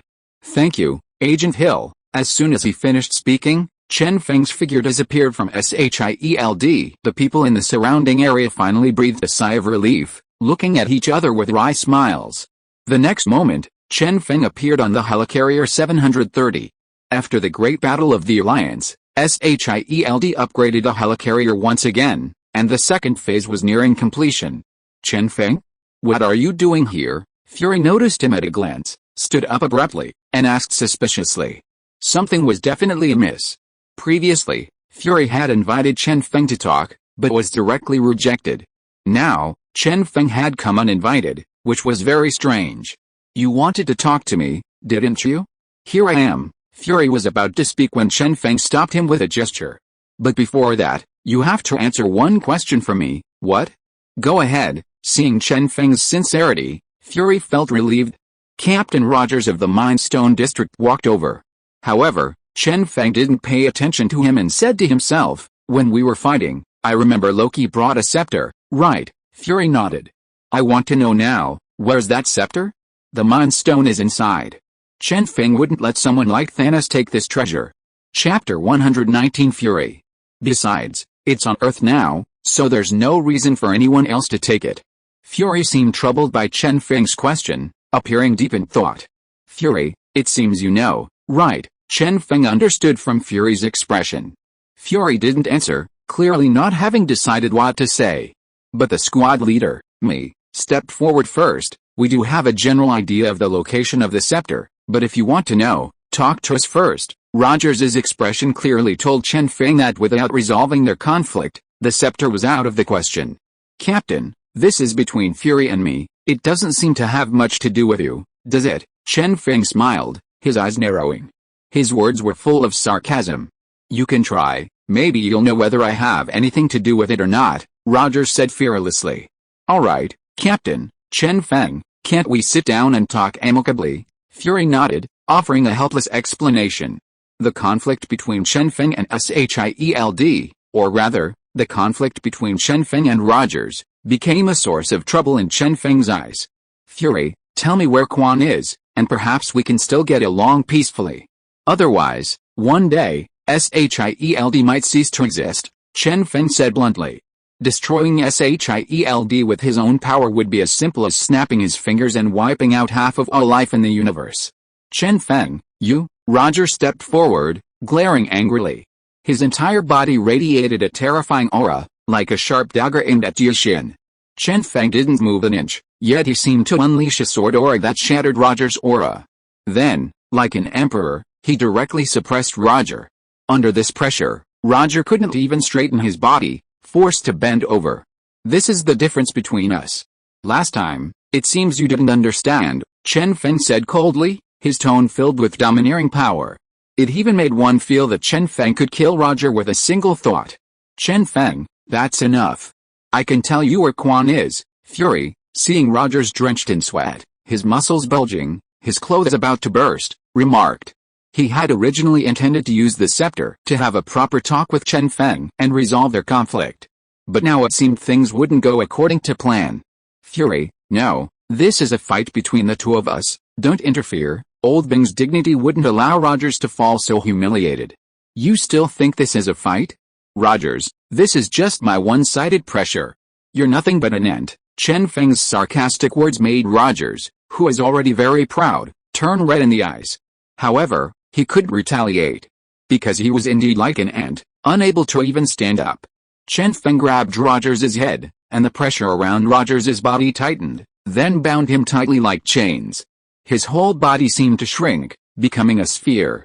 Fortunately, Rogers had taken the super serum and his physical strength was tough enough, otherwise his bones would have shattered and he would have died. Chen Feng, that's enough, let Rogers go. Fury walked over to Chen Feng with a swift step and pressed down on his shoulder. Chen Feng glanced at Fury, then waved his hand, sending Roger flying. Roger crashed into a distant wall, creating a large dent. Alright, Fury, you can tell me now, where's the scepter? Chen Feng asked, his tone uncertain. The scepter, according to our deductions, is in Europe, Fury said directly. However, we haven't found its exact location yet. It'll take some more time, but it's hidden quite far away in Europe. Chen Feng nodded. Fury, as long as you keep Rogers in check, there won't be any conflict between us, understand? Chen Feng looked at Fury and said. Fury didn't say anything, walked to Rogers' side, and helped him up. But from his expression, it was clear that Fury understood. He believed that Fury would talk to Rogers properly in time. The next moment, Chen Feng's figure disappeared. Captain, I think we need to have a serious talk. Fury stared intently at Rogers and said. He couldn't let personal prejudice cause the conflict between S.H.I.E.L.D and Chen Feng to escalate further. Talk to me? Huh. Unexpectedly, Rogers said dismissively. Seeing Rogers' attitude, Fury's expression turned ugly, and he said in a deep voice, Captain, if you continue to make things difficult with Chen Feng, S.H.I.E.L.D, and even the entire Michin region, will be in crisis. You've also seen that Chen Feng's strength is no longer on Earth's level. Rogers seemed unconcerned, countering, if we compromise just because someone is too strong, then the destruction of this organization is of no consequence. Also, you had a lot from me during the last mission. After hearing Rogers' words, Fury immediately understood that the trust between them had eroded. Captain, I didn't hide anything from you. I already told you about the Sky Mother skin, so we should trust each other even more, Fury explained. At a time like this, it was crucial not to strain the relationship with someone he trusted. This is just the beginning, meaning there are many things I don't know, Rogers said, dissatisfied. His trust in Fury had plummeted. Hearing this, Fury sighed deeply. Suddenly, he felt incredibly weary. Since dealing with Chen Feng's matter required dealing with Rogers's as well. Perhaps we need to have a real, honest talk, Fury said, looking earnestly at Rogers. Meanwhile, Chen Feng, having received the intelligence, went to the docks. Tony and Spicy Girl were still embracing. Master, you're here. Jinx, sensing Chen Feng's presence, excitedly turned and ran towards him. Master, I killed that person, and I've got the extraneous virus too. Jinx leaped into Chen Feng's arms, happily reporting her achievements. Then, she waited expectantly for Chen Feng's praise. Not bad, Chen Feng patted Jinx's head and said with a smile. The extraneous virus, it wouldn't be on Pepper, would it? Just then, Chen Feng noticed Pepper's unusually high body temperature. How is it? Still alive. Aren't you smart? Jinx replied with a smile, like a blooming flower. Chen Feng was momentarily speechless, unsure what expression to make. Did you just turn Kyrian to smithereens? You had no choice but to find Pepper. Chen Feng pondered for a moment, then immediately thought of the possible scenario. Sure enough, Jinx's eyes suddenly widened in shock, and she abruptly turned her head. She seemed somewhat shaken. Master's mind is too sharp. It's all right, I won't blame you, Chen Feng comforted Jinx, looking at her startled expression. After speaking, he walked over to Tony and looked Pepper up and down. Tony, take Pepper back. I have a way to eliminate the extraneous virus from her body. These sudden words immediately perked Tony up, his eyes lighting up. Really, even with Chen Feng, Tony still questioned. Do you think I can? Chen Feng countered, his words brimming with confidence. The pedestrians quickly returned to the static tower. Under Tony's anxious gaze, Chen Feng remained unhurried. Although extremis had infected every cell in Pepper's body, it wasn't hopeless for Chen Feng. He possessed powerful magic, access to the Marvel Universe and Runeterra, and the knowledge of Heimerdinger, which combined magic and technology. This gave Chen Feng confidence. After Pepper mounted the bed, a powerful force within Chen Feng was released, enveloping the entire room and affecting space and time. Chen Feng, please, Tony stood outside the room, silently praying. The boundless power, condensed by Chen Feng, transformed into a giant arm, slowly probing into Pepper's body. It flowed into her limbs through her blood. Time passed quietly, but Chen Feng felt no fatigue. Instead, his eyes grew even sharper. The final moment was approaching. The extremis virus within Platinum's body was almost completely captured. Only the last bit was needed to pull them all out. Just then, the heavens and earth trembled, and the entire Stark Tower seemed to shake slightly. Soon, a red streak was pulled from Platinum's body by Chen Feng. This ball of fiery red energy leaped wildly, radiating a scorching heat like molten lava. But under Chen Feng's suppression of power, it couldn't cause any ripples. Chen Feng gripped it tightly, and the fiery red energy streak was instantly compressed, gradually condensing into a small red gemstone. The terrifying energy vanished from the world. The extremis virus had been subdued by Chen Feng. Looking at the fiery red energy in his palm, Chen Feng put it away. The extremis virus would have an even greater use in the future. Thank you, Chen Feng. Tony rushed in immediately, thanked him, and went to Chen Feng's side. Master, you're amazing. Jinx looked at Chen Feng with admiration, like a lovesick fangirl. Chen Feng just smiled slightly, his thoughts already on the Mind Stone. It seems he still needs to forge a weapon that can hold a gem. Like Thanos' Infinity Gauntlet. Inside the factory, Max, who had fallen into the lightning storm, slowly emerged from his cylinder. His entire body was crackling with lightning, constantly bombarding the surrounding objects. He himself had completely changed, shining with a blue light, like a transparent being. What's wrong with me? Max looked at his somewhat translucent hands and muttered to himself in confusion. He quickly ran to a mirror, saw his reflection, and suddenly roared. Ah! Ah! Ah! In an instant, lightning flashed and thunder roared, the entire factory was filled with endless lightning, and everything turned to ashes. I'm going to kill you all, the pent-up anger within Max finally erupted. He thought of his supervisor who berated him daily, of those in the surrounding district who looked down on him. The factory owner, even the Osborn Corporation, all these thoughts flashed through his mind. A fierce rage blazed in Max's eyes. Chapter 120 Struggle. Boom. Boom. Countless bolts of lightning erupted from his body once more, striking the factory that had been reduced to ruins. Max wanted to vent all his anger. His first target was the factory supervisor who had been verbally abusing him daily. Max transformed into a bolt of lightning and vanished in an instant. After obtaining the extremis virus, Chen Feng left Stark Tower and returned home. He was going to find Tasha to inquire about the scepter, or more precisely, about the Hydra organization. Darling, you're back. Tasha keenly recognized Chen Feng as soon as he entered the house. Jinx had already been taken back into Chen Feng's system, mainly because he didn't want to explain things to a woman again. Most importantly, Chen Feng didn't have much time right now. The Mind Stone alone was taking up a significant amount of his time. Tasha, do you know about the Hydra organization? Chen Feng asked.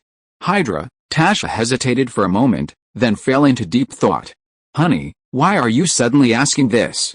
Besides, Hydra was completely wiped out during the Second World War. Tasha looked at Chen Feng curiously, somewhat puzzled. Nothing, I just wanted to know about Roger's past, that's why I asked you, Chen Feng replied with a smile. He didn't tell Tasha his plans and ideas. If she knew that S.H.I.E.L.D was now completely taken over by Hydra, then his plans would undoubtedly be much more complicated. Oh, okay. Then try my cooking. I spent the whole morning learning how to make it. Tasha trusted Chen Feng completely and didn't think much of it. Wow, you've actually started learning to cook? Chen Feng was quite surprised to hear Natasha's words. A woman willing to learn to cook for you, that speaks volumes. Therefore, Chen Feng didn't rush to leave, but eagerly tasted Natasha's cooking. It had to be said, it was quite delicious. She must have put in the effort. There were still more than 2 hours until Mindy got out of school. After eating and drinking his fill, Chen Feng naturally wanted to do what a man should do. For example, go to bed and get some sex. Even Natasha probably didn't expect Chen Feng to want to do this so early in the morning. Natasha smiled and gazed at Chen Feng, her smile blooming. Like a flower in bloom, though thorny, it was very beautiful. Around noon, Chen Feng and Natasha got out of bed together. Natasha went to pick up Mindy, while Chen Feng went to carry out his plan. In a flash, Chen Feng arrived inside S.H.I.E.L.D. At this moment, Secretary Pierce was sitting in his office, looking at the information about the helicarrier on his computer. Once the helicarrier takes off, everything will belong to our Hydra organization, Pierce smiled, extremely excited. Looks happy? Have you already made all the plans? Chen Feng suddenly appeared in front of Pierce and said. Who? Security. Security. Upon seeing Chen Feng's appearance, Pierce froze, shouting loudly. He, as secretary of S.H.I.E.L.D., had long heard of Chen Feng's power. So, his shouts at this moment were more out of fear. Stop shouting. Do you think anyone can hear you? Chen Feng's calm words completely silenced Pierce. He asked, somewhat stunned, Chen Feng, what do you want? This is S.H.I.E.L.D. If something happens to me, you won't escape. Pierce knew he was a Hydra member, and naturally felt a little uneasy. He was terrified that Chen Feng already knew his Hydra identity. I won't kill you, but I want to know. Where is your Hydra secret organization now? Chen Feng asked coldly. His words were devoid of any emotion, instantly chilling Pierce to the bone. Hydra? What are you talking about? It's long gone. Don't talk nonsense. Pierce panicked completely, frantically trying to clarify his relationship with Hydra. Even his forehead was covered in cold sweat. Are you sure you're not a Hydra member?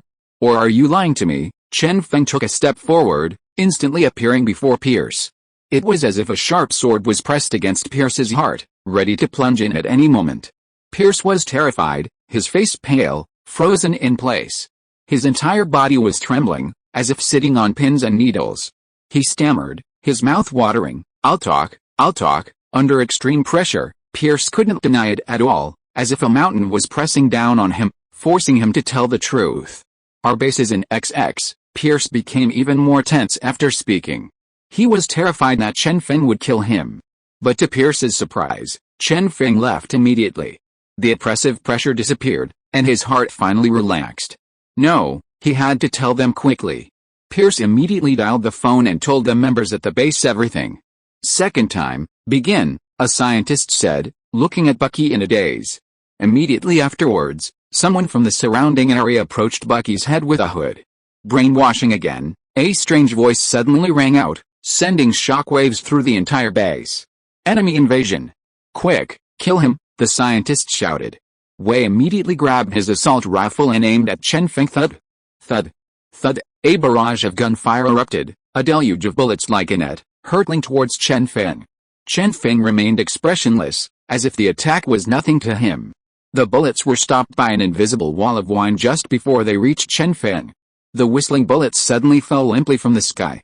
Everyone was stunned, frozen in place.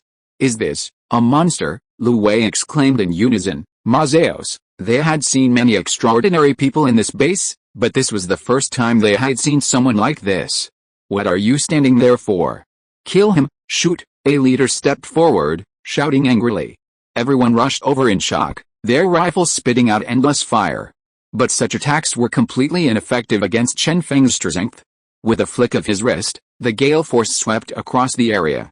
A fierce wind arose. The bullets, meant to pierce the sky and the sun, flew back, striking Lu Wei and the others. In an instant, only a few people remained in the entire base. Their jaws dropped open, staring at Chen Feng in disbelief. Their eyes were filled with boundless terror. Chen Feng took a step forward, and the remaining people collapsed to the ground, their pants seemingly dripping wet. Their eyes revealed a lifeless despair. However, Chen Feng ignored the rest and walked to Bucky's side. The others lay on the ground, not daring to glance at Chen Feng.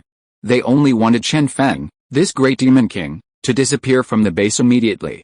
As Bucky fell into deep sleep, Chen Feng's lips curled into an enigmatic smile. With Chen Feng's current strength, bringing back Bucky's memories would be a simple matter. But Chen Feng needed Bucky to do something for him.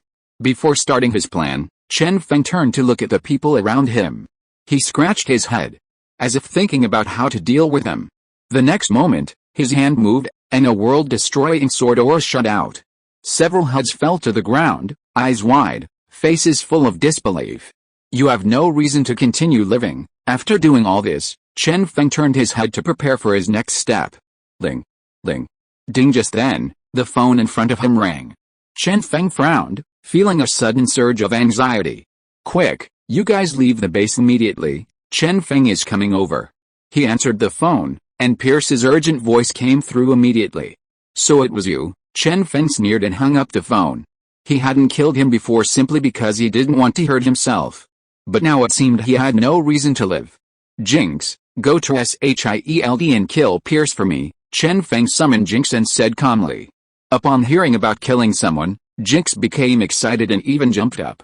Yes, Master, I guarantee I'll complete the mission, Jinx said happily. Chen Feng flicked his finger, and a void rift appeared in front of Jinx. With a leap, Jinx disappeared from her spot. Meanwhile, light seemed to dance on Chen Feng's finger. It seemed to be affecting Bucky's nerves. A thin thread of energy entered Bucky's head. A moment later, Bucky was there. He looked at Chen Feng with a puzzled expression, his eyes filled with lust. He instinctively reached for his gun but found himself unable to move.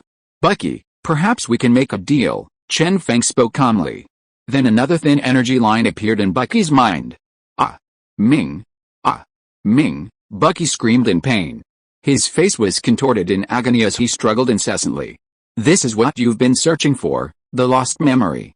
I only need you to do one thing, and I can give you the rest of your memory, Chen Feng said, enunciating each word clearly. As time passed, Bucky stopped in pain and stared intently at Chen Feng.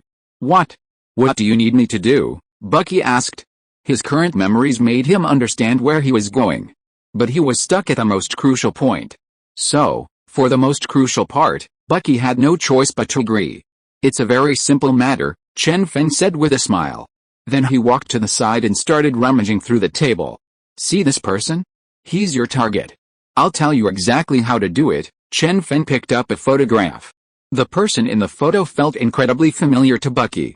It seemed that this person had a great connection to the most crucial part of his memory. What? Tell me, Bucky asked in a low voice. He had a feeling that as long as he found this person, he could unravel the mystery. Excellent. Chen Feng who smiled and walked to Bucky's side. Chapter 121 Powerful. Although he and Hydra shared the same goal, there was a significant difference in their fundamental nature. After these words, Bucky's expression changed drastically, becoming extremely ugly. It's up to you, Chen Feng turned and left, not worried at all that Bucky would refuse. Inside S.H.I.E.L.D, Pierce, who had just finished a phone call, sat in his chair, his face full of suspicion. The sudden disconnection of the call filled him with anxiety.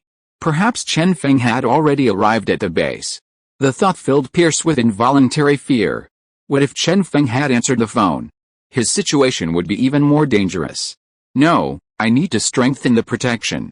Pierce slammed his hand on the table and immediately stood up. He pressed a button, preparing to call security personnel. Don't move. Announce this, and your head will explode. Behind him, a long gun was pressed against Pierce's head. Little Momo Jinx appeared at just the right moment. Are you kidding me? Don't you know this is S.H.I.E.L.D? I said, don't move. Jinx slapped Pierce directly on the head. The immense force instantly left Pierce dizzy and seeing stars. Then Jinx slowly moved to stand before him. Just an old man, how boring, Jinx sighed, looking utterly disappointed. Killing a mere mortal yielded no achievement. Heroine, Pierce saw the disappointment in Jinx's eyes and was about to beg for mercy. Suddenly, a gunshot rang out, and a large bullet pierced Pierce's head, sending him sprawling backward, dead as a pig. The deafening gunshot startled S.H.I.E.L.D instantly, sirens blared, and everyone went into battle alert. This is more interesting, Jinx smiled, surveying the figures appearing around her. Several bombs appeared in her hand, her signature pyro grenades. Ha ha ha, enjoy the smoke and blast feast, Jinx laughed fearlessly, fully prepared for a fierce battle. After leaving the base, Chen Feng planned to find Harry and Peter. After such a long period of deliberation, this matter has finally reached its final resolution. Oh, I almost forgot, it's time for the lottery again. The system suddenly popped up, startling Chen Feng. Let's begin, Although Chen Feng didn't have high expectations, he still secretly hoped for characters like Aurelian Soul, the Star Forger, and the Twin Emperors. These beings, surpassing even gods, were always something Chen Feng dreamed of. Begin, Chen Feng thought to himself. After a while, the lottery results appeared. Hopefully, the host has obtained the summoning right of Garen, the might of Demacia. Please enter the system to view. The system's voice rang out. Chen Feng was somewhat surprised. Garen, the Demacian Kali, a powerful fighter. Commonly known as Bush Garen, he possesses fearless courage and is a formidable force on the front lines. In the game, Chen Feng had played him countless times. His ambush tactics from the bushes had instilled psychological fear in many players. Coupled with his ultimate move, Judgment, his combat abilities were further enhanced. Jinx was immediately surrounded by S.H.I.E.L.D. A dense swarm of figures, guns drawn, stood ready, pointing at Jinx inside. Those inside, drop your weapons and surrender. Don't even think about struggling. Agent Hill's voice, filled with rage, rang out from outside. Ha ha ha, finally something fun. Jinx drew a fire grenade. She aimed it directly at the crowd outside and threw it. Watch out, Agent Hill shouted urgently. A deafening roar erupted, a powerful shockwave sweeping outwards. But it was blocked by an energy barrier. Immediately afterward, intense firepower erupted from outside, countless bullets raining down. Ha ha ha, there it is. Despite the extreme danger, Jinx became even more excited. She grabbed her large gun, switched to melee mode, and fired a shot at a wall in front of her. With lightning speed, she rushed inside. Simultaneously, she fired several grenades at the surrounding crowd. Taking advantage of the chaos, Jinx rushed out through the large hole. The missiles were still blocked by the energy barrier, but everyone was jolted, as if their entire skeletons had trembled. Quick! Charge in! Agent Hill, seeing the image on her phone screen, immediately gave the order. Soon, all the agents rushed into the room. But in the first room, Agent Hill sensed something was wrong and felt a chill. Back off, Agent Hill shouted, ordering all the agents to retreat. However, they were a step too slow. The fire grenades in the room exploded. The massive shockwave blasted through the entire room, knocking over all the agents who had rushed in. This sudden attack gave them no chance to activate the energy barrier. Agent Hill reacted quickly, and with other agents helping her absorb some of the damage, she wasn't seriously injured. Medical staff, come here right now. And you guys, find that spring right now. Don't let her get away, Agent Hill roared, furious at the fallen agent before him, even swearing. Yes, sir, the others answered earnestly, hearing Hill's roar. Has the woman been found? Fury arrived in the control room, his face grave as he looked at the monitors and asked urgently. Chief, we found her. She's in the weapons and medicine depot to the north, Agent, Fury suddenly shouted excitedly. However, upon seeing the location, his expression immediately turned grim. The weapons and ammunition depot. Fury frowned and clenched his fists. You, follow me. And don't let the captain get involved in the operation. After Fury finished speaking, he led a team quickly towards the weapons and ammunition depot. Rogers needed to remain calm, and S.H.I.E.L.D. could handle just one woman. Soon, Fury arrived outside the weapons and ammunition depot. Intelligence indicated that Jinx was still inside and didn't seem to intend to move. Lady inside, if you laid down your weapons and surrender now, I, as the director of S.H.I.E.L.D., guarantee you the utmost leniency. Come out, child, Fury shouted loudly. But all that awaited him was endless silence. Jinx seemed to have no intention of negotiating with him at all. Ho ha ho ha, so many bombs, I'm going to turn this place upside down. Blow it to smithereens. Upon entering the ammunition depot, Jinx was immediately captivated by the various weapons inside. Dazzled by the sights, his eyes gleaming, he was completely immersed in the world of explosions. You, get ready to rush in. Fury stared at the door in the screen, unusually calm and collected. Years of trials and tribulations had hardened his heart. But what he didn't know was that the idealistic little Mengli was already planning how to blow up the entire S.H.I.E.L.D. before Fury and the others could even rush in. The door was pushed open by a small foot. A cute little girl emerged, struggling somewhat. But before Fury could even feel happy, he was utterly shocked by the items on Jinx's body and behind her. Director, watch out for bombs. Director Wenwu, retreat immediately. Request backup. In an instant, the agents shouted. Their eyes were filled with fear, their expressions panicked. Jinx was strapped with bombs, densely packed all over her body. And behind her, she was dragging a pile of bombs. It looked to weigh at least half a ton. The agents couldn't believe that a little girl could possess such strength. Meanwhile, the agents in the control room were all dumbfounded by what they saw.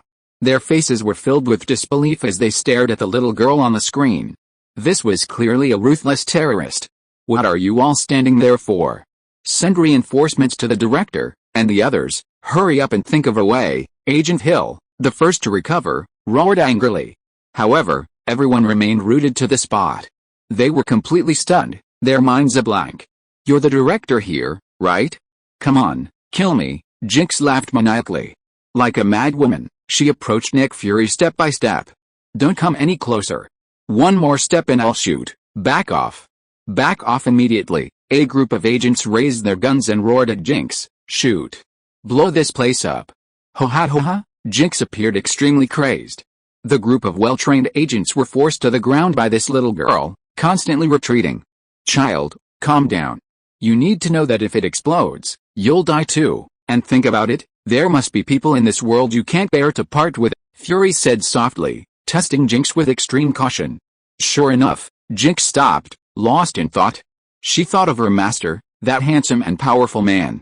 It seemed that after she died, she would never see Chen Feng again. So, you must calm down. Don't let those who love you lose you like this, they will be very sad, Fury said quickly, seeing it was effective. Does my master love me? Jinx thought of Chen Feng, her heart filled with longing. Child, it seems you must have someone you can't let go of, so don't do anything rash. Put down the bombs on your body. Fury slowly approached Jinx, muttering to himself. But just as Fury was about to reach Jinx, he immediately froze. Don't move, old man, Jinx shouted angrily, pointing the large gun at her body.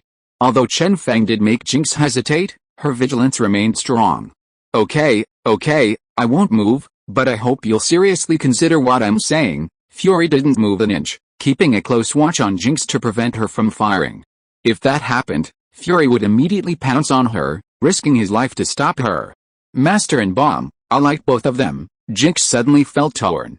The thought of blowing S.H.I.E.L.D upside down excited her.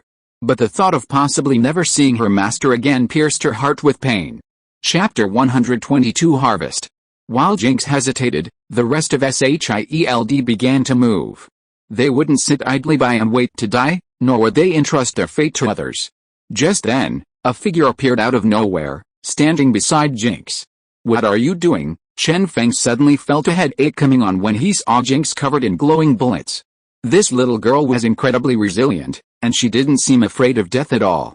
Master, you're here. I was thinking about whether to blow this place up, but the thought of possibly leaving you made me not know what to do. Jinx quickly ran to Chen Feng's side, pitifully confiding in him. Why blow this up? It's pointless. Hurry up and remove the bombs from your body, Chen Feng said angrily. Jinx immediately opened her eyes, as if trying to escape from everything. Then, she silently began to remove all the terrifying bombs from her body. These are all, Master, Jinx said weakly, her head lowered. She didn't want to leave a bad impression on Chen Feng. You? Chen Feng looked at the pile of bombs at his feet and sighed helplessly. This little girl is too capable. Fury, don't be so tense. You can handle these bombs. After saying that, Chen Feng left S.H.I.E.L.D with a slightly aggrieved Jinx. Only then did all the agents finally relax. They had just walked through the gates of hell. Rogers, who was in the corner, saw everything and a strange glint flashed in his eyes. After Chen Feng left, Rogers also left. Agent Hill, S.H.I.E.L.D's defenses need to be strengthened, Fury said slowly, his voice strained. Chen Feng's appearance had made him completely uncontrollable. S.H.I.E.L.D couldn't control him, and almost no one on Earth could control him anymore. He quickly returned home with Jinx. Tasha and Mindy weren't home, they seemed to have gone out ring. Just then, the phone rang. Chen Feng, come to Spencer's safe. A monster has appeared. He's electric. You know? Just like that big guy from S.H.I.E.L.D, Peter's urgent voice came through the phone. Like Alan, he can generate electricity? Chen Feng was stunned, thinking of other characters in Marvel who could generate electricity. After a while, he still couldn't get any leads. Peter's tone on the phone grew increasingly urgent. I'm coming right now. Is Harry alright? Chen Feng asked quickly. Since the other party came towards Ruasuo group, the target is very likely Harry. I don't know, but it seems that this monster doesn't intend to target Harry. Peter looked at the electric figure surrounded by endless lightning in front of him and hurriedly said. The next moment, a crack appeared beside Peter, and Chen Feng's figure appeared next to him. Chen Feng, look, that's the guy. His whole body is covered in lightning. The crack pointed in a direction. Chen Feng looked closely and then realized that it was the so-called monster that could generate electricity like an electric man. The three words immediately flashed through Chen Feng's mind. A series of memories surged from the depths of his mind. You oppressors of the lower classes, I'll kill you all. Electro Max roared, and endless lightning rained down. The Osborn Corporation was instantly reduced to ashes under the lightning's onslaught. Many employees screamed and ran out of the company. Some, however, couldn't withstand the lightning and were instantly charred and reduced to dust. Ha ha ha, you all die? Max laughed heartily as he looked at the utterly destroyed Osborn Corporation. You high and mighty people, do you think you can boss others around just because you're superior? Today I'll tell you the anger in our hearts. Max's body shone with an even more dazzling light, turning the entire sky wide in an instant. Rumble. Dark clouds rolled in the sky, with boundless lightning within them. A fierce wind raged, and countless bolts of lightning struck. Max roared, and the heavenly lightning seemed to be drawn, violently erupting in the air. Then it converged into a huge bolt of lightning, crashing down towards the Osborn group. Die? Max roared. But at this moment, a streak of light seemed to cut through the distance. In an instant, it appeared in front of Max, blocking the lightning bolt. The Osborn group cannot be destroyed by you like this. Endless lightning struck Chen Feng, but it had no effect. Instead, it was all absorbed by Chen Feng, gathering in his palm, flickering and rolling. Who are you? Why are you helping this scum? Max stared intently at Chen Feng, somewhat puzzled. The feeling Chen Feng gave him was very different, a kind of oppressive aura. Because there's a 2.7 person here, you can't harm him, Chen Feng said calmly. Then, the lightning flashing at his fingertips disappeared in a flash. But they hurt me. They turned me into this inhuman, ghostly state. They must pay the price. Max was furious, the lightning on his body becoming even more rampant. The air around the area was blasted violently by the flashing lightning. Believe me, you don't want to fight me, Chen Feng said slowly. A terrifying aura suddenly emanated from his entire body. It was as if the entire world had entered an ice age, the temperature dropping to zero. I must take revenge. A vengeful fire blazed in Max's eyes. He would make these people pay a heavy price. Faced with the enraged Max, Chen Feng didn't want to say anything more. Because everything he said was meaningless. Thunder. A terrifying aura emanated from Max, radiating a dazzling light that was blinding. The next moment, all the thunder surged in all directions. The Osborn group was as if enveloped by an electric net. Like divine power, everyone couldn't help but kneel down, submitting to this power. Die? Max roared. Instantly, the thunder unleashed a fierce aura, striking everyone with a sudden, devastating blow. Bang! Bang! In an instant, dozens of people were struck by the thunder, instantly turning into dust and disappearing into the world. Max frowned, looking at Chen Feng, and asked suspiciously, why didn't you protect them? Chen Feng shrugged and casually said, why should I protect them? This one sentence immediately silenced Max, leaving him speechless. If you don't choose to protect them, then don't stop me, Max thought for a moment, then became even angrier. Endless lightning bolts suddenly exploded, heading towards Chen Feng. Chen Feng's expression remained calm as he slightly raised his right hand, light seemingly dancing on his fingertips. Rumble. The lightning was about to strike Chen Feng's palm, but it caused no damage. Instead, it gathered in his palm, as if merging with him. What? How did he do that? Is he a god who controls lightning? Instantly, everyone was stunned, staring incredulously at Chen Feng's palm. It seemed to possess boundless magic, attracting everyone's attention. Impossible. Impossible. Max roared. His entire body emitted an even more dazzling light, the roar of lightning resounding throughout the entire world. The lightning of the Spen group became even more violent and active, gradually condensing. Before Max could even make a move, Chen Feng stepped forward and was in front of him in the blink of an eye. Then, to everyone's astonishment, he grabbed Max by the neck. Max, who looked like the Grim Reaper and possessed immense power, was like a little chick, weak, helpless, and pitiful. Let go. Max didn't even have time to finish speaking before his head was stuck as if by a boulder, and he couldn't make a sound.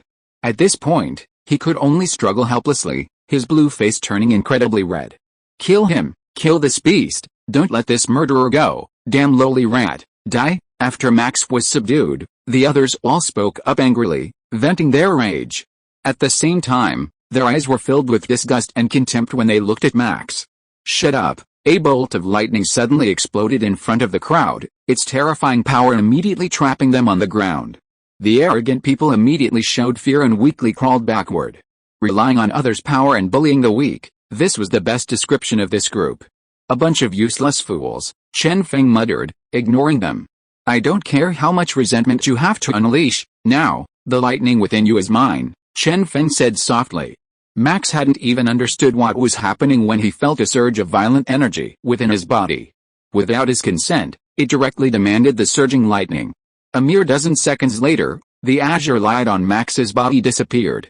He reverted to his black appearance, his face extremely pale. The absorption of energy within his body was too much for him to handle. With a thud, Max collapsed to the ground, breathing heavily. Hopeful host, Super Lightning Realm, 20/50. Seeing the lightning realm advance once again, Chen Feng felt a surge of joy. Now he still needed to search for 3 more lightning realms to complete the next step. However, he would rely on his green points for this, and wouldn't force it. Harry, are you alright? Just then, Peter, pulling Lianxi, flew to the front of the Slab Corporation's gate. Harry emerged from the Osborn Group building, looking somewhat exhausted. But it wasn't because of Max's attack, but because of Norman's situation. Peter, I'm fine, Harry replied weakly. He glanced at Chen Feng in the distance, having witnessed everything Chen Feng had done, especially the words, "There are people here you can't kill," which deeply shook Harry.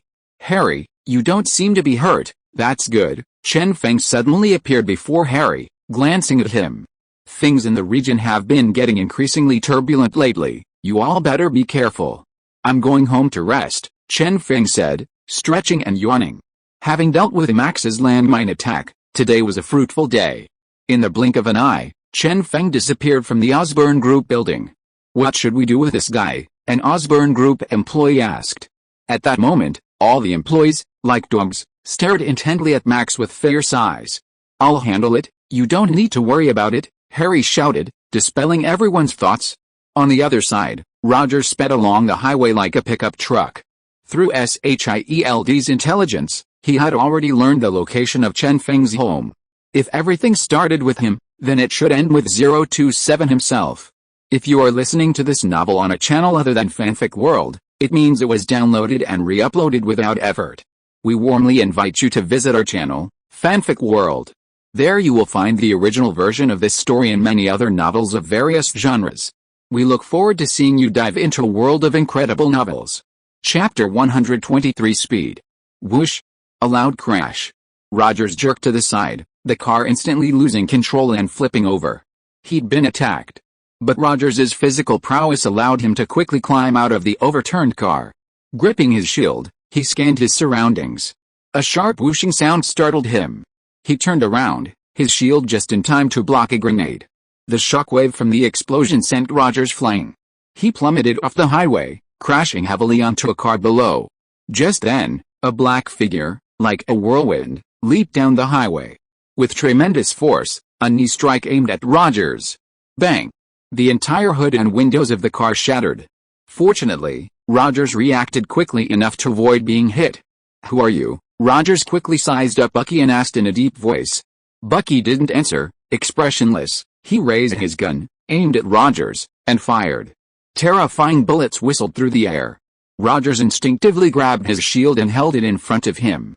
None of the bullets caused any damage when they hit the shield. The shield's defensive power far exceeded the bullet's attack power. The vibranium shield had astonishing defensive capabilities, so Rogers was completely unharmed. Damn it, Rogers roared. Being attacked for no reason would be unpleasant for anyone. Who are you? Who sent you? Rogers demanded sharply. But the only response was the whistling of bullets. Another round of musket fire followed. Rogers could only temporarily avoid the brunt of Bucky's attack. With a full magazine empty, Bucky threw down his rifle, lunged forward, and fired a shot at Rogers' chest. A muffled thud rang out as Rogers, using his shield, blocked Bucky's iron hand. Then, in a flash, he appeared behind Bucky and launched a surprise attack. Bucky reacted quickly, swinging his right arm backward, colliding with Rogers's. Both men possessed top-tier human strength, essentially evenly matched. They exchanged blows, neither gaining the upper hand. Bucky's metal right arm was roughly on par with Rogers' shield. In the midst of their fierce exchange, Rogers, taking advantage of Bucky's momentary lapse in attention, ripped off his mask, revealing Bucky's true face. "It's you, Bucky." Rogers was stunned when he saw Bucky's true appearance. This was his best friend from his second battle. "Bucky, it's me." "Rogers, don't you remember me?" Rogers shouted, his brow furrowed. But Bucky remained expressionless, as if he didn't recognize Rogers at all. But in reality, Bucky's remaining memories had already been captured by Chen Feng. He only gave Bucky a vague impression, enough to give him a vague idea. "Bucky, don't do this, we're good friends." Rogers stopping didn't mean Bucky would stop. On the contrary, Bucky's attacks became even more ferocious. Each punch was like a raging storm, terrifying to behold. After seeing Bucky's appearance, Rogers had lost all desire to fight and remained on the defensive. Thump. Bucky punched again and again, striking Rogers' shield hard. While Rogers was on guard, the ferocious attacks made it difficult for him to react. In just a few seconds, Rogers was covered in wounds, with blood trickling from his corners. However, having taken the super serum, Rogers' body was extremely tough. Such injuries weren't too serious for him. "Bucky, wake up," Rogers roared. After blocking Bucky's iron mace, a sledgehammer suddenly shot out from behind the shield, slamming into Bucky's face. The force sent Bucky staggering backward, crashing into a car behind him. "Rogers," Bucky said, leaning against a car, each word distinct. It was clear that the image of that person was gradually emerging in Bucky's mind, becoming clearer. "Bucky, you remember me?" Rogers was excited, rushing to Bucky's side. But all he received was a vicious iron mace. Rogers was so badly hit that he coughed up a mouthful of bitter water. As Bucky vaguely remembered Rogers, Chen Feng's words suddenly echoed in his ears. In an instant, Bucky's eyes hardened, and a chilling killing intent was released. The temperature in the surrounding area seemed to plummet to zero. I can't," Bucky roared. Then, the car behind him sped off, faster than lightning. Just as Rogers was about to fall, the iron struck him hard. Bang! Rogers fell to the ground, leaving a long gash. Bucky approached Rogers step by step, a hint of reluctance in his eyes. "Is that enough?" Bucky shouted, looking up. But only the echo in the sky answered him. Sitting at home, Chen Feng watched the fierce battle between Rogers and Bucky on the highway through a screen. When Rogers was knocked down and finally collapsed to the ground, Bucky, startled, stood up, summoned Garen, a smirk appearing on his face, and strode inside. "Since you want the answer so badly, I'll tell you," Chen Feng muttered to himself. The next moment, the two were in front of Bucky and Rogers. "Chen Feng, it's you again." Rogers' tone changed instantly upon seeing Chen Feng, filled with deep disgust. "Is that enough?" Bucky looked at Chen Feng and asked again. "Do you think Rogers is alright?" Chen Feng suddenly countered. Bucky was taken aback by the question, glancing at Rogers lying on the ground. He seemed genuinely unharmed. "Okay," Bucky said, then charged forward, unleashing another barrage of attacks on Rogers. "Bucky, we should both take him down together," Rogers shouted, constantly dodging and defending. "Rogers, I think Bucky's best quality is that he understands things. You, on the other hand, are too arrogant," Chen Feng said, silently observing from the side. Rogers clearly didn't understand Chen Feng's meaning, passively defending. After a while, seeing that things had gone well, Chen Feng signaled Bucky to stop. "Bucky, come here," Chen Feng said, as if giving a command. "Ignore him, Bucky, let's deal with him together," Rogers shouted. But Bucky didn't even turn around to look at Rogers, walking straight towards Chen Feng. "Rogers, I didn't expect you still couldn't understand. I'm really starting to doubt your intelligence." Chen Feng shook his head helplessly. "Let me put it this way, whether Bucky has his past memories or not depends on me, understand?" Chen Feng said calmly. "And now, whether Bucky lives or dies also depends on me." This sentence completely enraged Rogers. "Everyone's life is their own, you have no right to decide." "How, do you really think so?" Chen Feng laughed sarcastically. Then he looked at Bucky and threw him a pistol. Bucky caught the pistol, paused for a moment, then raised the muzzle and pointed it at his own head. As long as Chen Feng gave the order, Bucky could shoot himself. "Don't do anything, Bucky, don't listen to him." Rogers panicked and was about to rush over. But he was blocked by a powerful energy barrier. "I said, whether he lives or dies is up to me," Chen Feng said coldly. His tone was ambiguous. His sharp eyes seemed to tell Rogers that if he made any further moves, Bucky would die. "Tell me, what do you want?" Rogers asked in a deep voice. He had already seen through Chen Feng's thoughts. "Rogers, it seems you're not so stupid after all," Chen Feng teased with a smile. He could see what he wanted, yet he wouldn't even accept the most basic facts. Was it because Rogers was arrogant, or did he simply disapprove of his actions? In any case, Chen Feng couldn't understand what Rogers was thinking. "What conditions do you want me to agree to?" "Tell me," Rogers asked again, his submission tinged with arrogance. "Even if you were to die, Rogers would die standing."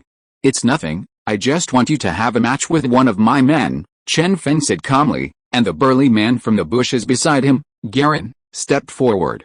"Just a fight, or with him?" Rogers inquired carefully. He wanted to understand every detail, not wanting Chen Feng to resort to any tricks. "It's that simple. Don't worry about me pulling any strings. As long as you can defeat Garen, then I'll help Bucky regain his memories." Chen Feng paused, then his tone changed, revealing a sharp killing intent. He said in a deep voice, "But if you do, Bucky, he'll die here today. And you'll die here too." At this, Bucky suddenly became agitated, his expression filled with anger. But Chen Feng quickly restrained him, leaving him helplessly struggling. "You promised me. You promised me," Bucky cried out angrily, but at this point, it was merely impotent rage. "I promised you that if you defeated Rogers, I wouldn't kill him, but now I've gone back on my word. Besides, you haven't truly defeated Rogers, so this is the only way to resolve it," Chen Feng replied calmly, his words filled with ambiguity. "Garen, let's begin." After silencing Bucky, Chen Feng stood aside, ready to observe Garen's fighting prowess. Rogers, upon hearing Chen Feng's words, became even angrier, his fury uncontrollable. "Has this person always just treated us as pawns?" Facing Garen, who charged like a tank, Rogers gripped his back hard, pointing it in front of him. Then, with a flick of his right wrist, he instantly transformed into a blur, flying out with a whoosh. Garen's greatsword collided with Rogers' vibranium shield, producing a deafening roar. The shockwave swept outwards, the gusts of wind whipping Chen Feng's hair. The battle between Garen and Rogers was about to erupt. Despite being dressed in heavy armor and appearing larger, Meng Lun's speed and agility were completely different. Chapter 124 Explanation. Garen swiftly turned, wielding his greatsword like an axe, and slammed it viciously into Rogers' shield. Sparks flew, and Roger, seemingly unable to withstand the force, collapsed to the ground, his teeth clenched. "Demasha. You're already done for?" "Too weak." Garen's barrage of taunts thoroughly enraged Roger. His face flushed red, veins bulging on his forehead, and with a roar, he forced himself to his feet. The shield in his hand, under the extreme pressure, emitted a grating screech, and its temperature soared. "I won't lose to you." Roger, exerting all his strength, stood up abruptly, unleashing a powerful strike with his shield, sending Garen flying. Garen staggered back several steps before regaining his footing, while Roger pressed his advantage, unleashing a powerful shield strike. The surrounding air seemed to be stirred by the immense force, the entire shield transforming into a giant hand, slamming down fiercely. Garen, seeing this, remained calm. A light flashed around him, as if a circular shield had enveloped his body. Then, with a flick of his wrist, his greatsword lashed out with lightning speed. A deafening roar resounded as Roger unleashed all the power from his shield, surging forth like a flood. Garen's greatsword blocked part of the force, while the remaining portion was blocked by the shield surrounding his body. "What are you looking at?" Roger stared at Garen in surprise.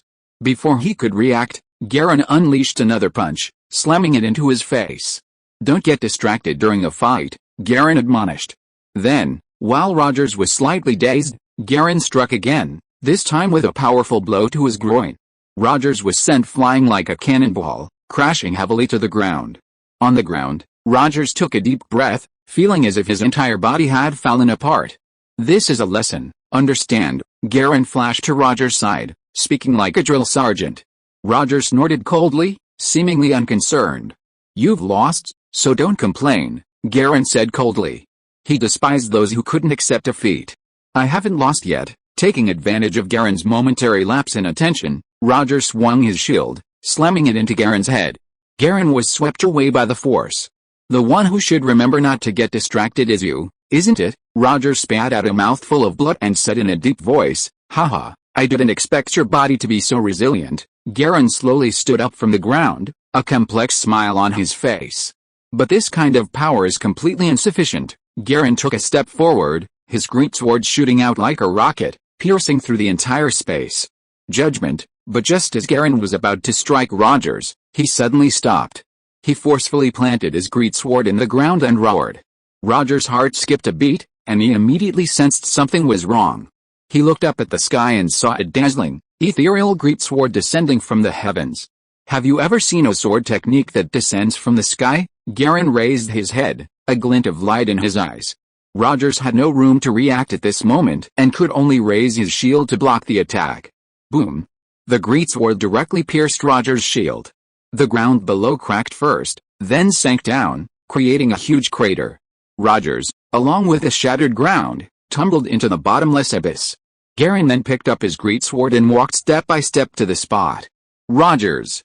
This is the difference in strength, understand? He then leaped into the abyss and pulled the nearly unconscious Rogers out. With a forceful throw, he tossed Rogers directly in front of Bucky. Rogers, it seems you can't save Bucky, or even yourself, Chen Feng sighed helplessly, somewhat disappointed. Bucky, however, began to struggle desperately. Suddenly, the memories in his mind deepened considerably. Rogers was knocked to the ground, unable to stand. Garen's final judgment, gathering almost all his power, was powerful enough to change the very fabric of the world. Rogers, the facts are now before you. It's time for you to make a choice again. Chen Feng slowly walked to Rogers' side and spoke calmly.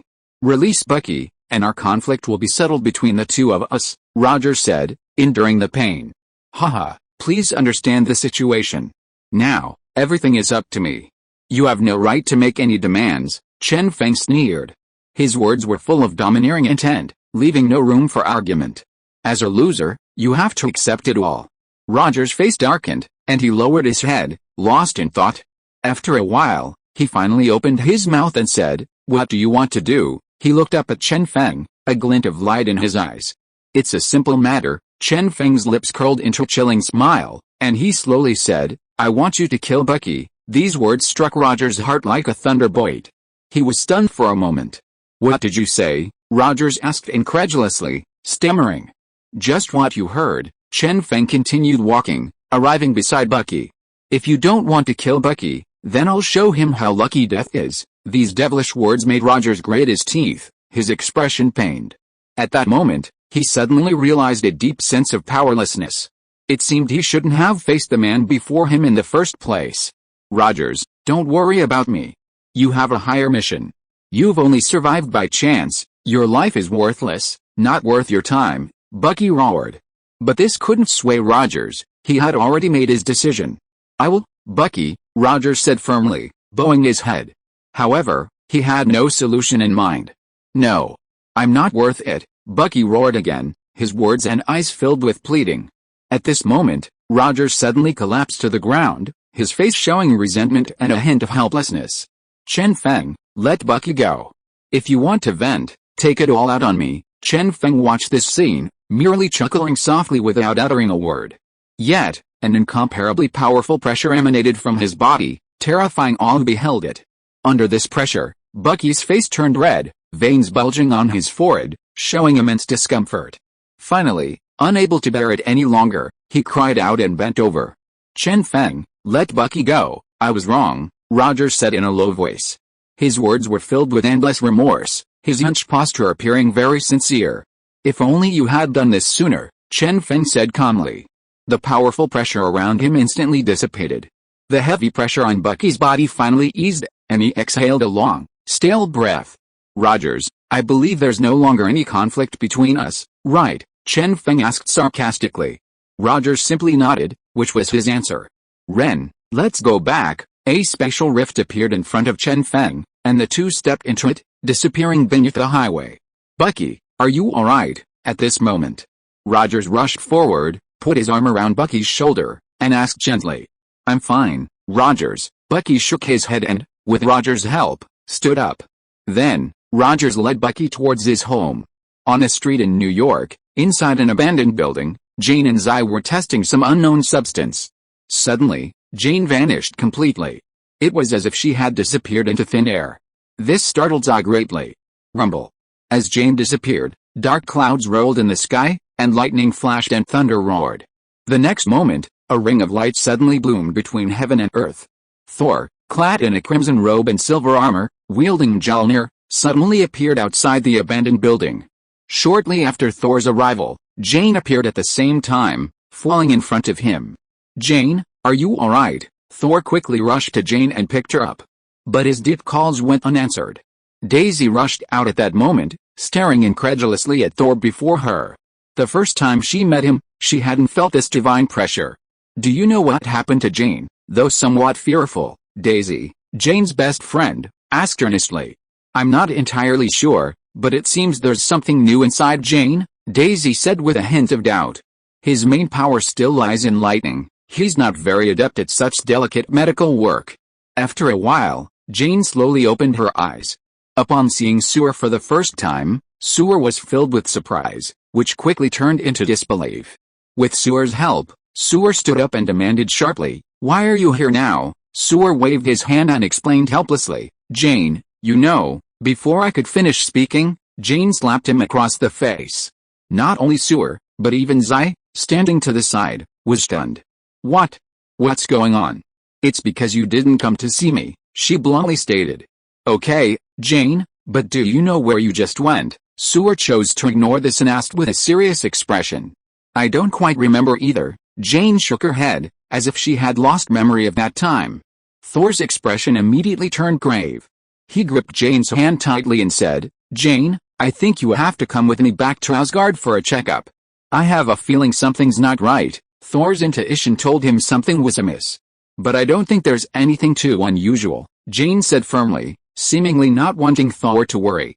"No, you have to come with me to Asgard. It's for your safety," Thor said solemnly, brooking no argument. "Jane, I think you'd better go with Thor. I don't want to never see you again." Chapter 125 Ability. West also chimed in, offering words of encouragement. With their combined persuasion, Jane finally nodded and agreed. Then, on a gloomy, rainy day, Thor, carrying Jane, used the power of the Rainbow Bridge to return to Thonsgard. "I hope you're alright," West said, watching intently from below. "Chen Feng, come and try my latest recipe, you'll definitely love it." Tasha emerged from the kitchen carrying a large bowl of noodles, her face beaming. She had specially studied Chinese cuisine for Chen Feng, and this Lanzhou-style hand-pulled noodles was her latest masterpiece. "Let me try it. If it's not up to par, I'll punish you." Chen Feng picked up some noodles and put them in his bowl. The rich aroma filled him with anticipation. Although Tasha's previous dishes hadn't quite tasted right, this one seemed to be on point. After taking a bite, Chen Feng's entire palate seemed to be awakened. This taste was almost identical to Lanzhou-style hand-pulled noodles from China. The only difference was in the umami flavor. Not bad, Tasha, you're ready to graduate." Chen Feng nodded, smiling. "Of course." Sister Natasha studied for a long time, Mindy, standing nearby, said proudly after hearing Chen Feng's praise. In protecting Natasha, Mindy had already surpassed Chen Feng. Next, the three of them enjoyed a delicious bowl of Lanzhou noodles together, each with a happy expression on their face. This comfortable and pleasant life was exactly what they longed for.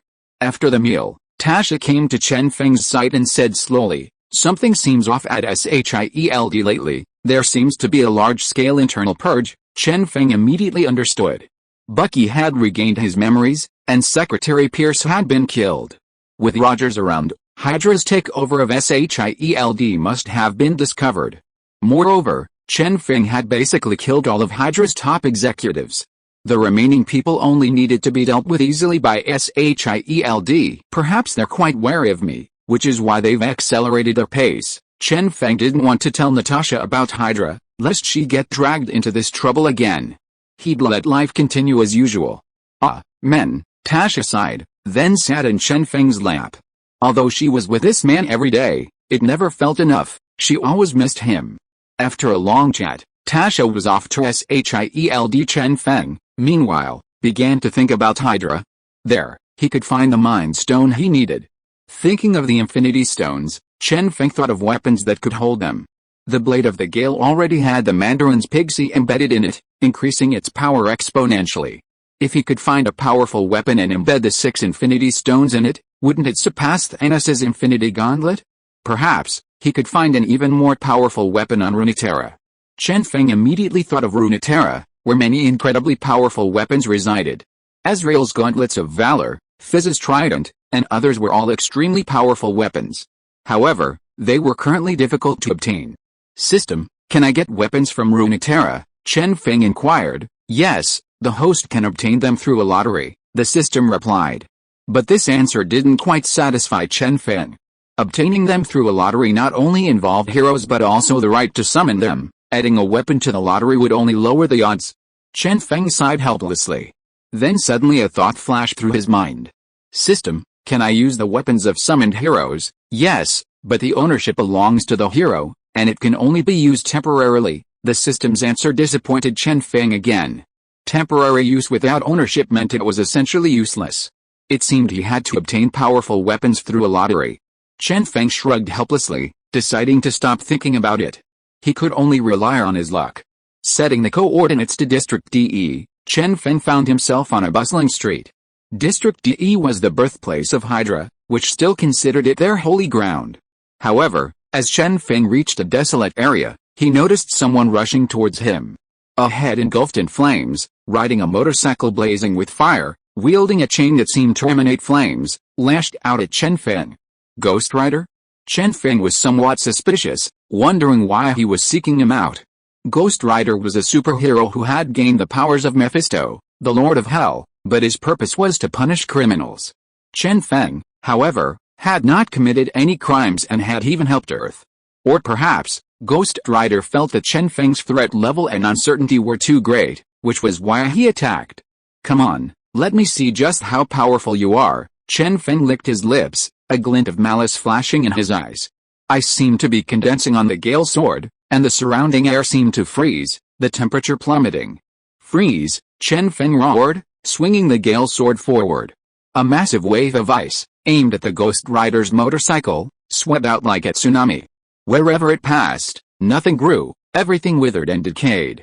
Everything was frozen, as if entering an ice age. The raging hellfire burning on the Ghost Rider's body suddenly extinguished. The endless, frenzied suppression of ice, like a candle flickering in the wind, could only silently fall. The Ghost Rider, his motorcycle, and the chains were all frozen, as if turned to stone. PFFT, so easily defeated, Chen Feng sighed in disbelief. He sheathed his Gale sword and continued towards the Hydra base. But the moment Chen Feng withdrew his power, the ice shattered instantly. The flames on the weapon-wielding knight blazed fiercely once more, but he didn't move forward. Looking at the man's back ahead, a hint of fear flickered in his eyes. Too strong. Unmatched. This was the only thought in Ghost Rider's mind. Picking up his fiery chains, Ghost Rider silently headed elsewhere. He didn't even dare to walk in the same direction as Chen Feng. Hell Lord Mephisto, is he trying to test my strength? Chen Feng muttered to himself as he walked. It seemed even the gods on Earth were starting to take notice of him. But before absolute power, everything was meaningless. And unbeknownst to them, the moment when the 9 realms connected was fast approaching. Thor and Jane were about to face the attack of that race. At the same time, something globally shocking was about to happen on Earth. After Ghost Rider left, Hell Lord Mephisto quietly appeared, looking at Chen Feng as he slowly disappeared before him with an inscrutable expression. He had easily defeated Ghost Rider with a single move, and it seemed he hadn't even used much of his strength. This forced Pistol to feel a great deal of resentment towards Chen Feng. One strong person on Earth is enough, the rest are unnecessary. Chen Feng, however, didn't care and slowly walked towards the Hydra base. The Mind Stone was what Chen Feng wanted most right now, other people and things could be ignored. But just then, a beautiful figure suddenly appeared ahead, looking around with a confused expression. Isn't that the Scarlet Witch? Chen Feng looked closely and recognized Wanda. He couldn't help but sigh, having encountered her halfway. Who are you? "Don't come near me," Wanda shouted as she saw Chen Feng approaching. Her tone was filled with deep apprehension. A ball of red chaotic energy rapidly condensed in her palm. "Looks like you don't even have chaos magic." Chen Feng stopped, scrutinizing Wanda, and muttered to himself. "What did you say? Chaos magic?" Unexpectedly, Wanda asked with a puzzled look. Chen Feng was speechless at these words. Did she not even understand chaos magic? Or was her mind a bit muddled? "What chaos magic? Tell me," Wanda roared, her entire body erupting with immense power. The ground beneath her seemed about to be ripped up. "Looks like you've really lost your mind." Chen Feng slapped his forehead helplessly. Encountering a crazy woman was truly terrifying. Never mind, a flash of inspiration struck him, and he suddenly had a good idea. "For Magneto's sake, I'll reluctantly help you," Chen Feng said to Wanda, then placed a hand on Wanda's soft and comfortable body. Wanda was about to get angry when she felt an energy surge into her mind, easing the violent chaotic power within her. In an instant, Wanda calmed down, slowly closing her eyes, seemingly enjoying this wondrous feeling. What was happening? As the energy entered Wanda's body, Chen Feng suddenly discovered that the chaotic energy within Wanda's body also entered his own. Moreover, he seemed to have a remarkable ability to absorb chaotic power, slowly and steadily. Time passed quietly, and the chaotic power within Chen Feng's body gradually condensed and formed within him. Nearly 10 minutes later, Chen Feng released his hand from Wanda's body and exhaled a long breath. He seemed completely enlightened, radiating an even more powerful aura. And Wanda, the chaotic energy in her palm began to dance lightly at her fingertips, like green leaves dancing. She seemed to have completely mastered the power of chaos. Opening her eyes, Wanda looked at Chen Feng and felt a strange familiarity, a connection akin to blood. "You?" Wanda wanted to speak, but hesitated, unsure what to say. "It's nothing, no need to thank me." Chen Feng waved his hand, then a sinister smile appeared on his lips. He continued, "If you really want to thank me, then you should be sincere. I have all the money, but you should know what I lack. Use that to repay me." Wanda listened to Chen Feng's inexplicable words, her face blank. After a long while, Wanda finally reacted, noticing the red chaotic energy leaping in her palm. She said, "Would you like to try some chaotic energy?" End of this chapter. Thank you so much for reading until the end. Don't forget to give it a like. Looking for more exclusive content and immediate access? Subscribe to our Patreon. Remember, every like, subscription or donation encourages us to continue. Thank you all. See you in the next video.